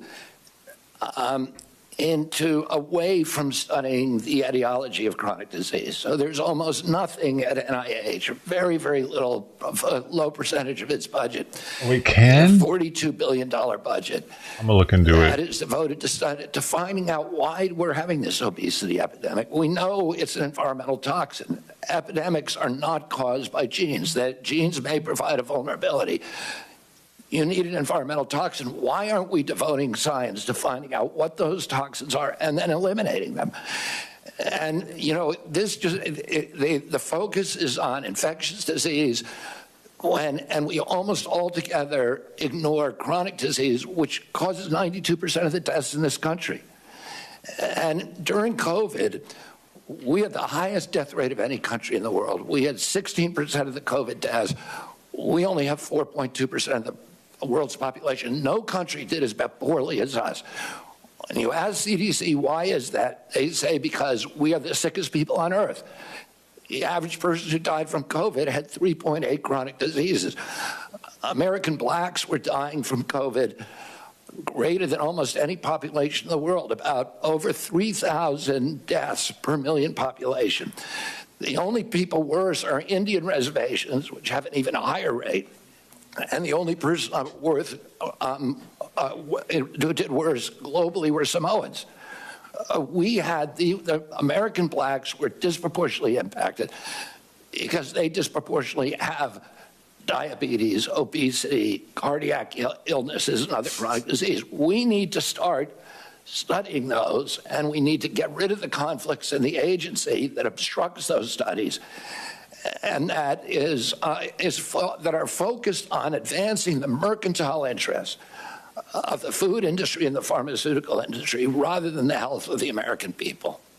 Well, I would ask you to take, if confirmed, to take a leadership role across agencies to advise us on what policy changes we must make to both not make it worse, but to make it better.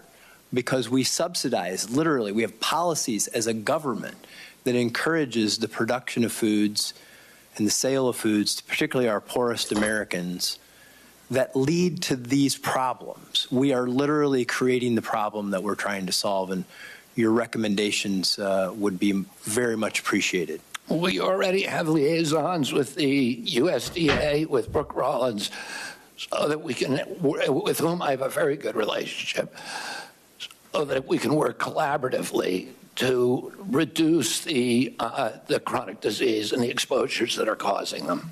Thank you. Senator Hickenlooper. Thank you, Mr. Chair. And thank you, Mr. Kennedy, Bobby. We share a mutual oldest best friend, and I respect that affection that you have for him very, very much. You did talk a little longer in your introduction, so I'm going to try to urge concision, because I've got 3 or 4 questions. As I said when we met, I'm still very concerned about the issues around vaccination. But I thought I'd start with the ability of Medicare to negotiate drug prices, which was finally okayed in 2022. We'll save Medicare plan $100 billion in the next 10 years, probably $1.5 billion out of consumers' pockets, Medicare patients, in just 2026 alone. Yesterday, you said that the Trump administration had issued a statement to lowering the cost of prescription drugs and continuing the negotiation program. I went back and looked at that, and it was a statement that mentioned increasing transparency and then said they would solicit feedback on the Medicare drug price, but nowhere did it say in the statement that the administration was actually going to commit to lowering prices. So is that something you still feel that negotiation program and lowering those prices is important? I've spoken to President Trump about negotiations. He's absolutely committed to negotiating lower drug prices. Great. I appreciate that. You've also spoken much on the need to focus on prevention of chronic disease, which I think everyone shares. The MAHA movement is alive in Colorado as well as everywhere else. People are frustrated by the fact that for every dollar we spend on health care in this country, and it, as has been previously said, it's often double any other country, only a nickel goes to prevention. So when you look at that $100 billion that's going to be saved over the next 10 years through the negotiation of pharmaceuticals, do you have any ideas of how we could put that towards prevention, that revenue? Well, that's a really good question, Senator Hickenlooper. I mean, there's 2 things. There's 2 I'm going to give you 40 seconds because I got 2 more questions. I mean, we can do Medicaid, Medicare, and Obamacare should be we should be moving to value-based care, which includes prevention. And then the other arm is at NIH, CDC, and FDA, which should identify the toxins that are contributing to chronic disease and eliminating them. Great. Another short question with mifepristone, which has been described and discussed a lot already. And I understand your commitment to follow the policy of the president. But he has other tools at his behest. If there needs to be another study or looking at the other existing studies, will you make sure that there's no bias to the best of our human ability to twist those results in any way to support that policy? And I'm speaking now just about the defense of science to make sure that those Senator, I will commit to you here today to review prior to approving any study at NIH to allow you to approve the protocols and the researchers and help us choose the researchers. All I want is good science. And I would love input from this committee on any study that we do. There's many ways that studies are flawed, and you can correct those at the outset in a lot of ways. So absolutely, I will work with you to make sure that it's science that you're satisfied with and I'm satisfied with. That shows that this is the first time you're being considered for a cabinet position, because no other person would ever solicit and willingly approve our participation. Well, I'm going to make that commitment. I know the hazard of it, but I'm going to do it anyway. I'll hold you to it.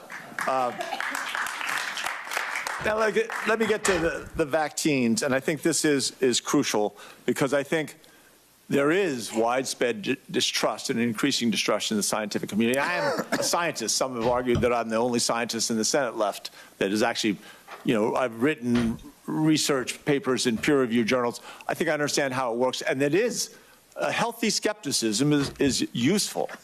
But we want to make sure that's a healthy skepticism. And, yesterday in the discussion about Lyme disease, you said that, in your discussion that it was formulated to be a militaristic bioweapon, that you had heard that in 3 books, but you hadn't read through. And I think at a certain point, if you're going to be an activist, or some people would say a prophet, that what you say becomes promoting something, promoting an idea. And I think when you've only read 3 books, or little bits of the 3 books, not the whole 3 books, isn't that reckless? I mean, isn't that, there's something about, aren't you then promoting this anti-science, the conspiracy about Lyme disease in this case, but the same thing about some of these vaccine issues? Like I said, I never endorsed the issue. I said it's out there. For me not to acknowledge that is a form of manipulation. For me to say there is no question here, the government proclaimed orthodoxy is true. Anybody who believes it is a dissident. I'm going to have time, and I appreciate the things. I just leave it that just because we do have one out of 36 kids that, again, we can't explain what it was, it's not fair to put that blame onto all kinds of things, but focus on vaccinations. I yield back. Dr. Moody, Senator Moody, I'm sorry. Good morning. Thank you for joining us, and thank you for sitting down with me and spending so much time with me in my office. It has been an overwhelming week. I am the junior-most senator on this committee, and certainly you treated me no differently than the chairman, and I'm grateful to you for that. One of the topics we spent a long time talking about was your assurance and knowledge and understanding that it was the states that, in fact, gave limited power to the federal government and not the other way around, and your assurance that you will not use your agency or any organization that falls under your leadership to interfere with the state's ability to set policy or any autonomy of the state to enact or enforce laws that protect the lives of the unborn. I think that is a concern of many. It was certainly one of mine, and you allayed those concerns, and I appreciated you spending so much time with your assurances. I want to turn to some of the discussions regarding many which would say the government and health professionals did great harm to science and medicine in the wake of COVID-19. America, I believe, is at a crossroads where unfortunately things that used to not be particularly political, like science and medicine, are now politicized to the point where reality is distorted. What you believe has little to do with truth or facts and everything to do with your party. My hope is that you, Mr. Kennedy, and President Trump's other appointees will break this cycle that is threatening America and destroying its promise. Certainly, while I was the Attorney General of Florida, I had the responsibility in numerous areas to seek the truth and bring justice. Working with Governor DeSantis and other leaders, we launched grand jury investigations. And I want to bring your attention to one of those grand jury investigations that dealt with COVID-19 and the actions of government officials and Big Pharma. And remember that a grand jury investigation is made up of lay people, 18 in this instance that were brought from different communities in Florida. And I just want to read into the record one paragraph for your consideration. Much of the goodwill by the COVID-19 vaccines was squandered in the following years as sponsors and federal regulators collaborated to push out booster after booster based on shallow, inaccurate safety and efficacy data, sidelining their own ombudsman to get doses of these vaccines into the arms of every American, regardless of their underlying risk from the SARS-CoV-2 virus. Erstwhile gatekeepers became cheerleaders as federal regulators, with the trust of the American people, dragged their feet in publicly confirming important safety signals and then sanctioned long delays in mandatory post-marketing studies involving those very same signals. Sponsors abuse the scientific journal system and regulatory reporting requirements, delaying public disclosure of serious adverse events from their clinical trials for years, and I could go on. Mr. Kennedy, as Secretary of Health and Human Services, will you use your position to squelch medical or scientific views with which you disagree? Never. And, you know, and this is relevant to what Senator Hickenlooper was asking me. We've tried this system where government lies to Americans, or where they tell them about it, that they have it with a level of assurance that they don't feel themselves, and it isn't working. The initial COVID vaccine, Americans flocked to get it. I think 95% of Americans went and got it. The CDC has now recommended an 8th booster, and only 23% of Americans at most are taking it. It's because 77% of Americans no longer trust CDC. That's not a good thing. If we want uptake of vaccines, we need a trustworthy government. In other nations where they don't have mandates, like Japan and a few years ago in Germany, they had the same uptake as we did, without any mandates, because people trust their government. That's what I want to restore to the American people and the vaccine program. I want people to know if the government says something, it's true. It's not manipulative. And it's not a noble truth, which is what a certain doctor called his lies. Certainly, I don't have a lot of time, but I would like to bring your attention to another grand jury investigation that we did in Florida. Hey, when did the JFK files get into the hearing released? record 2 grand jury reports related to human trafficking and COVID-19. To have your commitment that any organization under your purview will work with the states, not impede our investigations, to ensure that children that are in this country, that are minors, that are under your purview, that you will communicate with us so that we can have the information to make sure that they are safe. Unlike in an investigation where Biden blocked us in this administration at every turn to keep us from getting information showing that they trafficked children that were brought into this country and lost dozens. Tens of thousands of children, lost track of them, and never gave us in DCF in Florida the information so that we could protect them. Do I have your word that you will protect children if you're given that Absolutely. And President Trump is determined to find the 300,000 children who were lost over the past 4 years. 300,000. And to return them to their parents. That's it. Thank you. Without objection, it can be entered into the record. 12 is too many. Thank you. 300,000 is never enough. Yesterday, under oath, you told my colleagues on the Senate Finance Committee that when you went to Samoa in June of 2019, it, quote, had nothing to do with vaccines. Will you confirm again today that the trip had nothing to do with vaccines? My purpose in going down there had nothing to do with vaccines. Well, I have in my hand a blog post in 2021 in which you say the anti-vaccine group Children's Health Defense, which you ran, offered to fund the purpose of the trip to Samoa. And in the same post, you state that the trip was ultimately arranged by an anti-vaccine activist. And during the trip, you met with an activist who later compared vaccine mandates to Nazi Germany. And during that trip, you also discussed vaccines with the Prime Minister and the Director General of Health of Samoa. The Director General of Health said you specifically discussed your views on vaccine safety fears. And with unanimous consent, I will submit those blog posts, Mr. Chairman, into the record. Without objection.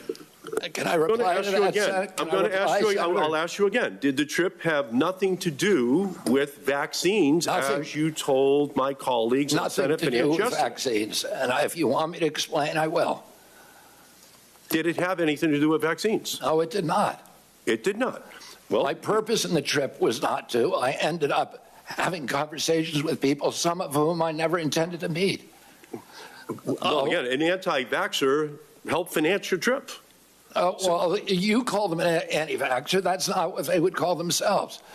They call themselves safe vaccine advocates. I went down there, a CHD, which was that group, offered $6 million to obtain a grant for $6 million to install to digitalize the health records of Samoa. Well, let me just go on. I just want to. State-of-the-art medical informatics system. Thank you, and that was the purpose of my trip, Senator. I got it. Thank you. So let me just follow through now. 2019. So now in October of 2019, the CDC declared a measles outbreak in Samoa. And in November, Samoa started a mass vaccination campaign to stop the outbreak. That same month, November of 2019, after 16 people had already died from the outbreak and Samoa was trying to respond to the crisis, you sent a letter to the Prime Minister of Samoa stating that, quote, it is a regrettable possibility that these children are causalities of the vaccine. By unanimous consent, I will introduce that letter into the record. Without objection. So as Samoa was trying to contain the outbreak, you were saying that it was the fault of the vaccine rather than the absence of vaccinations that caused the outbreak in Samoa in the same year you visited Samoa. And I replied to that, Senator. Let me just finish. The death count in Samoa grew to 83. And ultimately, volunteers in New Zealand sent tiny coffins to help bury the dozens of children who died.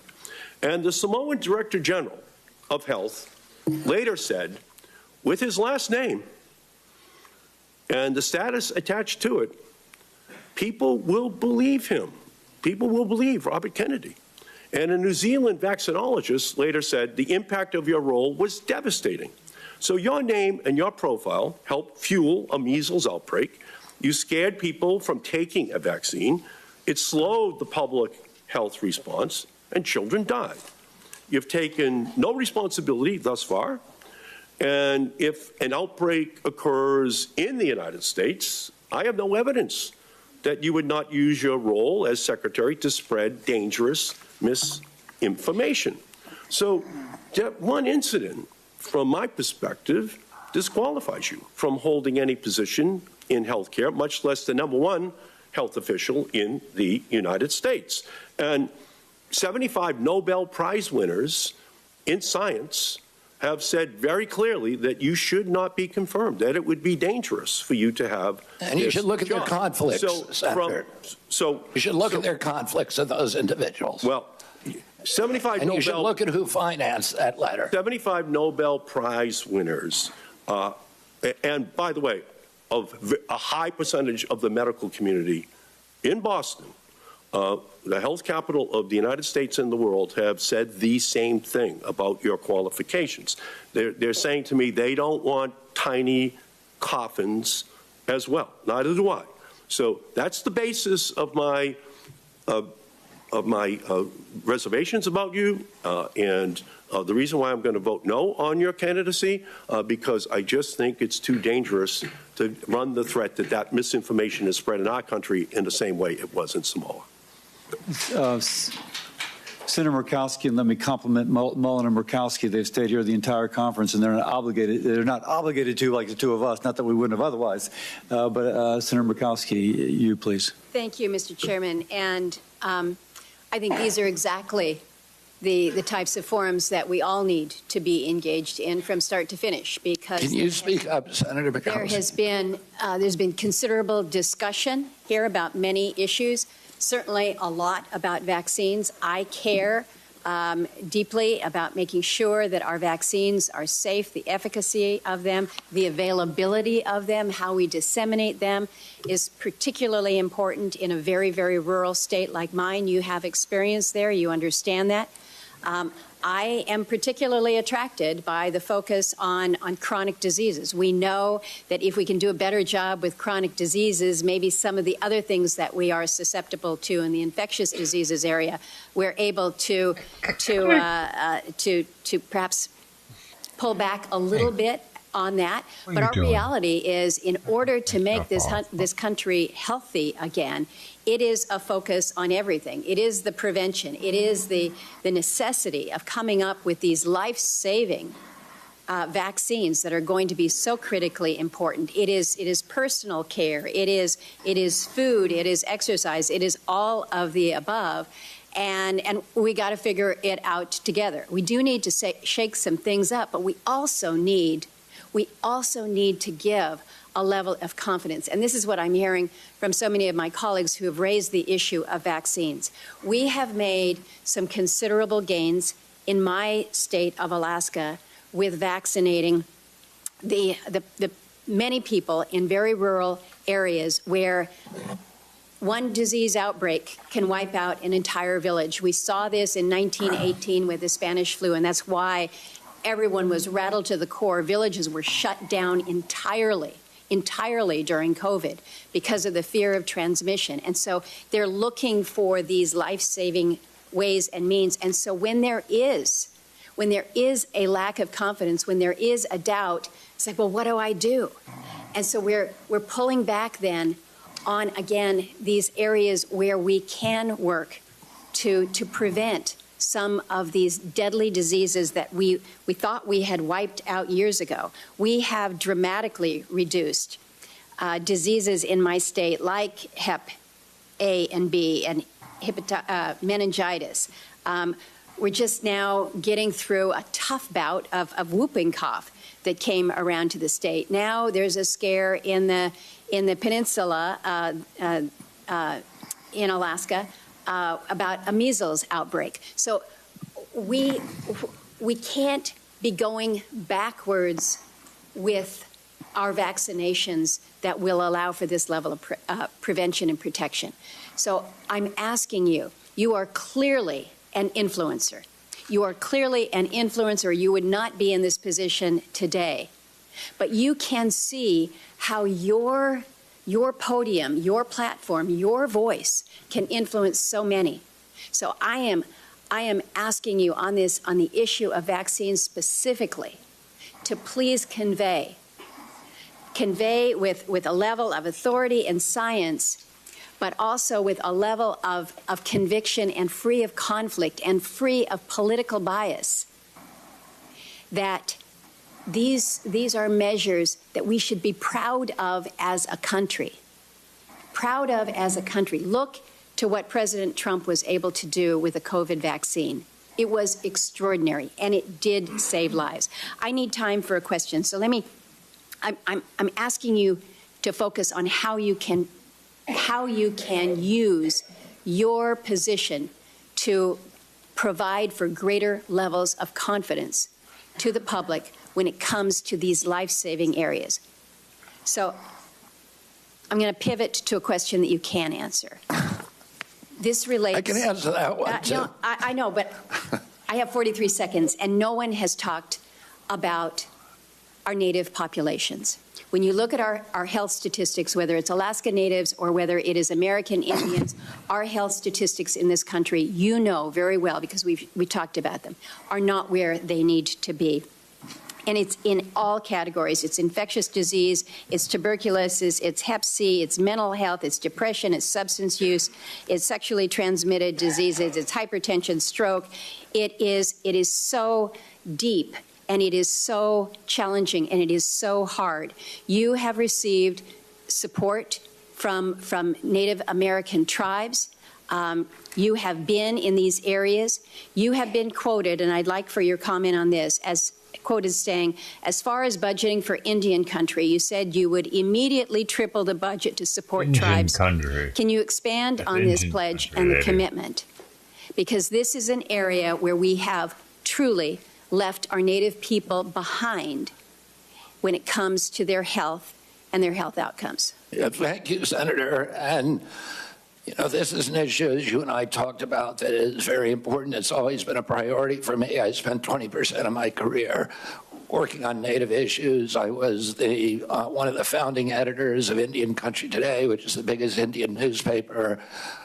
My father and uncle, Ted Kennedy, my father, were deeply, deeply critical of the functioning of the Indian Health Service back in 1968 to 1980, and nothing's changed. Nothing's gotten better. I'm going to bring in a Native at the Assistant Secretary level. I'd like to get him actually designated as a Assistant Secretary for the first time in American history.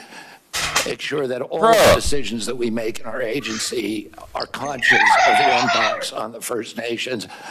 I've spent a lot of time in your state. It's my favorite place to go. I've been up with the Gwich'in, representing the Gwich'in people up in Arctic Village, and been all over the state in the remote areas I understand in Alaska. the unique needs of Alaska because of remote health care, because some of these areas are not even accessible except for airplane. If they don't have ambulance services, that the federal government needs to pay attention to financing transportation, the unusual ways that are required there, and that we really need to focus on telemedicine and AI, make sure that even in remote places in Alaska, that Native people can get high-quality health care, and we can do that today. And I look forward to working with you on those issues and others. Thank you, Mr. Chairman. Senator Murkowski sets the record for going over. Senator also Brooks. Sorry. Good morning. Thank you, Mr. Chair. Mr. Kennedy, I was struck by your comments during our meeting last week. What? I was struck by your comments in our meeting last week where you made it abundantly clear to me that you intended to clean house of the professional scientist at the National Institutes of Health, which you know is headquartered in the state of Maryland and employs thousands of hardworking Marylanders. I, for the record, believe in scientists and I believe in doctors, and I trust them over politicians without medical degrees. You talked about bad science and bad scientists, and in fact, you specifically said to me in response to my question that you intend to replace the bad scientist with the good scientist. And so I want to ask you, in your opinion, what makes a scientist or a doctor qualified to serve at the National Institutes of Health? A scientist who's devoted to empirical methodology, to evidence-based science, scientists who understand the importance of replication, the importance of publishing raw data and being open and transparent about it, the importance of publishing peer review. We have, NIH has overseen over the past several years the precipitous decline in American health. There's 91,000 people at HHS, and are you suggesting that some of them should not be held responsible for that decline? They were in charge of protecting our health. Let me just insert here. Let me just finish. Let me just say this, because I only have 3 minutes left. I don't set the rules here, but I ask the questions. And the question is really whether you intend, as you said, to substitute essentially your judgment for the judgment of these professional scientists and doctors. I'm not going to substitute my judgment for science. Of course, I'm not going to do that. What I'm going to do, listen, the New York Times just did an article last week talking about the fraud, the 20-year fraud, 800 fraudulent studies produced by NIH on amyloid plaques, and not allowing any other hypothesis about the cause of Alzheimer's Well, how will you decide, Mr. Kennedy, which scientists are bad scientists? Are they the ones who disagree with you? The ones who are corrupt, the ones who have been doing science like the amyloid plaque studies that were fraudulent. Well, these doctors, let me ask you a question. Do you have a medical degree?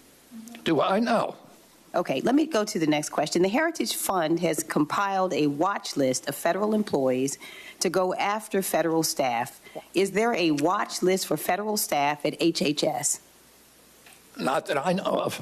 Have you or has anyone in the administration developed a list of career scientists or federal staff that you would target for termination? Not that I know of. And let me just ask you another question. Now, your failed presidential campaign has been raising money to try and cover your debts. And you were questioned about this yesterday and failed to answer a question that Senator Warren asked you. And so I want to ask you again regarding these emails that you have sent to raise money. How much has your presidential campaign made fundraising off of this administration's complete disregard for the workforce at HHS? Excuse me? I didn't hear the question. The last part. How much money has your presidential campaign made off of fundraising, off of this administration's complete disregard for the workforce at HHS? Zero. Okay, Mr. Chair, I'd like to ask unanimous consent to enter into the record 2 emails from this week and the week before regarding fundraising that you are currently doing through your presidential campaign. Without objection. And finally, I want to ask you, I have you said you were on a show on February 26, 2021, an interview with Dr. Judy Mikovits, where you said the following, and I quote, We should not be giving black people the same vaccine schedule that's given to whites because their immune system is better than ours. Can you please explain what you meant?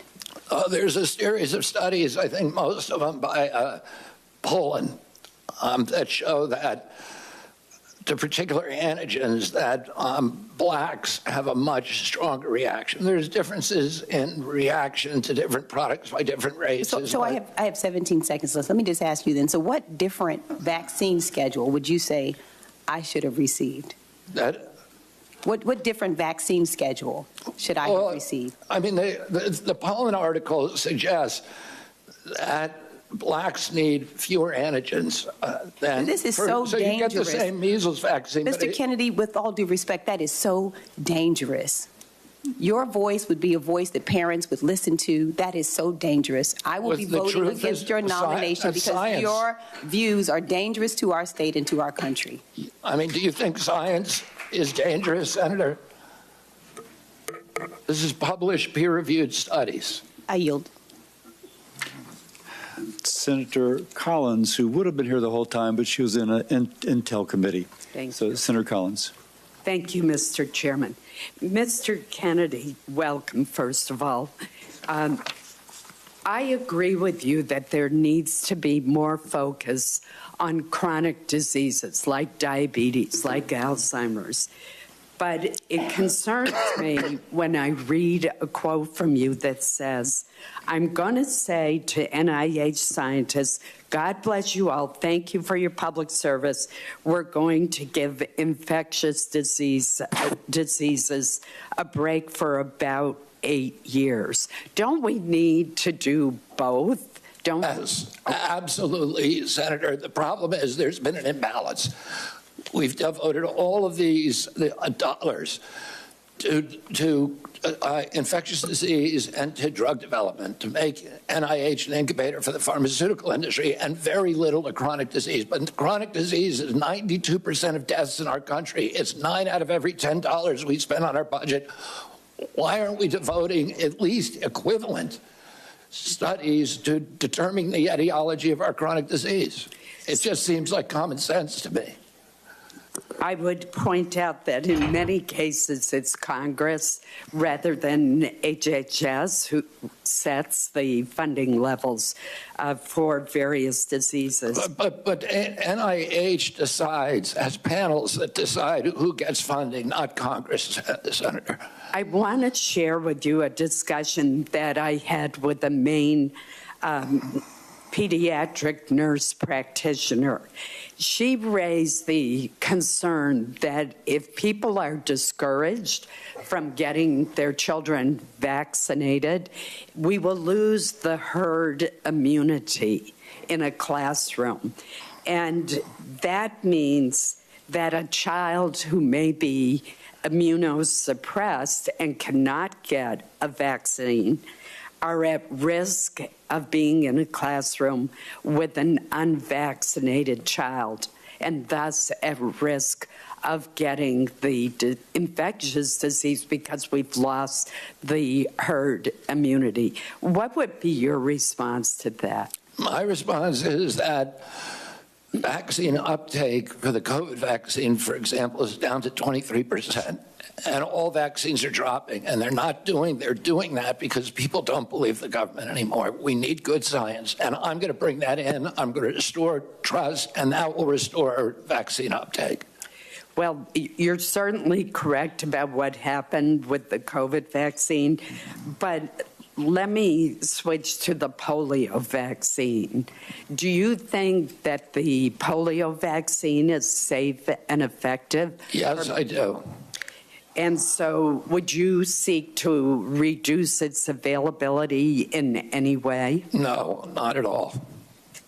The state of Maine has seen a steady and disturbing increase in Lyme disease cases over the past decade. We talked a little bit about this in my office. In 2023, Maine had a record number of Lyme disease cases, nearly 3,000 reported cases.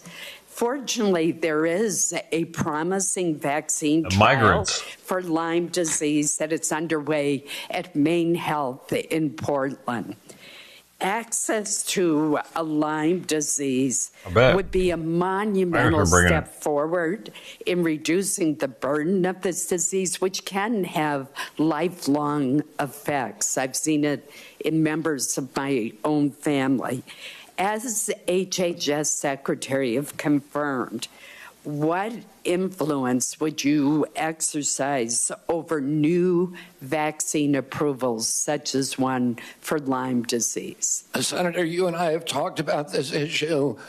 I've had Lyme disease. I lived in the epicenter of Lyme disease. Every member of my family my immediate family has had Lyme disease. I had a son whose face was paralyzed for a year. I know. I have a son today who has been suffering with devastating effects from Lyme disease for 2 years. There's nobody who will fight harder to find a vaccine or a treatment for Lyme disease than me. I very much appreciate that assurance, and I'm sorry that your own family has been so adversely affected. In Maine, we have a lot of people who work outside and work in the woods, and ticks are everywhere. So this is a very important issue to me. Thank you. And to me too, Senator. Let me, we're almost to the end. Let me acknowledge Senator Moody has also been here the whole time. And so thank you, Senator Moody. Yeah, well, just incredible diligence. Thank you. Both Senator Sanders and I will have a couple questions, and then we'll each have a closing statement, and then your long national nightmare will be over. So anyway, first, a couple more of commit-type questions.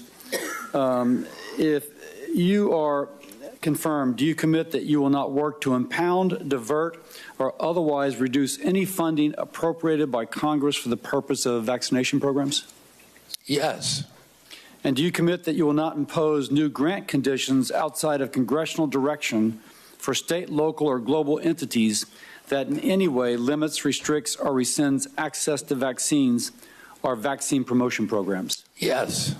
And then this is the nice thing about listening to all of this. Let me ask this. I've been impressed. One, you've handled yourself very well. I've been impressed that on many things you are familiar with recent medical data. But on other things, you haven't been. So let me bring up two things that are very pertinent now. While sitting here, I went up to look at the medical literature on these issues. And here's the title, Why Parents Say No to Having Their Children Vaccinated Against Measles, a systemic review of the social determinants of parental perceptions on MMR vaccine hesitancy. And they found that fear of autism is a major driver for vaccine hesitancy among those with a college education or higher, influenced by internet social media narratives over physician-based vaccine information. I'll go back to something I said earlier. You got to follow it, man. There's a lot of people that look to you for, do I get vaccinated or not? People that I kind of know. But here it says it's not just my anecdote, it's actually out there. But when I raised, and you said, well, if I show you the data, you'll change your, because I asked, will you unequivocally, without qualification, say that measles vaccine does not cause autism? And you said, if I show you the data. I will publicly apologize. So here's and say that I was wrong. Here's a meta-analysis from 2014, and you quoted Cochrane on several occasions, which for the people watching is a meta-analysis. Meta meaning they look at everything, and then they come to a conclusion based upon as much facts as they can get. And here is such a study, and the title tells it all. Vaccines are not associated with autism, an evidence-based meta-analysis of case control and cohort studies, and they ended up looking at 5 cohort studies with roughly 1.2 million children. Now, this is from 2014, and it has a whole bunch of articles it references. And then I got a text from a former employee of the NIH, I emphasize the former, who says that in early in the President Trump's term, you and colleagues sent 90 papers for review by people at NIH. They felt like the NIH folks felt that without exception, they were severely lacking methodologically, and/or found that they indeed showed the safety of these vaccines. We tried to engage Mr. Kennedy, but his colleagues refused to acknowledge the expertise of dozens of NIH scientists we made about those papers. Now, you're a smart guy. You're reading the medical literature, and you're coming up with the recent medical literature on certain issues. But here is both older article, summarizing lots of older articles, that have come out since the original refuted Wakefield article in The Lancet regarding measles and autism. And here is somebody who, you know, it's he said, but somebody who said that previously you've had this presented to you. So, back to me. I'm a doctor, trying to understand. Convince me that you will become the public health advocate, but not just churn old information so that there's never a conclusion, as Senator Hassan suggested. But that will become the influencer for people to believe, no, there's 1.25 million kids studied and there's no autism associated with measles. How do, you tell me, you see what my question is in there. Senator, I'm going to be an advocate for strong science. You show me those scientific studies, take this out of here, and you and I can meet about it. And there are other studies as well, and I'd love to show those to you. There's a study that came out last week of 47,000 9-year-olds in the Medicaid system in Florida by I think a Louisiana scientist called Mawson that shows the opposite. So there are other studies out there. I just want to follow the science. And I will do, if the science says that I am wrong about what I've said in the past, as I said, I will publicly apologize. There's many times I've been wrong about science. If you look at my Instagram account, when I'm wrong, I apologize for it. And I say I was wrong. I don't have any problem.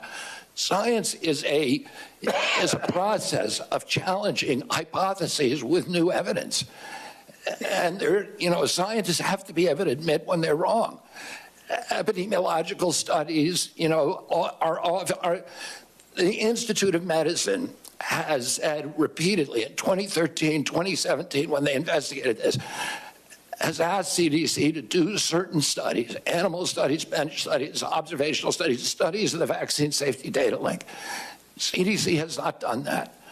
Oh, I want them to do that, and I want the best science. I can guarantee you, on my word of honor, that if you show me science that says that I'm wrong, I'm going to say I was wrong. I don't have any problem. There's nothing that would make me happier. We need to be able to look at the science and get IOM involved, the National Academy of Sciences. They're the ultimate arbiter of safety. What was that? And you know what? One of the things we need to do, I think, is a subject that we haven't talked about here. Why don't we know what's causing this epidemic? Why hasn't the CDC been looking at other hypotheses to determine the etiology of why we've had this dramatic 1,000% increase in this disease that is destroying our kids? Is probably the biggest issue. Why don't we know the answer after 30 years of steady rises in autism rates? Why don't we know the answer to that? We should know the answer. What was that? What was that last article? Did you mention? That article is by Mawson, M-A-W-S-O-N. And it's regarding measles and what? No, it looks at the entire schedule, and it says it's a study of 9-year-old boys, 47,000 9-year-old boys from the Florida healthcare data. Okay, let me, Senator Sanders. Thank you. And I find myself in the unusual and uncomfortable position of having to agree with Senator Cassidy's line of questioning. Mr. Kennedy, in an interview in July 2023, you stated, quote, "I do believe autism does come from vaccines." And you have, the end of quote, and you have praised a gentleman named Andrew Wakefield for his research. What studies, you talk about the need to be science-based, to get our information, good information to make decisions. What studies have you utilized to come to the conclusion that vaccines cause autism? I'm happy to sit down with you. No, please, just answer me that. I mean, look at the Mawson study, Senator. The what? Yeah, Mawson, just look at that study. Yeah, I will, and that was published. But I don't want to, I wouldn't rest on a single study. Right. And all studies can be methodology. Don't mean to be rude. I don't have a lot of time. Just saying you would not be, I just heard you say you could not be happier if you were proved wrong. Mr. Chairman, I asked to put into the record 16 studies done by scientists and doctors all over the world saying that vaccines do not cause autism. Are you happy with that objection? Look at the IOM assessment of those 16 studies, Senator. The IOM has assessed them. But listen, let me get to it. Don't have a lot of time. I apologize. I'm happy to talk to you at another time. Don't have a lot of time. Let's talk about COVID. And I just want clarity on the issue. And again, I apologize. You have to be brief. We don't have a lot of time. Scientists have estimated that the COVID vaccine saved 3 million lives. President Trump said the COVID vaccine was, quote, one of the great miracles of the ages, end quote. You have said the COVID vaccine was the deadliest vaccine ever made, end of quote.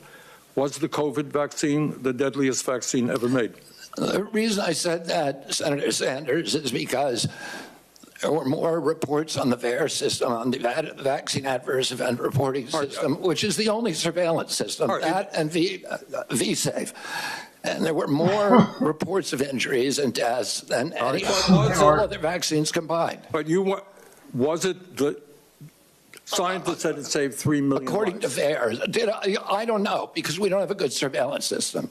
So you disagree with the scientific community that... I'm agnostic because we don't have the science to make that determination. Really? Okay. Prescription drug prices in America, as you know. And by the way, I think President Trump did an extraordinary job on warp speed because he wasn't just focusing on that one intervention. He was focusing on... He called it a miracle, but you have cast doubts on its efficacy. All right. Prescription drugs. If we're going to make America healthy, I agree with you that we need a revolution in the nature of food in America, physical exercise, etc. Very, very important. But there are people who are going to get sick, and they have to go to the doctor and find out why. 1 out of 4 Americans today cannot afford the prescription drugs their doctors prescribe because we pay by far the highest prices in the world for prescription drugs. We made some progress under the Biden administration of negotiating prescription drug prices with pharma. First time that's ever happened. Now, yesterday you told me that the White House was going to issue something affirming their support for continuing those Medicare negotiations. Turned out not to be quite accurate. They came up with some bland statement, could have been written by pharma. Very specific questions.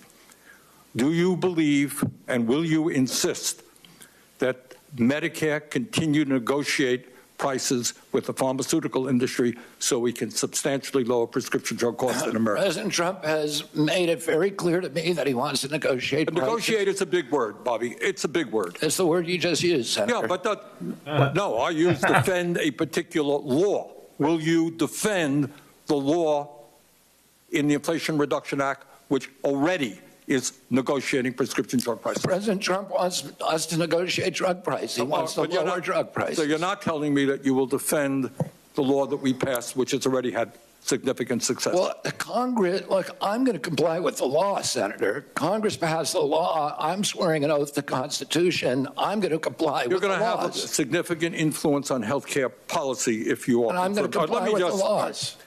Let me just say this in conclusion, Chairman Cassidy.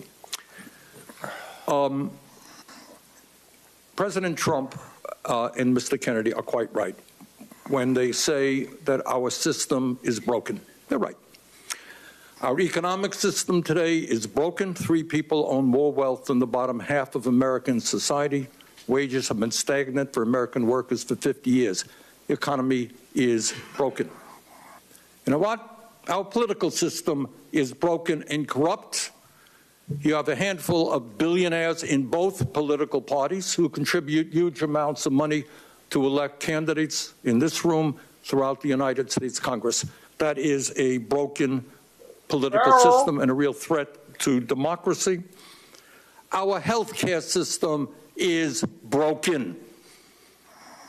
And it's broken for some of the reasons that Mr. Kennedy indicated. We have not paid attention to the fact that we have massive amounts of chronic disease. We have not answered the question why in the richest country in the history of the world, our life expectancy is lower than it is in countries far poorer than we are. So I think in many ways, President Trump and Mr. Kennedy have asked some of the right questions. What's going on? Problem is their answers will only make a bad situation worse. That's why I'm still here. So let me ask Mr. Kennedy again. If we want to make America healthy, will you assure the American people that you will fight to do what every other major country on earth does, guarantee health care to every single American? I'm going to make America healthier than other countries in the world right now. Will you guarantee do what every other major country does? That's a simple question. And by the way, Bernie, the problem of corruption is not just in the federal agencies, it's in Congress too. Almost all the members of this panel are accepting, including yourself, are accepting millions of dollars from the pharmaceutical industry. Oh, no. Protecting their interests. Oh, I thought that would come. No. I ran for president like you. I got millions and millions of contributions. They did not come from the executives, not one nickel of PAC money from the pharmaceutical industry. They came from workers. In 2020, you were the single largest because I had receiver of pharmaceutical money. Contributions from workers all over this country. Workers, you were the not a nickel from corporate tax. You were the single largest acceptor of pharmaceutical dollars. No, from workers in 1.5 million. Yeah, out of 200 million. All right, but you have not answered. Last question. You have not answered my question. Mr. Chairman, we're 3 minutes. How do we make America healthy if you don't guarantee health care? We're literally 3 minutes over here now. Well, how long does it keep going? At some time, you're just battering the witness, Bernie. Not battering the witness. Yes, you are. And you're getting upset at him. You're going at him just like anybody else would. We'll come to order. Bernie, he's going over. Bernie looks retarded now. You dummy. You made 1.5 million? Before I ever entered politics, you acted like it wasn't before much. I was ever thinking about running for office, I practiced medicine for 30 years. I worked in public hospitals in California, Louisiana, specializing in liver disease, caring for those who otherwise would not have had a specialist. If you will, dedicating my life to saving lives. That is, being a doctor. That ethic guides me now. In my opening statement, I told the story of my patient, an 18-year-old girl with acute liver failure from hepatitis B being air ambulanced to LSU Shreveport Hospital for a liver transplant. Now, let me finish the story. Her mother wasn't allowed to fly in the helicopter, so her mother drove the 3 hours from Baton Rouge to Shreveport. Now, when she arrived, they let her visit her daughter before she went back to the OR. And the mom goes in to say a prayer, squeezes the daughter's hand. The daughter's eyes open, and she said, "Mama?" And the daughter began to recover. Powerful story with a happy ending. But as a doctor, I saw endings not so happy. I just had a friend text me, 2 children died in an intensive care unit in a Baton Rouge hospital from vaccine-preventable diseases this past month. So my concern is that if there's any false note, any undermining of a mama's trust in vaccines, another person will die from a vaccine-preventable disease. Now, you've got a megaphone. Maybe you and Bernie, Bobby and Bernie. Of everybody in this room, the two of you have the biggest followings, tremendous credibility. And with that influence comes a great responsibility. Now, my responsibility is to learn, try and determine if you can be trusted to support the best public health. A worthy movement called MAHA to improve the health of Americans, or to undermine it, always asking for more evidence and never accepting the evidence that is there. I looked at the article from Dr. Mawson, and it seems to have some issues. I'll just put that to the side. And that is why I've been struggling with your nomination. There are issues ultra-processed food, obesity, we are simpatico. We're completely aligned. And as someone who has discussed immunizations with thousands of people, I understand that mothers want reassurance that the vaccine their child is receiving is necessary, safe, and effective. We agree on that point, the two of us, but we've approached it differently. And I think I can say that I've approached it using the preponderance of evidence to reassure, and you have approached using selected evidence to cast doubt. Now, put differently, we're about the same age.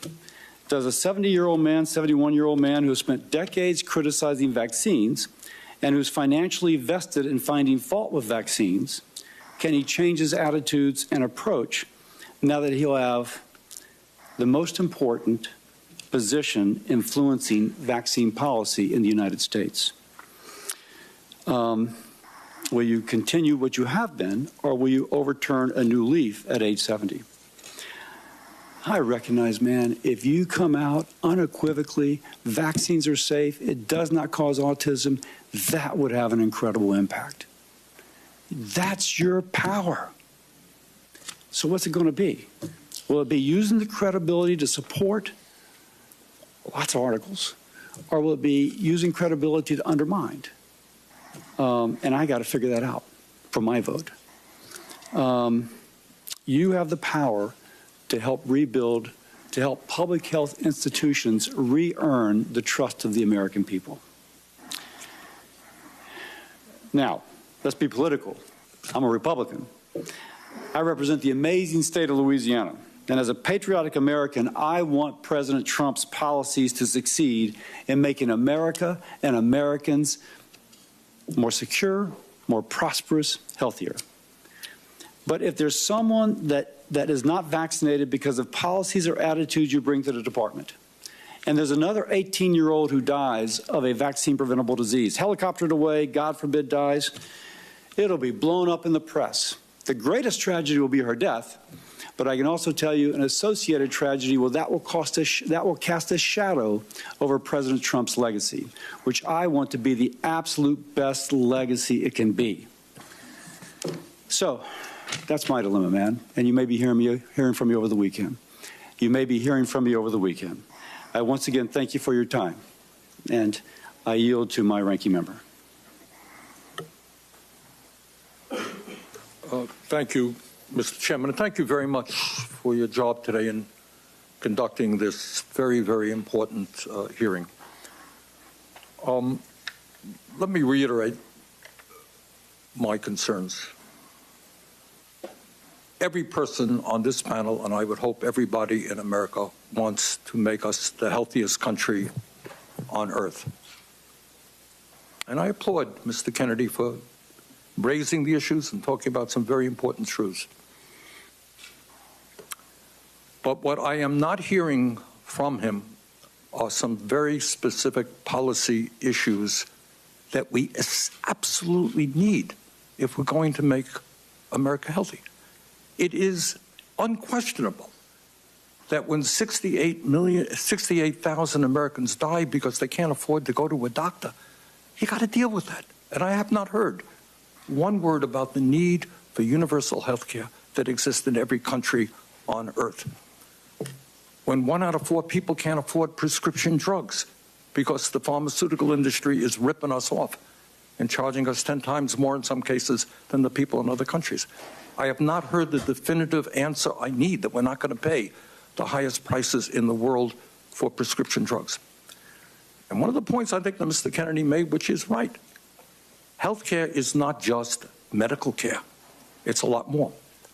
Talk about the food industry. We have held a hearing, Senator Cassidy and I held a hearing a couple of months ago, where we made the point that the food industry is, in fact, poisoning our kids with addictive food that is leading to obesity, diabetes, heart conditions, etc. And I hope that our Congress and the White House will have the courage to take on a very powerful food industry and demand that the products that they sell our kids are in fact healthy and non-addictive. In many ways, what the food industry is doing today is what the tobacco industry did 50 or 60 years ago. And we talk about making America healthy today. Right. Again, it's not just doctor care, medical care. We have millions of people working for starvation wages. You cannot be healthy if you're working 50 or 60 hours a week and you can't afford the rent that your landlord is charging you. Stress kills. Stress makes us sick.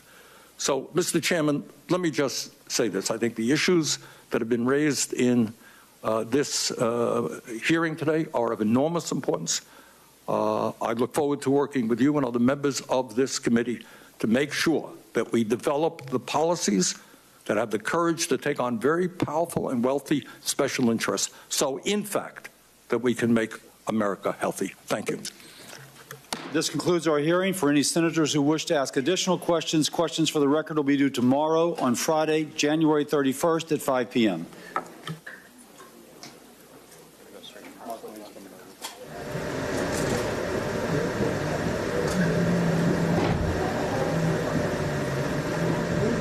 Yeah, where's Crossback at? The Crossback didn't come by yesterday either.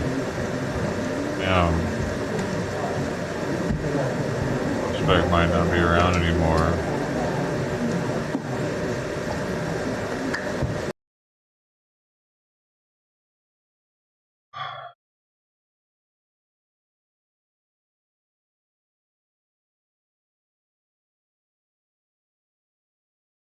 That's the only one that has been coming by lately.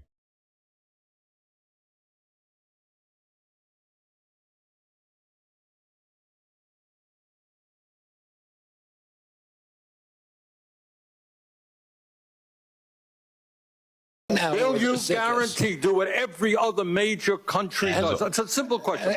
And by the way, Bernie, this is their take on what we watched.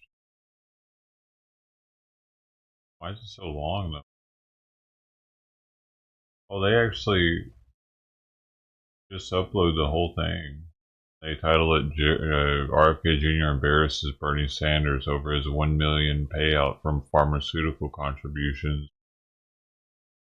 Yep, we just saw that though.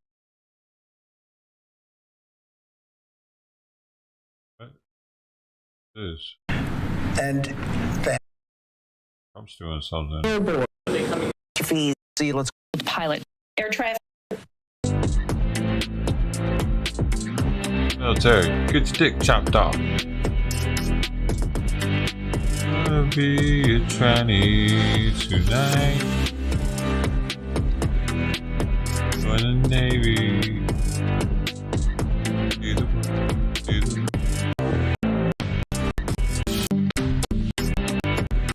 just way back right now. Let's listen in. It will go out right now to the White Box. I'm your host, Mike. Moments ago, President Ford Joe signing executive orders inside the Oval Office. We do have that tape playback right now. Let's listen in. Playback. So we thought we'd let you watch. If we could, I'd ask Will to explained the first, but really more importantly, explained the second, and we'll start signing. Go ahead, please. Yes, sir. Just 2 items for your signature today. The first is the formal commission appointing Chris Rochelot to be the Deputy Administrator of the Federal Aviation Administration. Right. And since the commissioner position since the administrator position is currently vacant, he will act as the administrator since he's now been appointed deputy. And he's a very capable guy. Extremely experienced in aviation and highly regarded in the industry and in government.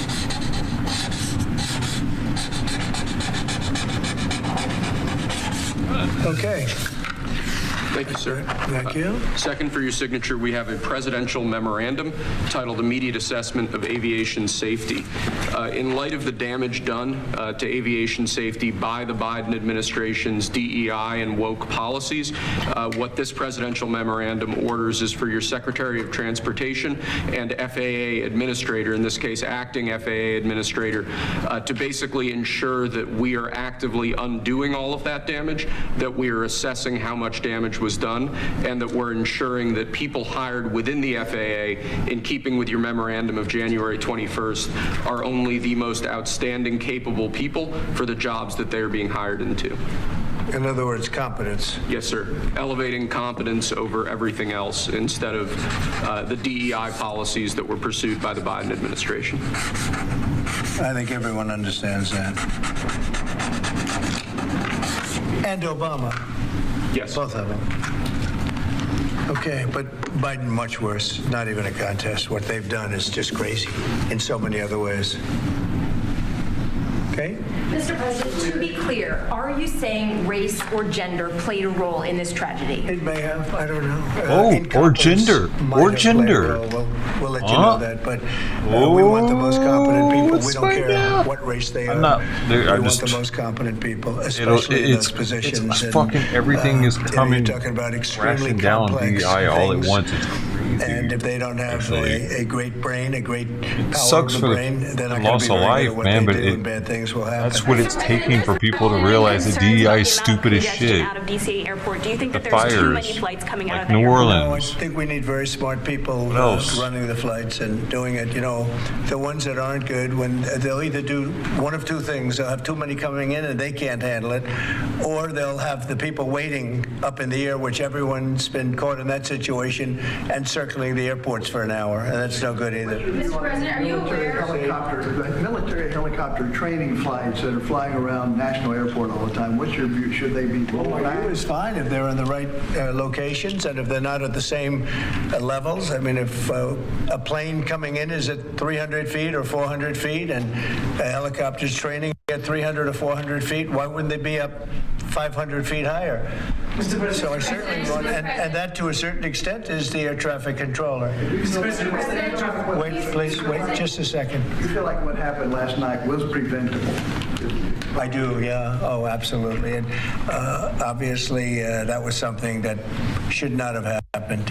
And we're not going to let it happen again. Yes, please. Mr. President, on a slightly different subject, on your Canada and Mexico tariffs, will oil be included or excluded from those tariffs? So we'll be announcing the tariffs on Canada and Mexico for a number of reasons. Number one is the people that have poured into our country so horribly and so much. Number two are the drugs, fentanyl, and everything else that have come into the country. And number three are the massive subsidies that we're giving to Canada and to Mexico in the form of deficits.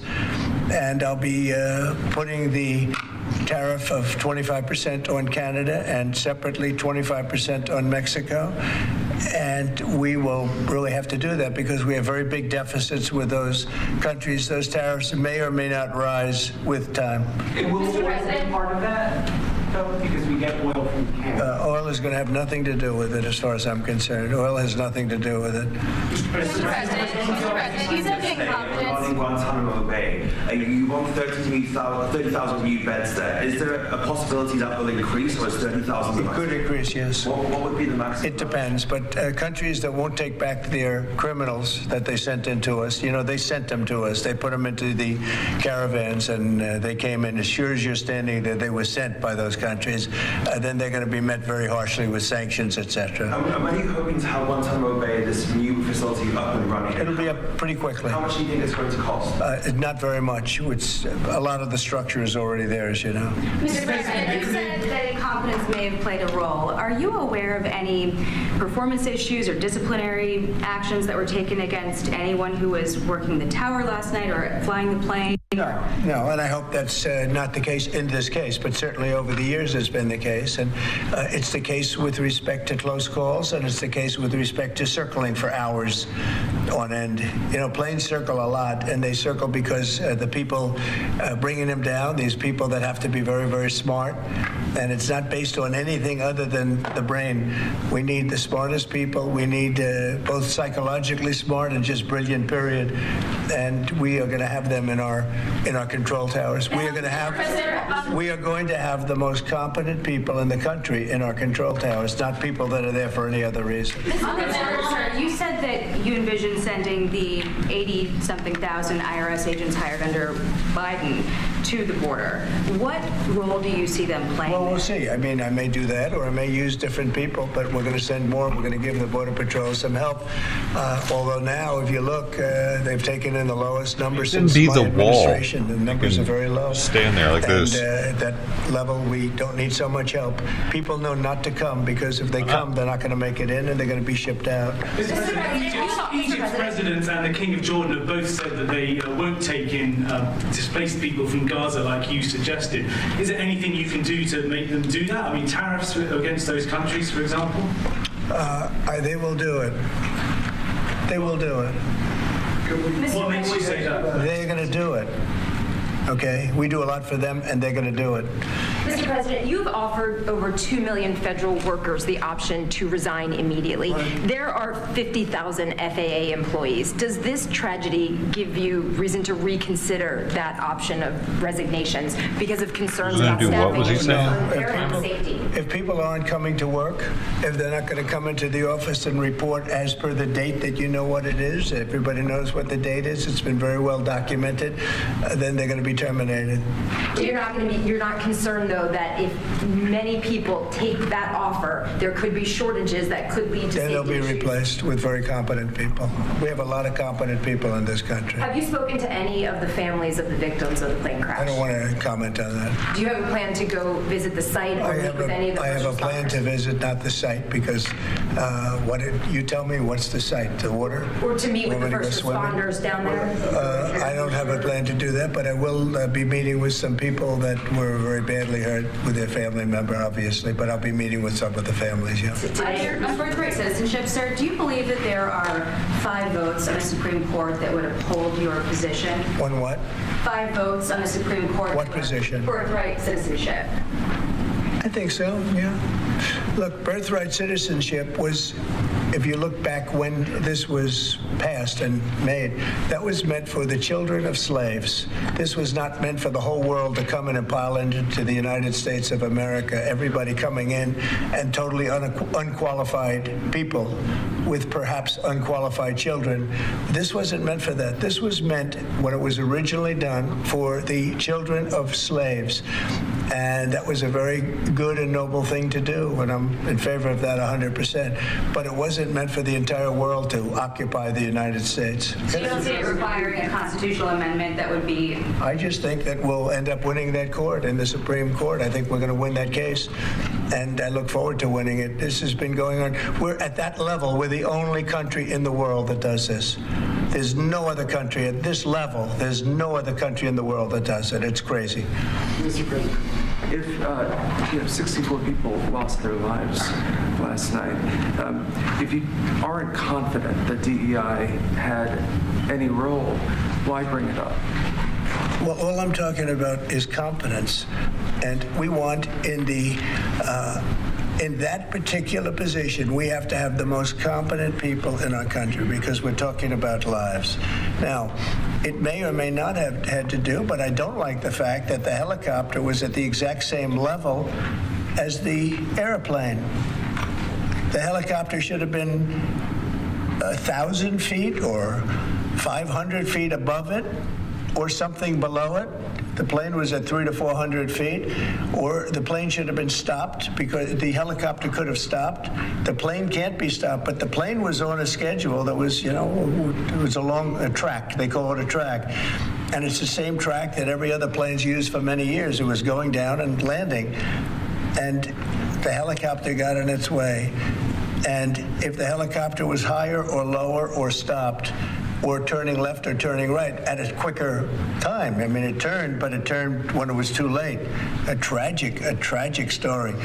So, I don't know, do you blame it on the air traffic controller too, in addition to the pilots? Maybe the pilot's fault, they should have seen it. I would have thought they should have seen it.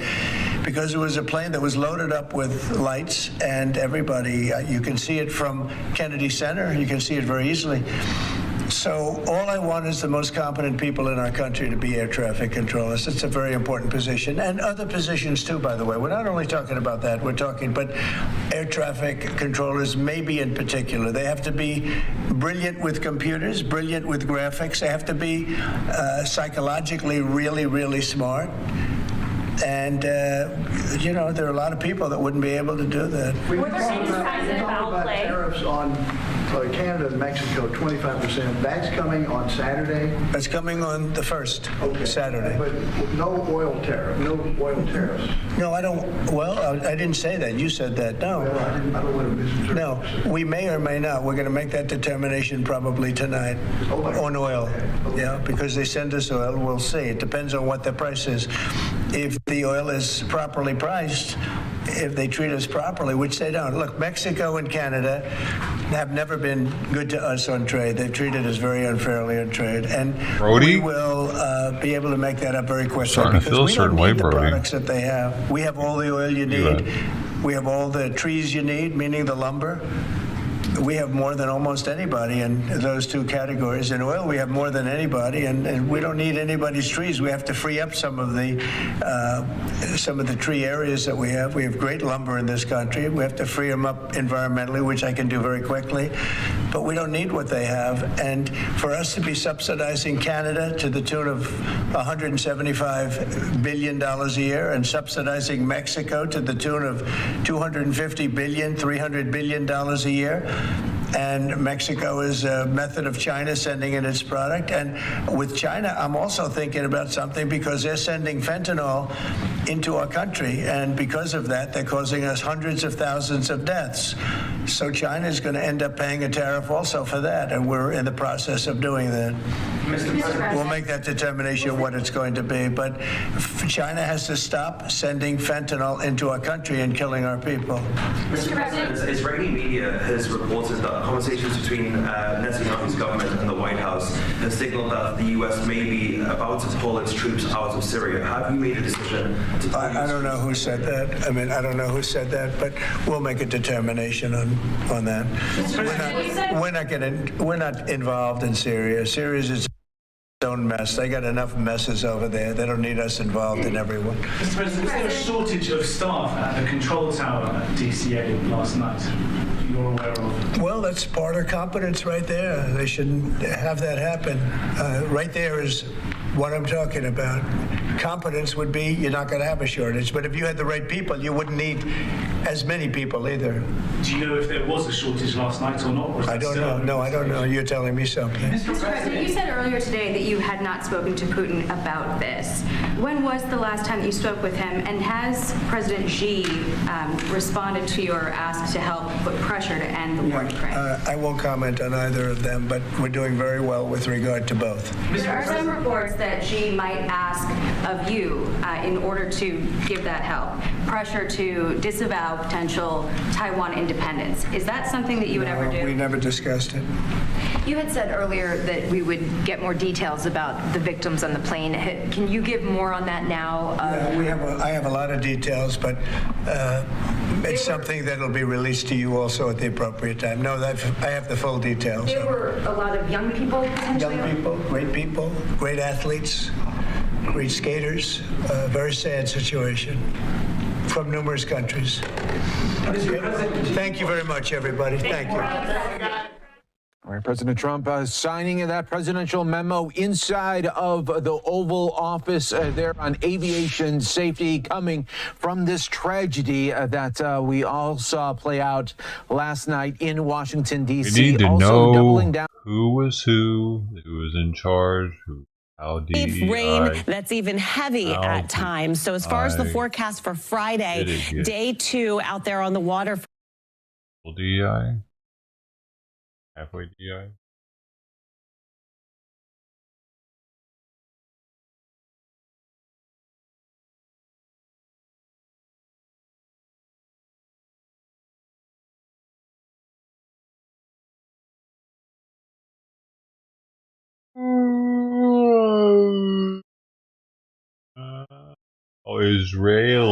Israel Chaotic freeze. scenes as Hamas handed over Israeli hostage Arbel Yehud to the Red Cross on Thursday, fearful and apparently struggling to walk as crowds surged around her. Israel delayed the release of 110 Palestinian prisoners under the Gaza ceasefire deal in an angry response, but went ahead Why do after they have to mediators do it committed like to that? ensuring the safe passage of hostages Fucking in animals. future releases, the Prime Minister's office said.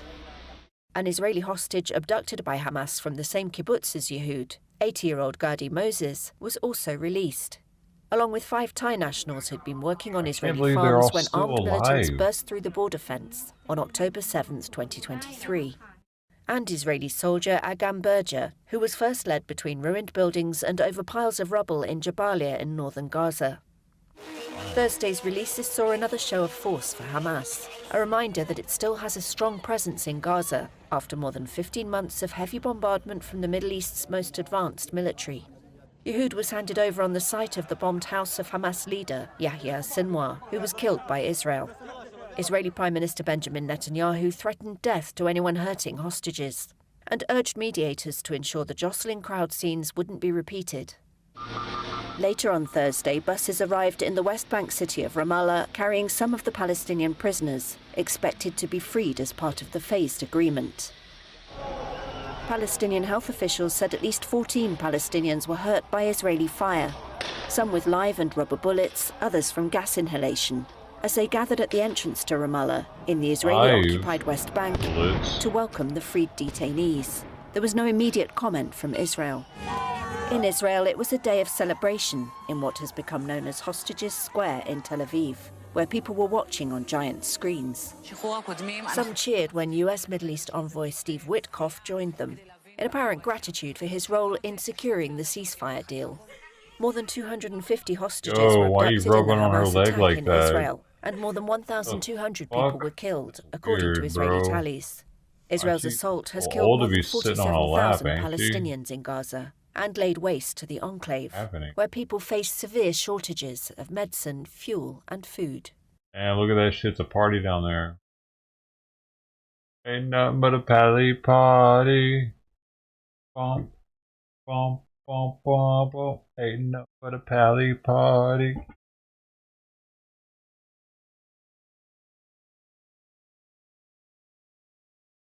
Mom and dad, I get that it's our mom and dad, but isn't it weird for a dad to rub one of his daughter's inner thigh like that at that age?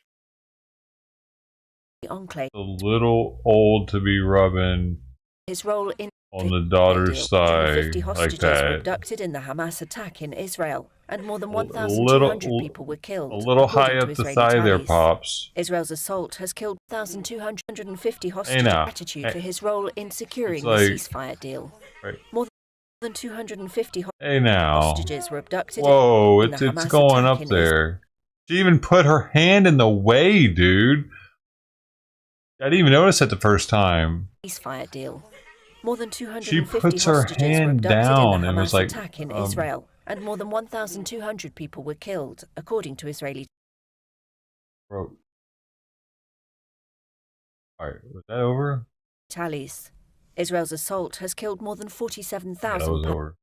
Oh, you couldn't see it, what I was showing on. I don't remember. You probably could see it. I'm sorry you had to see that. NTSB gave an update. That's always pointless to watch.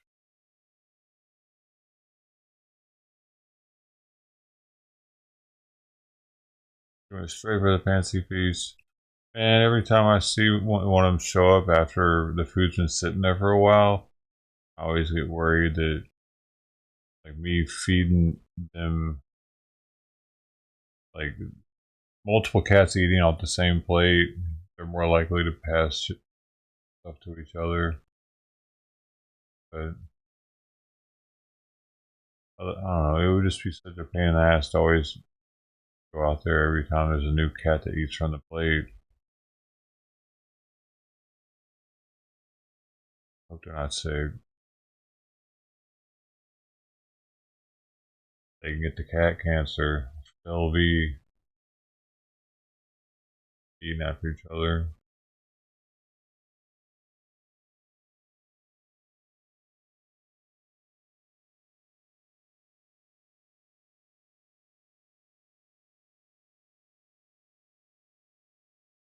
How long does that take to start showing side effects?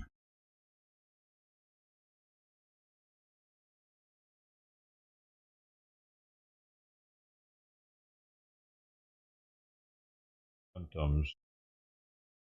Weeks to years. Damn. Weeks to years. Some cats may show symptoms immediately, while others may not show symptoms for months or years. Man, shit. I really hope I'm not getting these cats sick, man. Because now she's eating some old shit. She's eating, I think, Simon's food. That some other cats have definitely eaten off of.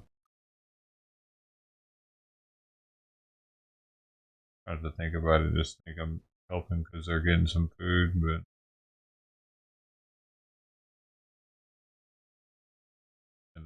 yeah, I think that far left plate's just a bunch of scraps from all the other plates.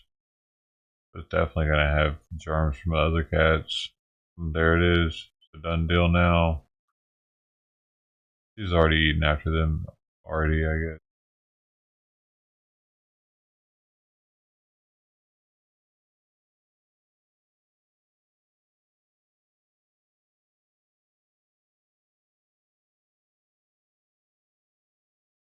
And she's hungry. Plus, I'd have to throw away a lot of food if I did that too. Like, all that food would have to been thrown away that she's eating right now.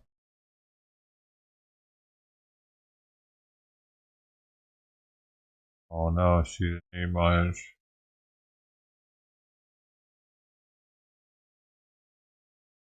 In a hurry.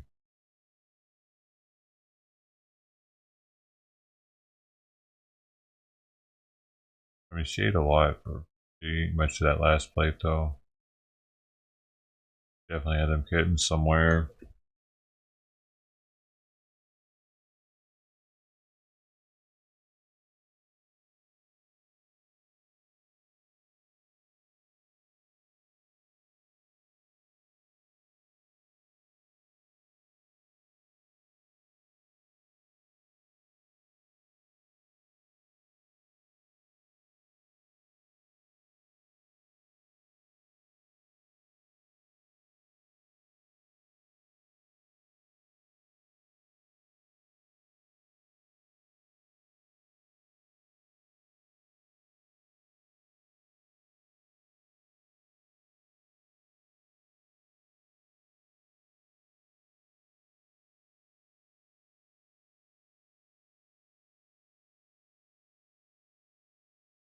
Right here.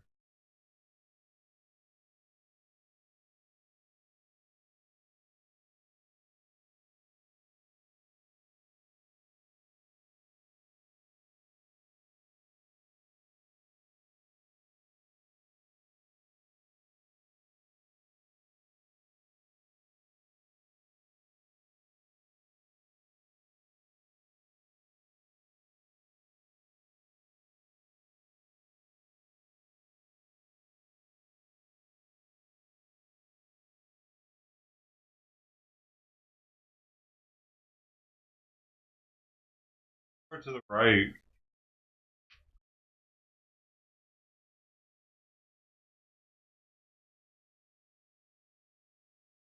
Healthy? Well, that one just had babies somewhere. Where that way. Her kittens somewhere. I should probably try to follow her one of these days.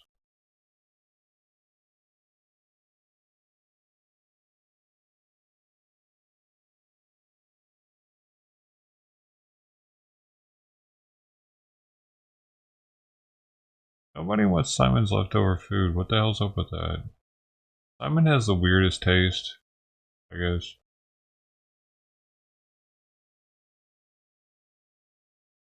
Maybe she could tell that he had his saliva though. He's a drooler.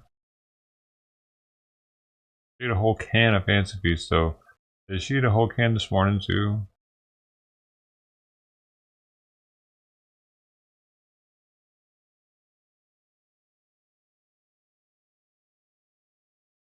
Are you saying I shouldn't follow her?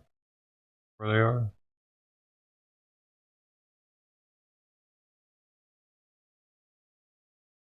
Do you think her tail is shorter?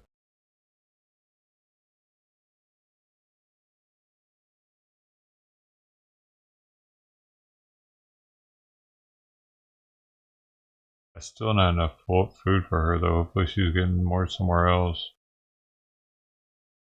That's enough for a regular cat, not one that's nursing.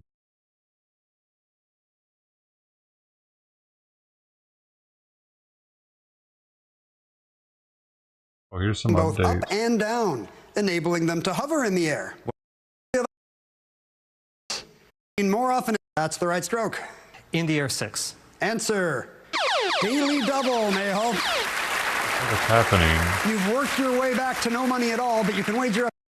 Dude, this audio is actually on this news. Up to 1,000.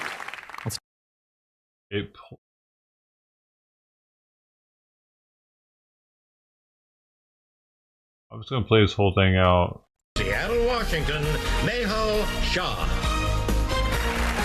And now, here is the host of Jeopardy, Ken Jennings. Thank you, Johnny.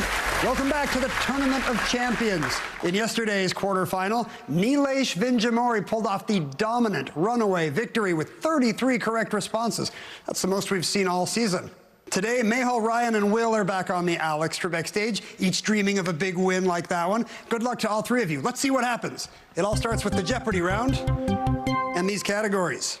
U.S. cities is up first. Then we have homo nimble on your feet, fitness, in the air, followed by pre-boots, and finally, let's put two things together. Why not? What could go wrong? Oh my Mayho, god. Let's do in the air and let's put two things together. What could go wrong? What is happening right now, dude?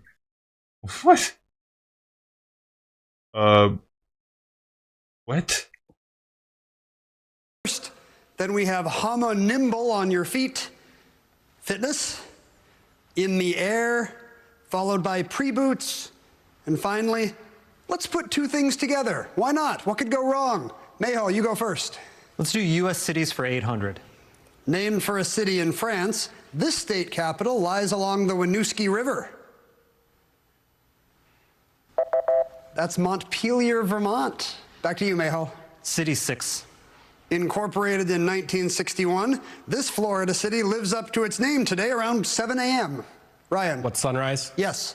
U.S. cities 1,000. Take a load off in this third largest Iowa city that hosts a famous jazz festival honoring native son Bix Beiderbecke.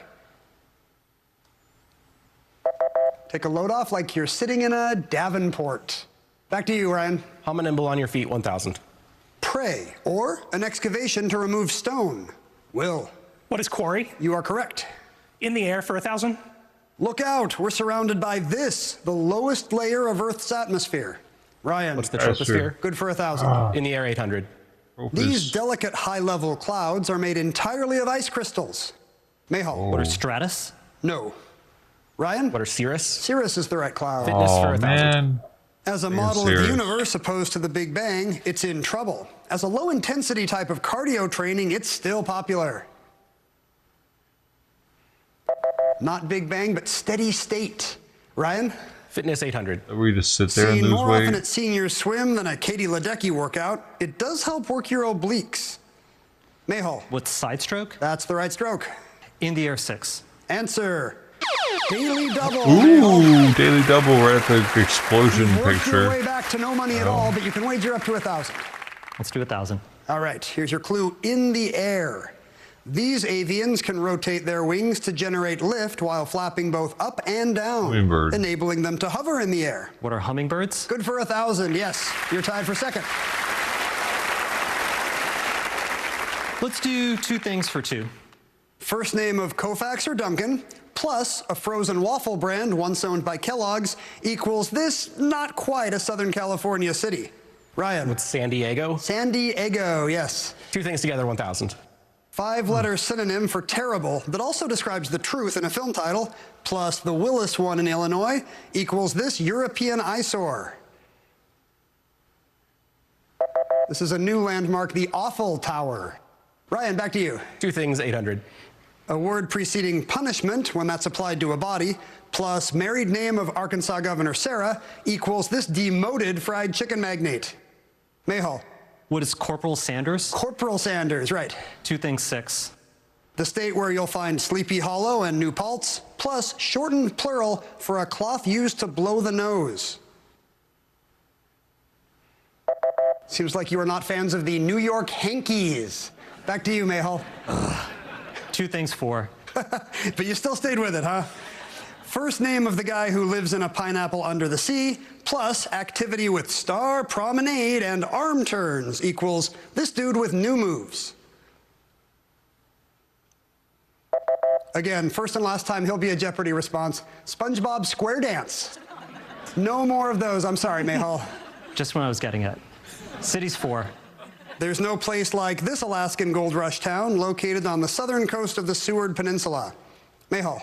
What's Nome? No place like Nome takes you to 2,200. These are You're just fucking 400 hard, off the lead. dude. We'll be right back with more Jeopardy Tournament Fuck you, of Champions. Jeopardy. You made me after feel these like I'm stupid. Alex Trebek didn't do that. Brands out of money and the largest chain of mattress stores deep financial distress, while the dump closes our gigantic bedding warehouse. No wonder California handmade heirlooms that sell for $6,300 get dumped for $14.95. Get your ass in here now. You gotta look at a bed. $2,000 perfect sleepers and Or they're sold out.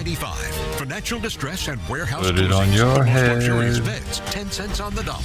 One weekend only at the dump. 10 cents on the dollar. They I can keep get a pushing bed for to raise your $100. utility bills to pay for their $1,000 $13 bed. billion boondoggle.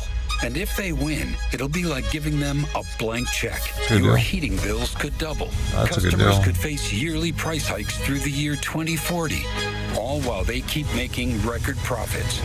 The ICC has already stopped them once, so Weird. speak up and tell the ICC to shut down these unfair rate hikes again. Here, anything is possible. This is an As long actual as you can live imagine stream, it. and people are still commenting on this. That's Like, what this makes is Orlando crazy.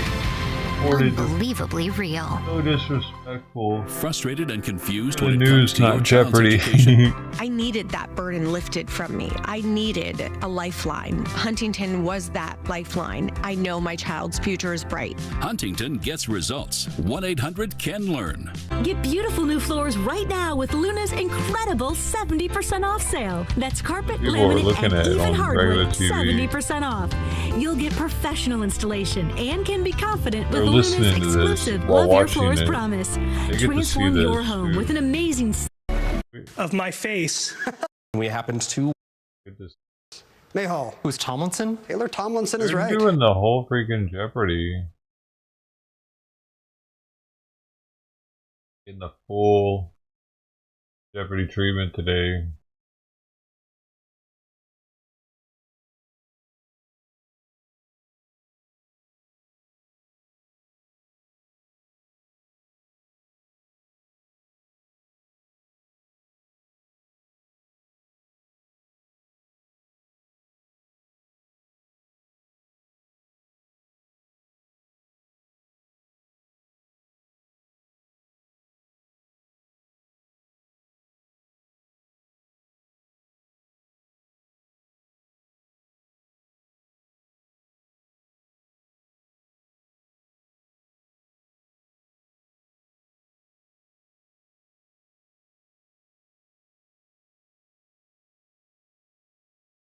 Aye. Full can.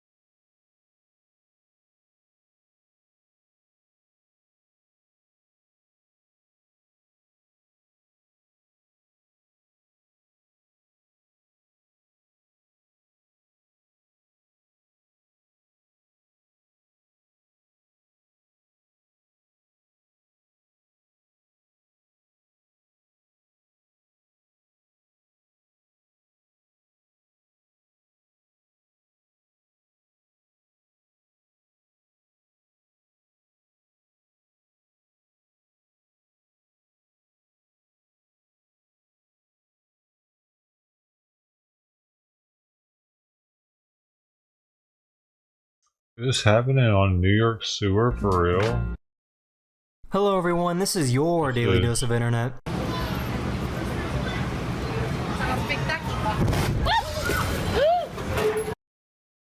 Crazy.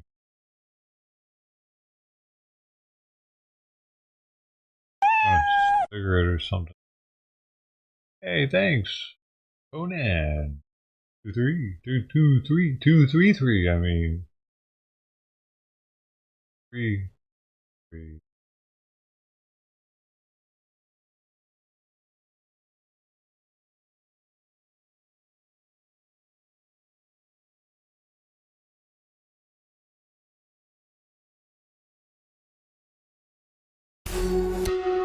The Defense Intelligence Agency is pausing its observance of several cultural and historical events following President Donald Trump's executive order banning diversity, equity, and inclusion programs in the federal government. A memo obtained by the Associated Press outlines the decision halting 11 annual observances, including Black History Month, Pride Month, Holocaust Days of Remembrance, and National Hispanic Heritage Month. Martin Luther King Jr. Day and Juneteenth were also listed. Juneteenth? The federal holidays no. will not be affected. Tuesday's directive pauses all activities related to special emphasis programs and employee affinity groups within the DIA. While the move aligns with Trump's broader crackdown on DEI initiatives, a U.S. official confirmed it was an internal DIA decision and does not yet apply across the Pentagon. Federal agencies have been grappling with how to implement the executive order, with some taking broad action due to a lack of clear guidance from the White House. The DIA memo says employees have been asking about the future of planned events, but for now, all observances are on hold. Defense Secretary Pete Hegseth ordered a Pentagon-wide task force to ensure DEI programs are eliminated. In an interview with Fox News, he said, quote, "We're not joking around. DEI is gone," end quote. When asked whether Black History Month would still be recognized at the federal level, White House Press Secretary Caroline Leavitt said the administration still plans to celebrate contributions from all Americans, but did not say if other agencies might follow the DIA's lead. The decision follows similar actions within the military. The Air Force recently removed DEI content from basic training, temporarily cutting lessons on the Tuskegee Airmen and World War II female pilots. The service later clarified that those historical lessons would remain. The DIA says it will continue working with the Department of Defense to implement all executive orders. It's unclear if other military branches or intelligence agencies will take similar actions. Everyone have in to the coming watch weeks. it? For Do more the white unbiased people have to watch updates, it, download or the Straight Arrow just News app the or log on females to that get it? SAN.com. I don't have to watch that shit. Great, females can be pilots. That's amazing, but they're not the best pilots because they're physically not capable of being the best pilots. The amount of G-forces the pilots take, and they have to do the whole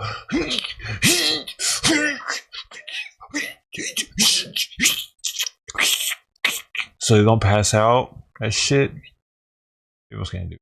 They can't do it at the top-notch level. The pull the cheese, the 10 G's, motherfucker. I'm fucking, my nuts are inside of my ass right now. How's this happening?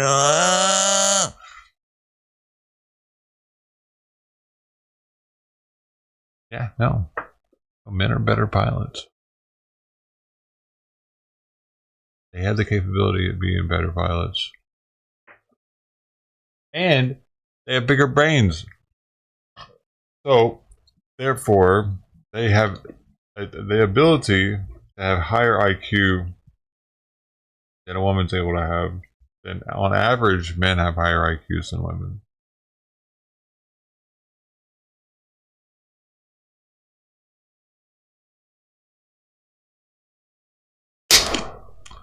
What?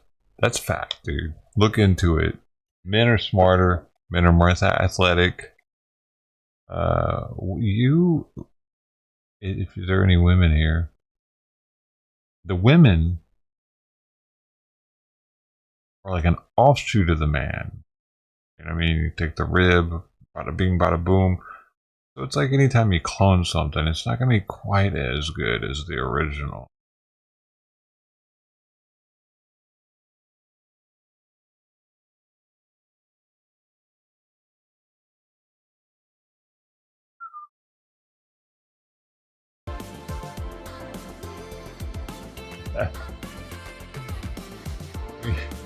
It makes sense, dude.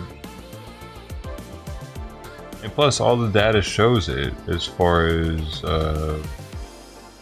especially for physical, but also for women are known for being more emotional. Men are known for thinking with their head rather than their emotion.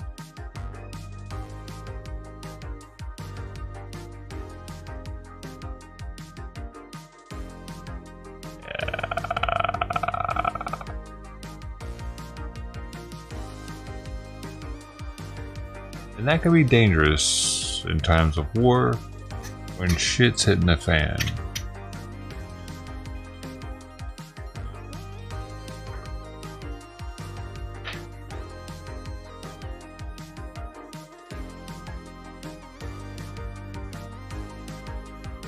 And they're more emotional when it's, you know, it's that time of month. So,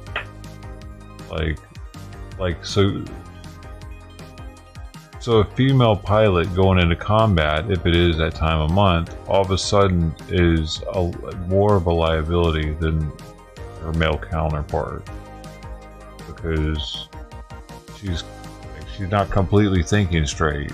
You got to deal with this other shit at the same time.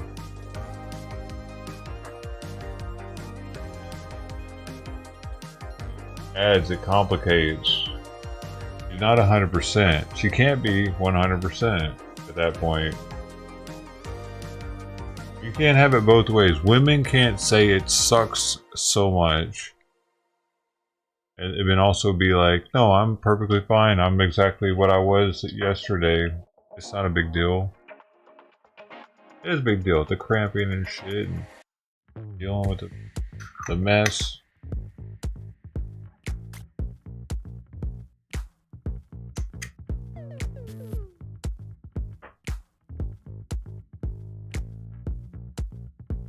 And let's not even talk about the sniffer dogs in the field. They're gonna help them find our troops, man. All the bloody rags everywhere. I'm just playing. Okay, I might have went too far.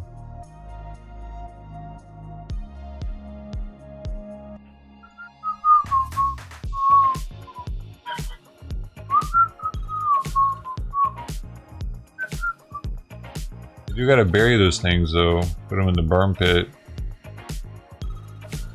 The co-pilot of the chopper was a woman. Why am I happy to see that? Because I just want DEI to go away, dude. I want there to be more reasons for people to see that it's a stupid idea, dude. So it just doesn't make sense. Why would we? Dude? We don't need females up there distracting our male pilots. That was the fuck they were talking about right before it happened. You know what I'm saying? You got two dudes up there. They might be shooting the shit about something, but they're not trying to fuck each other.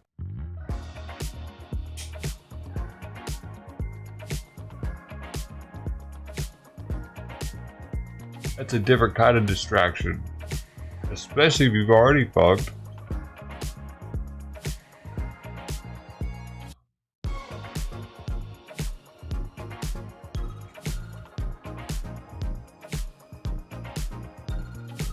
Maybe you've already kissed her or something. Oh man. Unneeded liability.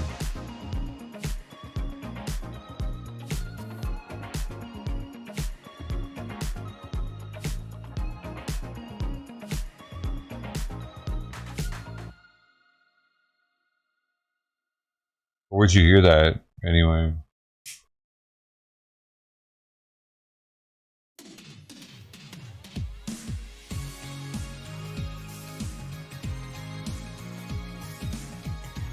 Dude, that's just too gay.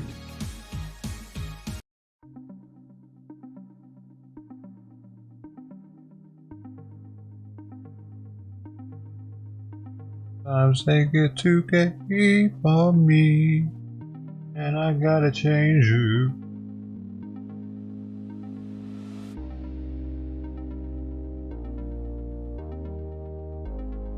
And I gotta change you. When it gets too gay for me, Gateway Pundit, no, don't know if I can trust him. Don't know if I can, don't know if I can trust him on all the news. They're very right wing, very, very right wing. They might be biased.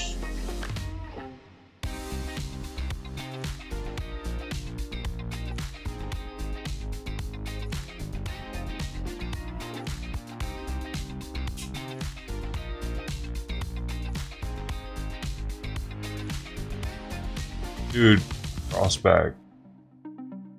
Why did Bob eat today? Crossback didn't come by, Bob didn't eat today. They must be getting food somewhere else.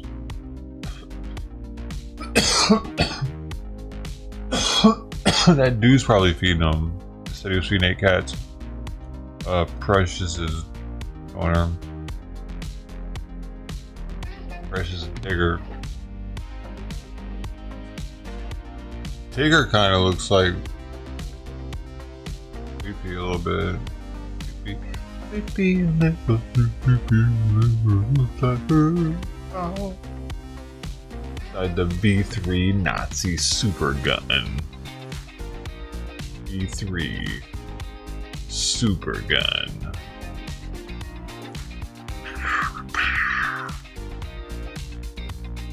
Fox News is reporting it too. Oh, really? Oh, really? You're gonna report to me? Report to me. Female pilot in the helicopter. That is one strike against the females.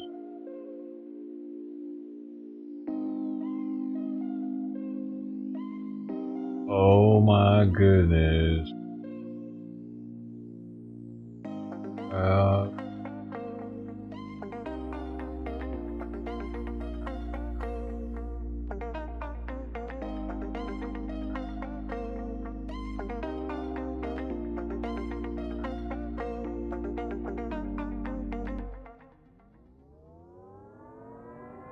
I'm just putting female co-pilot crash and nothing's coming up yet. So it's not mainstream news yet.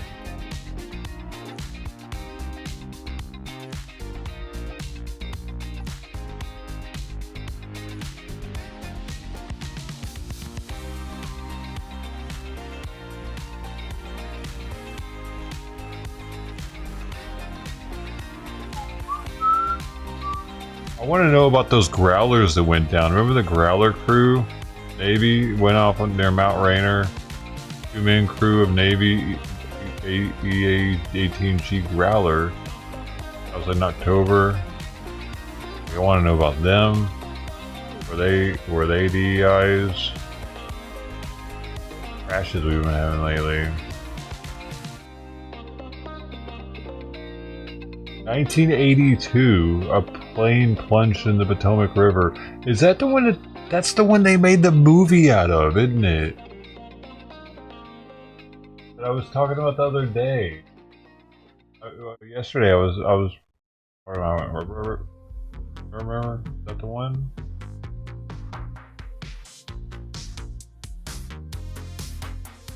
Air Florida Boeing. Air Florida was the name of a...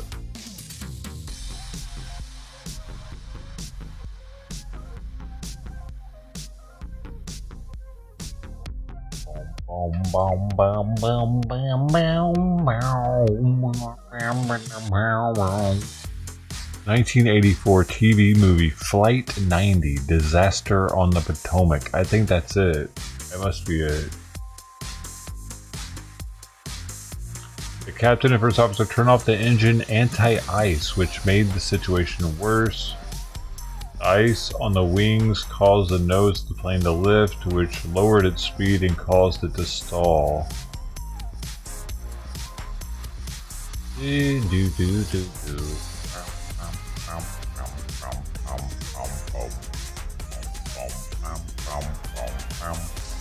'It happened in January on January 13th, 1982, so it also happened in January. Interesting.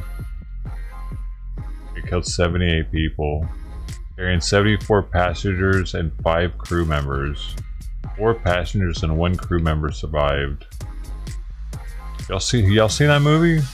Anybody seen it? It was pretty crazy. I've never seen it when I was really young, and it kind of freaked me out a little bit. It was nominated for 2 Primetime Emmys and won 2. It won both of them, I guess. I don't know. It says it was nominated for 2. Why didn't it just say it won 2? Why is it saying it was nominated for 2 Emmys and won 2? Was it nominated for 4 and then won 2 of them? It's so fucking confusing the way it's written. AI, you don't know how to tell me what you want to, because that doesn't make any sense. Why can't you just tell me the truth? I wanna know how many. It won. They won 2.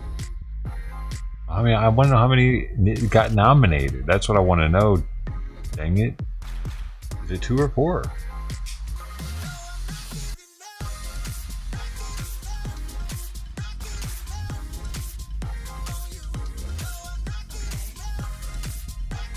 You can do everything on D-Live that you can do on YouTube.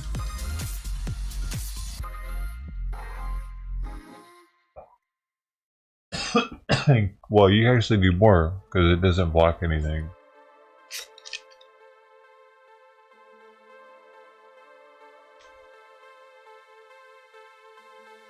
If it's been blocking you, if they have been blocking you.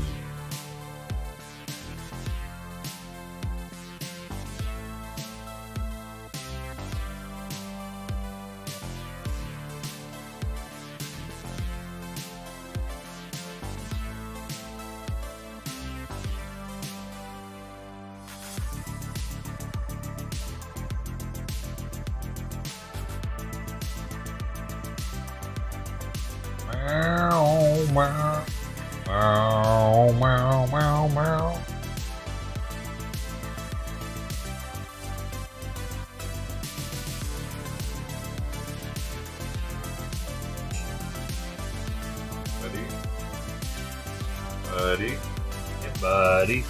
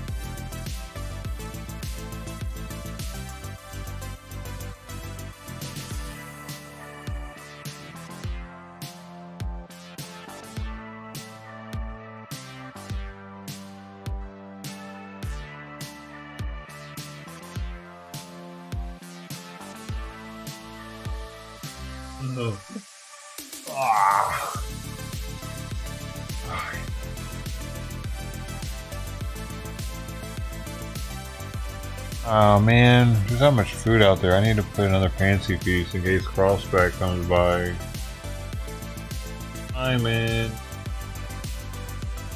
I need to go out there real fast.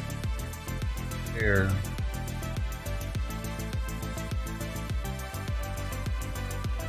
Yep.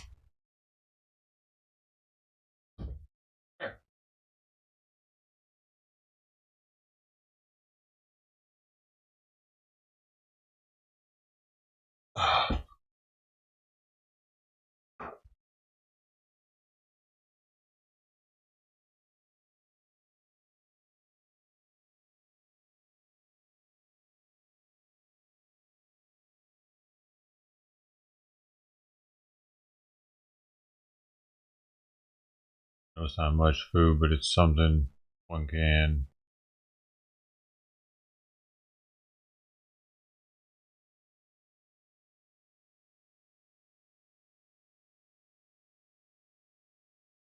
That other food had been there since this morning.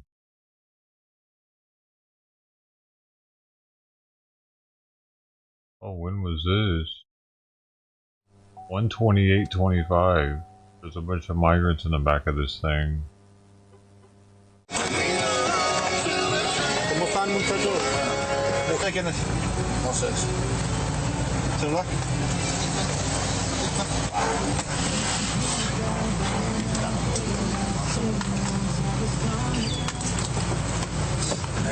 ¿Cuántos hay aquí? ¿Cuántos son ustedes? Vienen atrás. ¿Cuántos son? No, no más gente atrás. ¿Cuántos en total? ¿Cuánto? ¿Cómo cuánto? ¿Cuántos hay? ¿Eh? Hey, no. Más de 12, somos más de 12. More than 12. Como 15 o 20. ¿15 o 20? Pásenme todos los celulares. Los celulares, todos, pero tengan. Seguro que porque no lo van a quitar.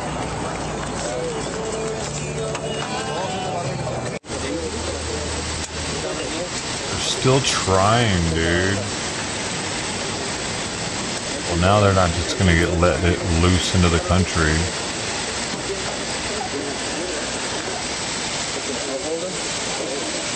He's got bags and documents on his left. He's got bags and documents on his left. What? He's got what? Bags and documents on his legs?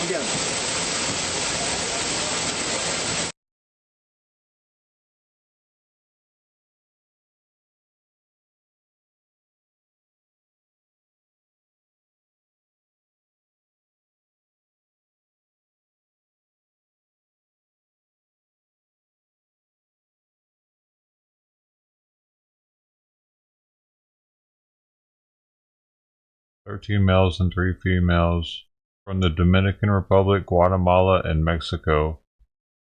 Hey, psst. Hey, psst.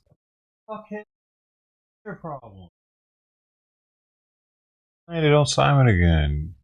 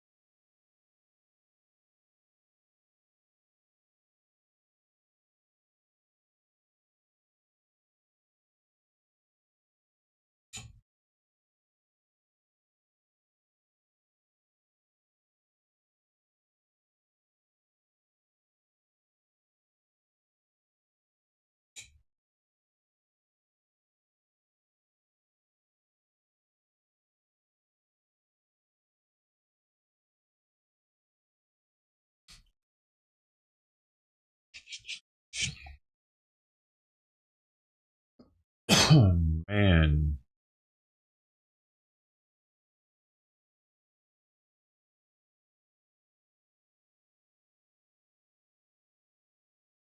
New video shows a woman apparently detained and taken away by ICE. This happened, here it is, over the weekend. Fox 11's Matthew Seedorf, he's live downtown outside the ICE detention building after speaking with that woman who caught it all on camera. Matthew. Yeah, that neighbor tells us that the woman who was apprehended was brought to this ICE building here behind me. This as we start seeing more arrests like this across our area. These people are asking her for her identification and asking her if she's from Mexico. New video of federal agents making a possible immigration apprehension this week outside Los Angeles. She was on her way to work and they just proceeded to take her out of the car and take her. ICE is in Pomona, you guys. This taken Monday morning outside Diana Delgado's home in Pomona. The first thing I heard was, "What part of Mexico are you from?" But very aggressively in Spanish. And I knew something was wrong, so I proceeded to record. What is she doing? Heading to work? What is she bothering you guys? Is she doing something dangerous? A woman taken away by law enforcement. The city posted this to Facebook saying these aren't their police officers. Does your neighbor have a violent history? Is she wanted for anything? No. So I was able to speak to the daughter. You know, she did confirm, you know, her mom has no criminal background. The family confirmed they were looking for someone else. So what? And then after that, they proceeded to ask her what part of Mexico she was from. We need more deportations, a lot more deportations, and that's what we're working on. The DEA Los Angeles office sharing these images of their agents last week working side by side with Homeland Security to enforce immigration laws. ICE also taking these pictures of recent arrests, including a Colombian national convicted of extortion, kidnapping, and trafficking, along with this foreign fugitive from El Salvador wanted for homicide. Cars that are surveilling us? A group in Riverside County posting this video publicly to Facebook on guard, calling on volunteers to watch for ICE and Border Patrol agents in Home Depot parking lots, saying we need some. They're doing the same shit here in Long Beach on the Reddit, dude. They're like posting every time they see something that they think's an ICE agent, they're posting it to the Long Beach subreddit. They're trying to save them. With ICE, Border Patrol watch. As if these motherfuckers are on Reddit. Shifts, you will be trained. The day before that incident, they did the Home Depot around the block. They did the same thing there, and it's just really sad. So we've reached out to the DEA as well as the local ICE office for an interview, or as well as possible ride-alongs, and so far those requests have been denied. Reporting live tonight, they take all the best parking spots at the Home Depot here locally, because they'll sit there all day, so they want to be in the shade. So they take all the parking spaces that are underneath the trees, and you know, those are only along the edge. The whole rest of the parking lot is no trees, no shade. So in the summertime, it can be like, damn, I'd like to park in the shade, but all these fucking illegals over here trying to sell fruit or trying to get a job carrying some whatever. Right wall up, or I don't even know what, you know what I mean? Like, yeah, get them fucking out of here. What are you doing? Tax-free working and shit, send your money back home so more people can come do what you're doing. I mean, I'm in the minority here in Long Beach. I could get hurt being this. Mayor Johnson, there are over 400,000 illegal aliens, migrants in the state of Illinois, city of Chicago. Many of them have criminal and deportation orders. There are, at best, because of Chicago's sanctuary city policy, a revolving door policy towards illegal aliens who have committed the most heinous of crimes. Chicagoans are asking me, what would it take for you to perhaps take their safety and their security seriously? What if something were to happen, if an illegal were to rape, rob, murder, commit a hit and run against you or Stacy, your wife, would that be enough for you to take this public safety crisis seriously? We just didn't have his camera. Safety is our top priority, and we've already made critical investments in the city of Chicago to continue to build safer communities. That's why in every major category, violent crime continues to go down because of those investments. And so the federal government has a responsibility that if there are individuals that are undocumented that have been convicted of a crime, that is their responsibility to apprehend those individuals and deport them. That's nothing new. Every administration has done that. Some administrations have been aggressively working to deport individuals. I believe between 2006 and 2016, I believe it was about 2 million individuals were deported. So this is not Chicago unprecedented in that regard. But the federal agents that have the responsibility to detain and deport undocumented individuals that have been charged or, convicted of a crime, that is their responsibility, and I fully expect them to uphold uphold the law. The people of Chicago tell me that your answers are nothing more than double talk, word salad, pre-scripted PR statements. Tom Holman showed up in Chicago and within 24 hours found a convicted sex offender who has been living in our city since 2009, flouting the sex offender registry. If he can do this, why can't you? because that's their job. That is their job. Oh, you're making it be their job. job. Responsibility to make sure that individuals who are undocumented, who have been charged with, convicted of a crime, it is the federal government's responsibility to do their part and uphold the law. Our local police department, along with our public health department, along with our other sister agencies, are working to build a better, stronger, safer Chicago. And as we've stated repeatedly, those critical investments, you continue to see the results of those investments as violent crime continues to fall in Chicago. Thank you very much.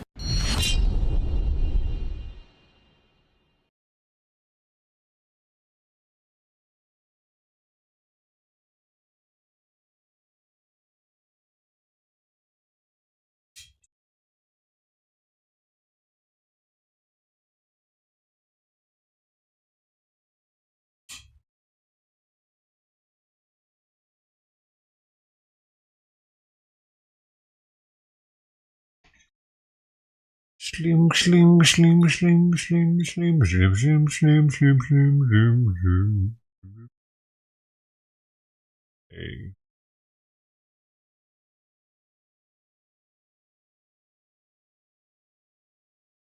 Oh.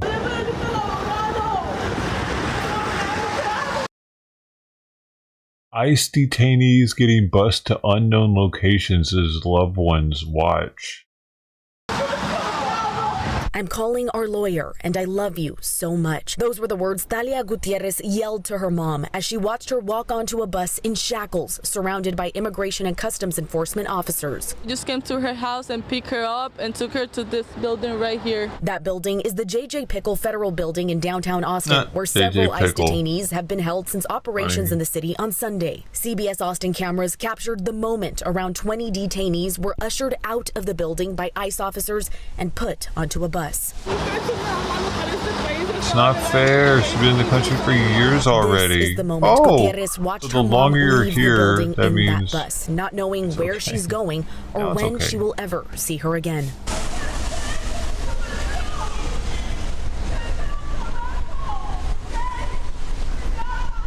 I don't even know where she's gonna be at. They haven't given me any information, nothing about my mom. Federal and local officials confirmed to CBS Austin these targeted ICE raids were only resulting in the arrests of immigrants who have committed violent crimes. I called and talked about it and was told that yes, these were violent offenders. But CBS Austin ran the criminal history on Talia's mom, Tatiana Bonito Luna, and found several nonviolent charges out of Williamson County. In 2020, she was charged with felony possession of marijuana and cocaine, and in 2024, she was charged with failure to report injury in a traffic accident, meaning leaving the scene of a crash, which is a Class C misdemeanor. But the president has said that, of course, the illegal criminal drug dealers, the rapists, the murderers, absolutely, those should be the priority of ICE. An NBC investigation found nearly half of the 1,200 migrants detained across the country Sunday don't have criminal records. A lot of people are suffering, and I don't believe it's only my mom. I believe it's 100 more people over there. Thank you for watching. Please hit the subscribe button and get the latest news by downloading the CBS Austin News app.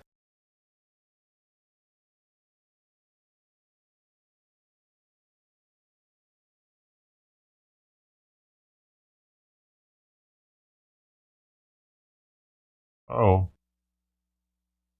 This guy's getting arrested right now.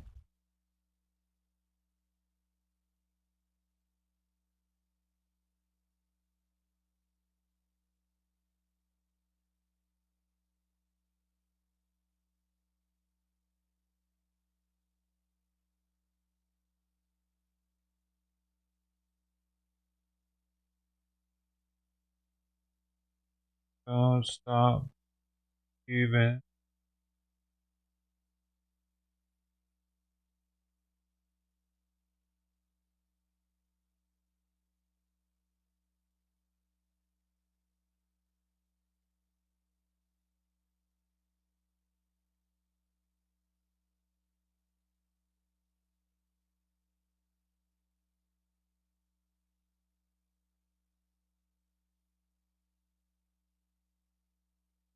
Damn.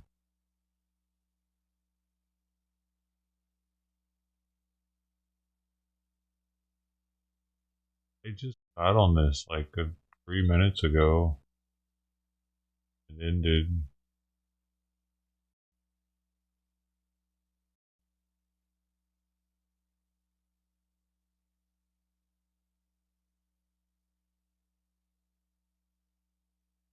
Wow.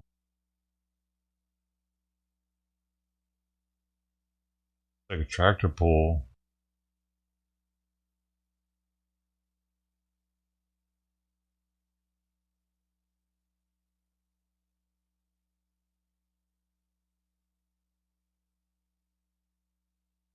And he hit the wall. Also a middle, I guess.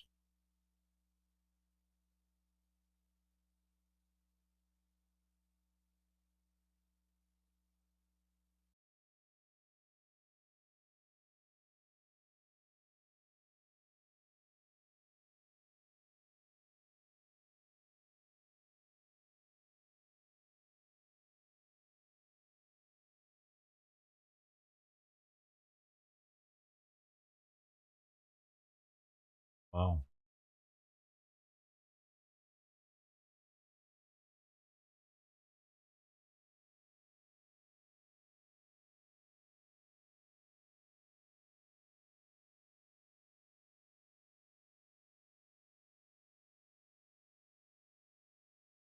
Kitty.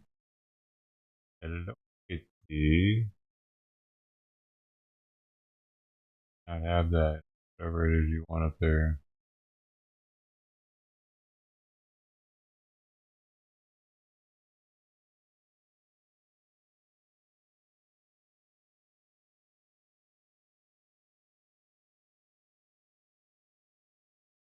That's it though, y'all. That is it for the kitty cam. Thank you all for hanging out. This is Steve for holding it down. Thank you for holding it down as a mod. Ted Thomas, thank you for coming through as the time extraordinaire. You got the time. Top of it. You all for being here. Kukuruku was here. There are other people. Mike Eiler over there on D-Live. He was holding it down for a little while. That was cool. Going in, thanks for the follow over there on D-Live too. That's awesome.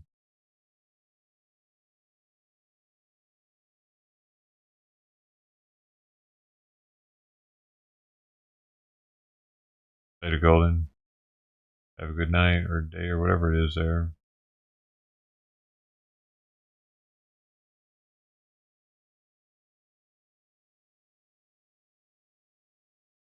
Thank y'all for coming through. Burgers and Jerkers, misguided and undecided. Have a good one. Keep breathing. Remember to keep breathing. Gotta remember. You don't forget.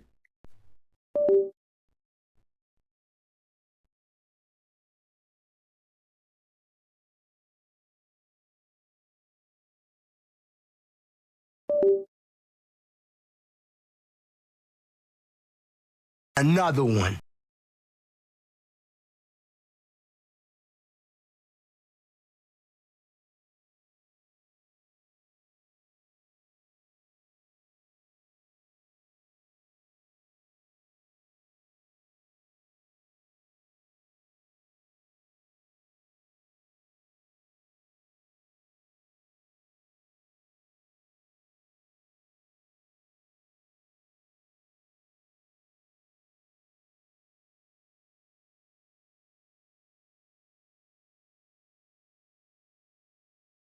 Meow, meow, meow, meow, meow, meow.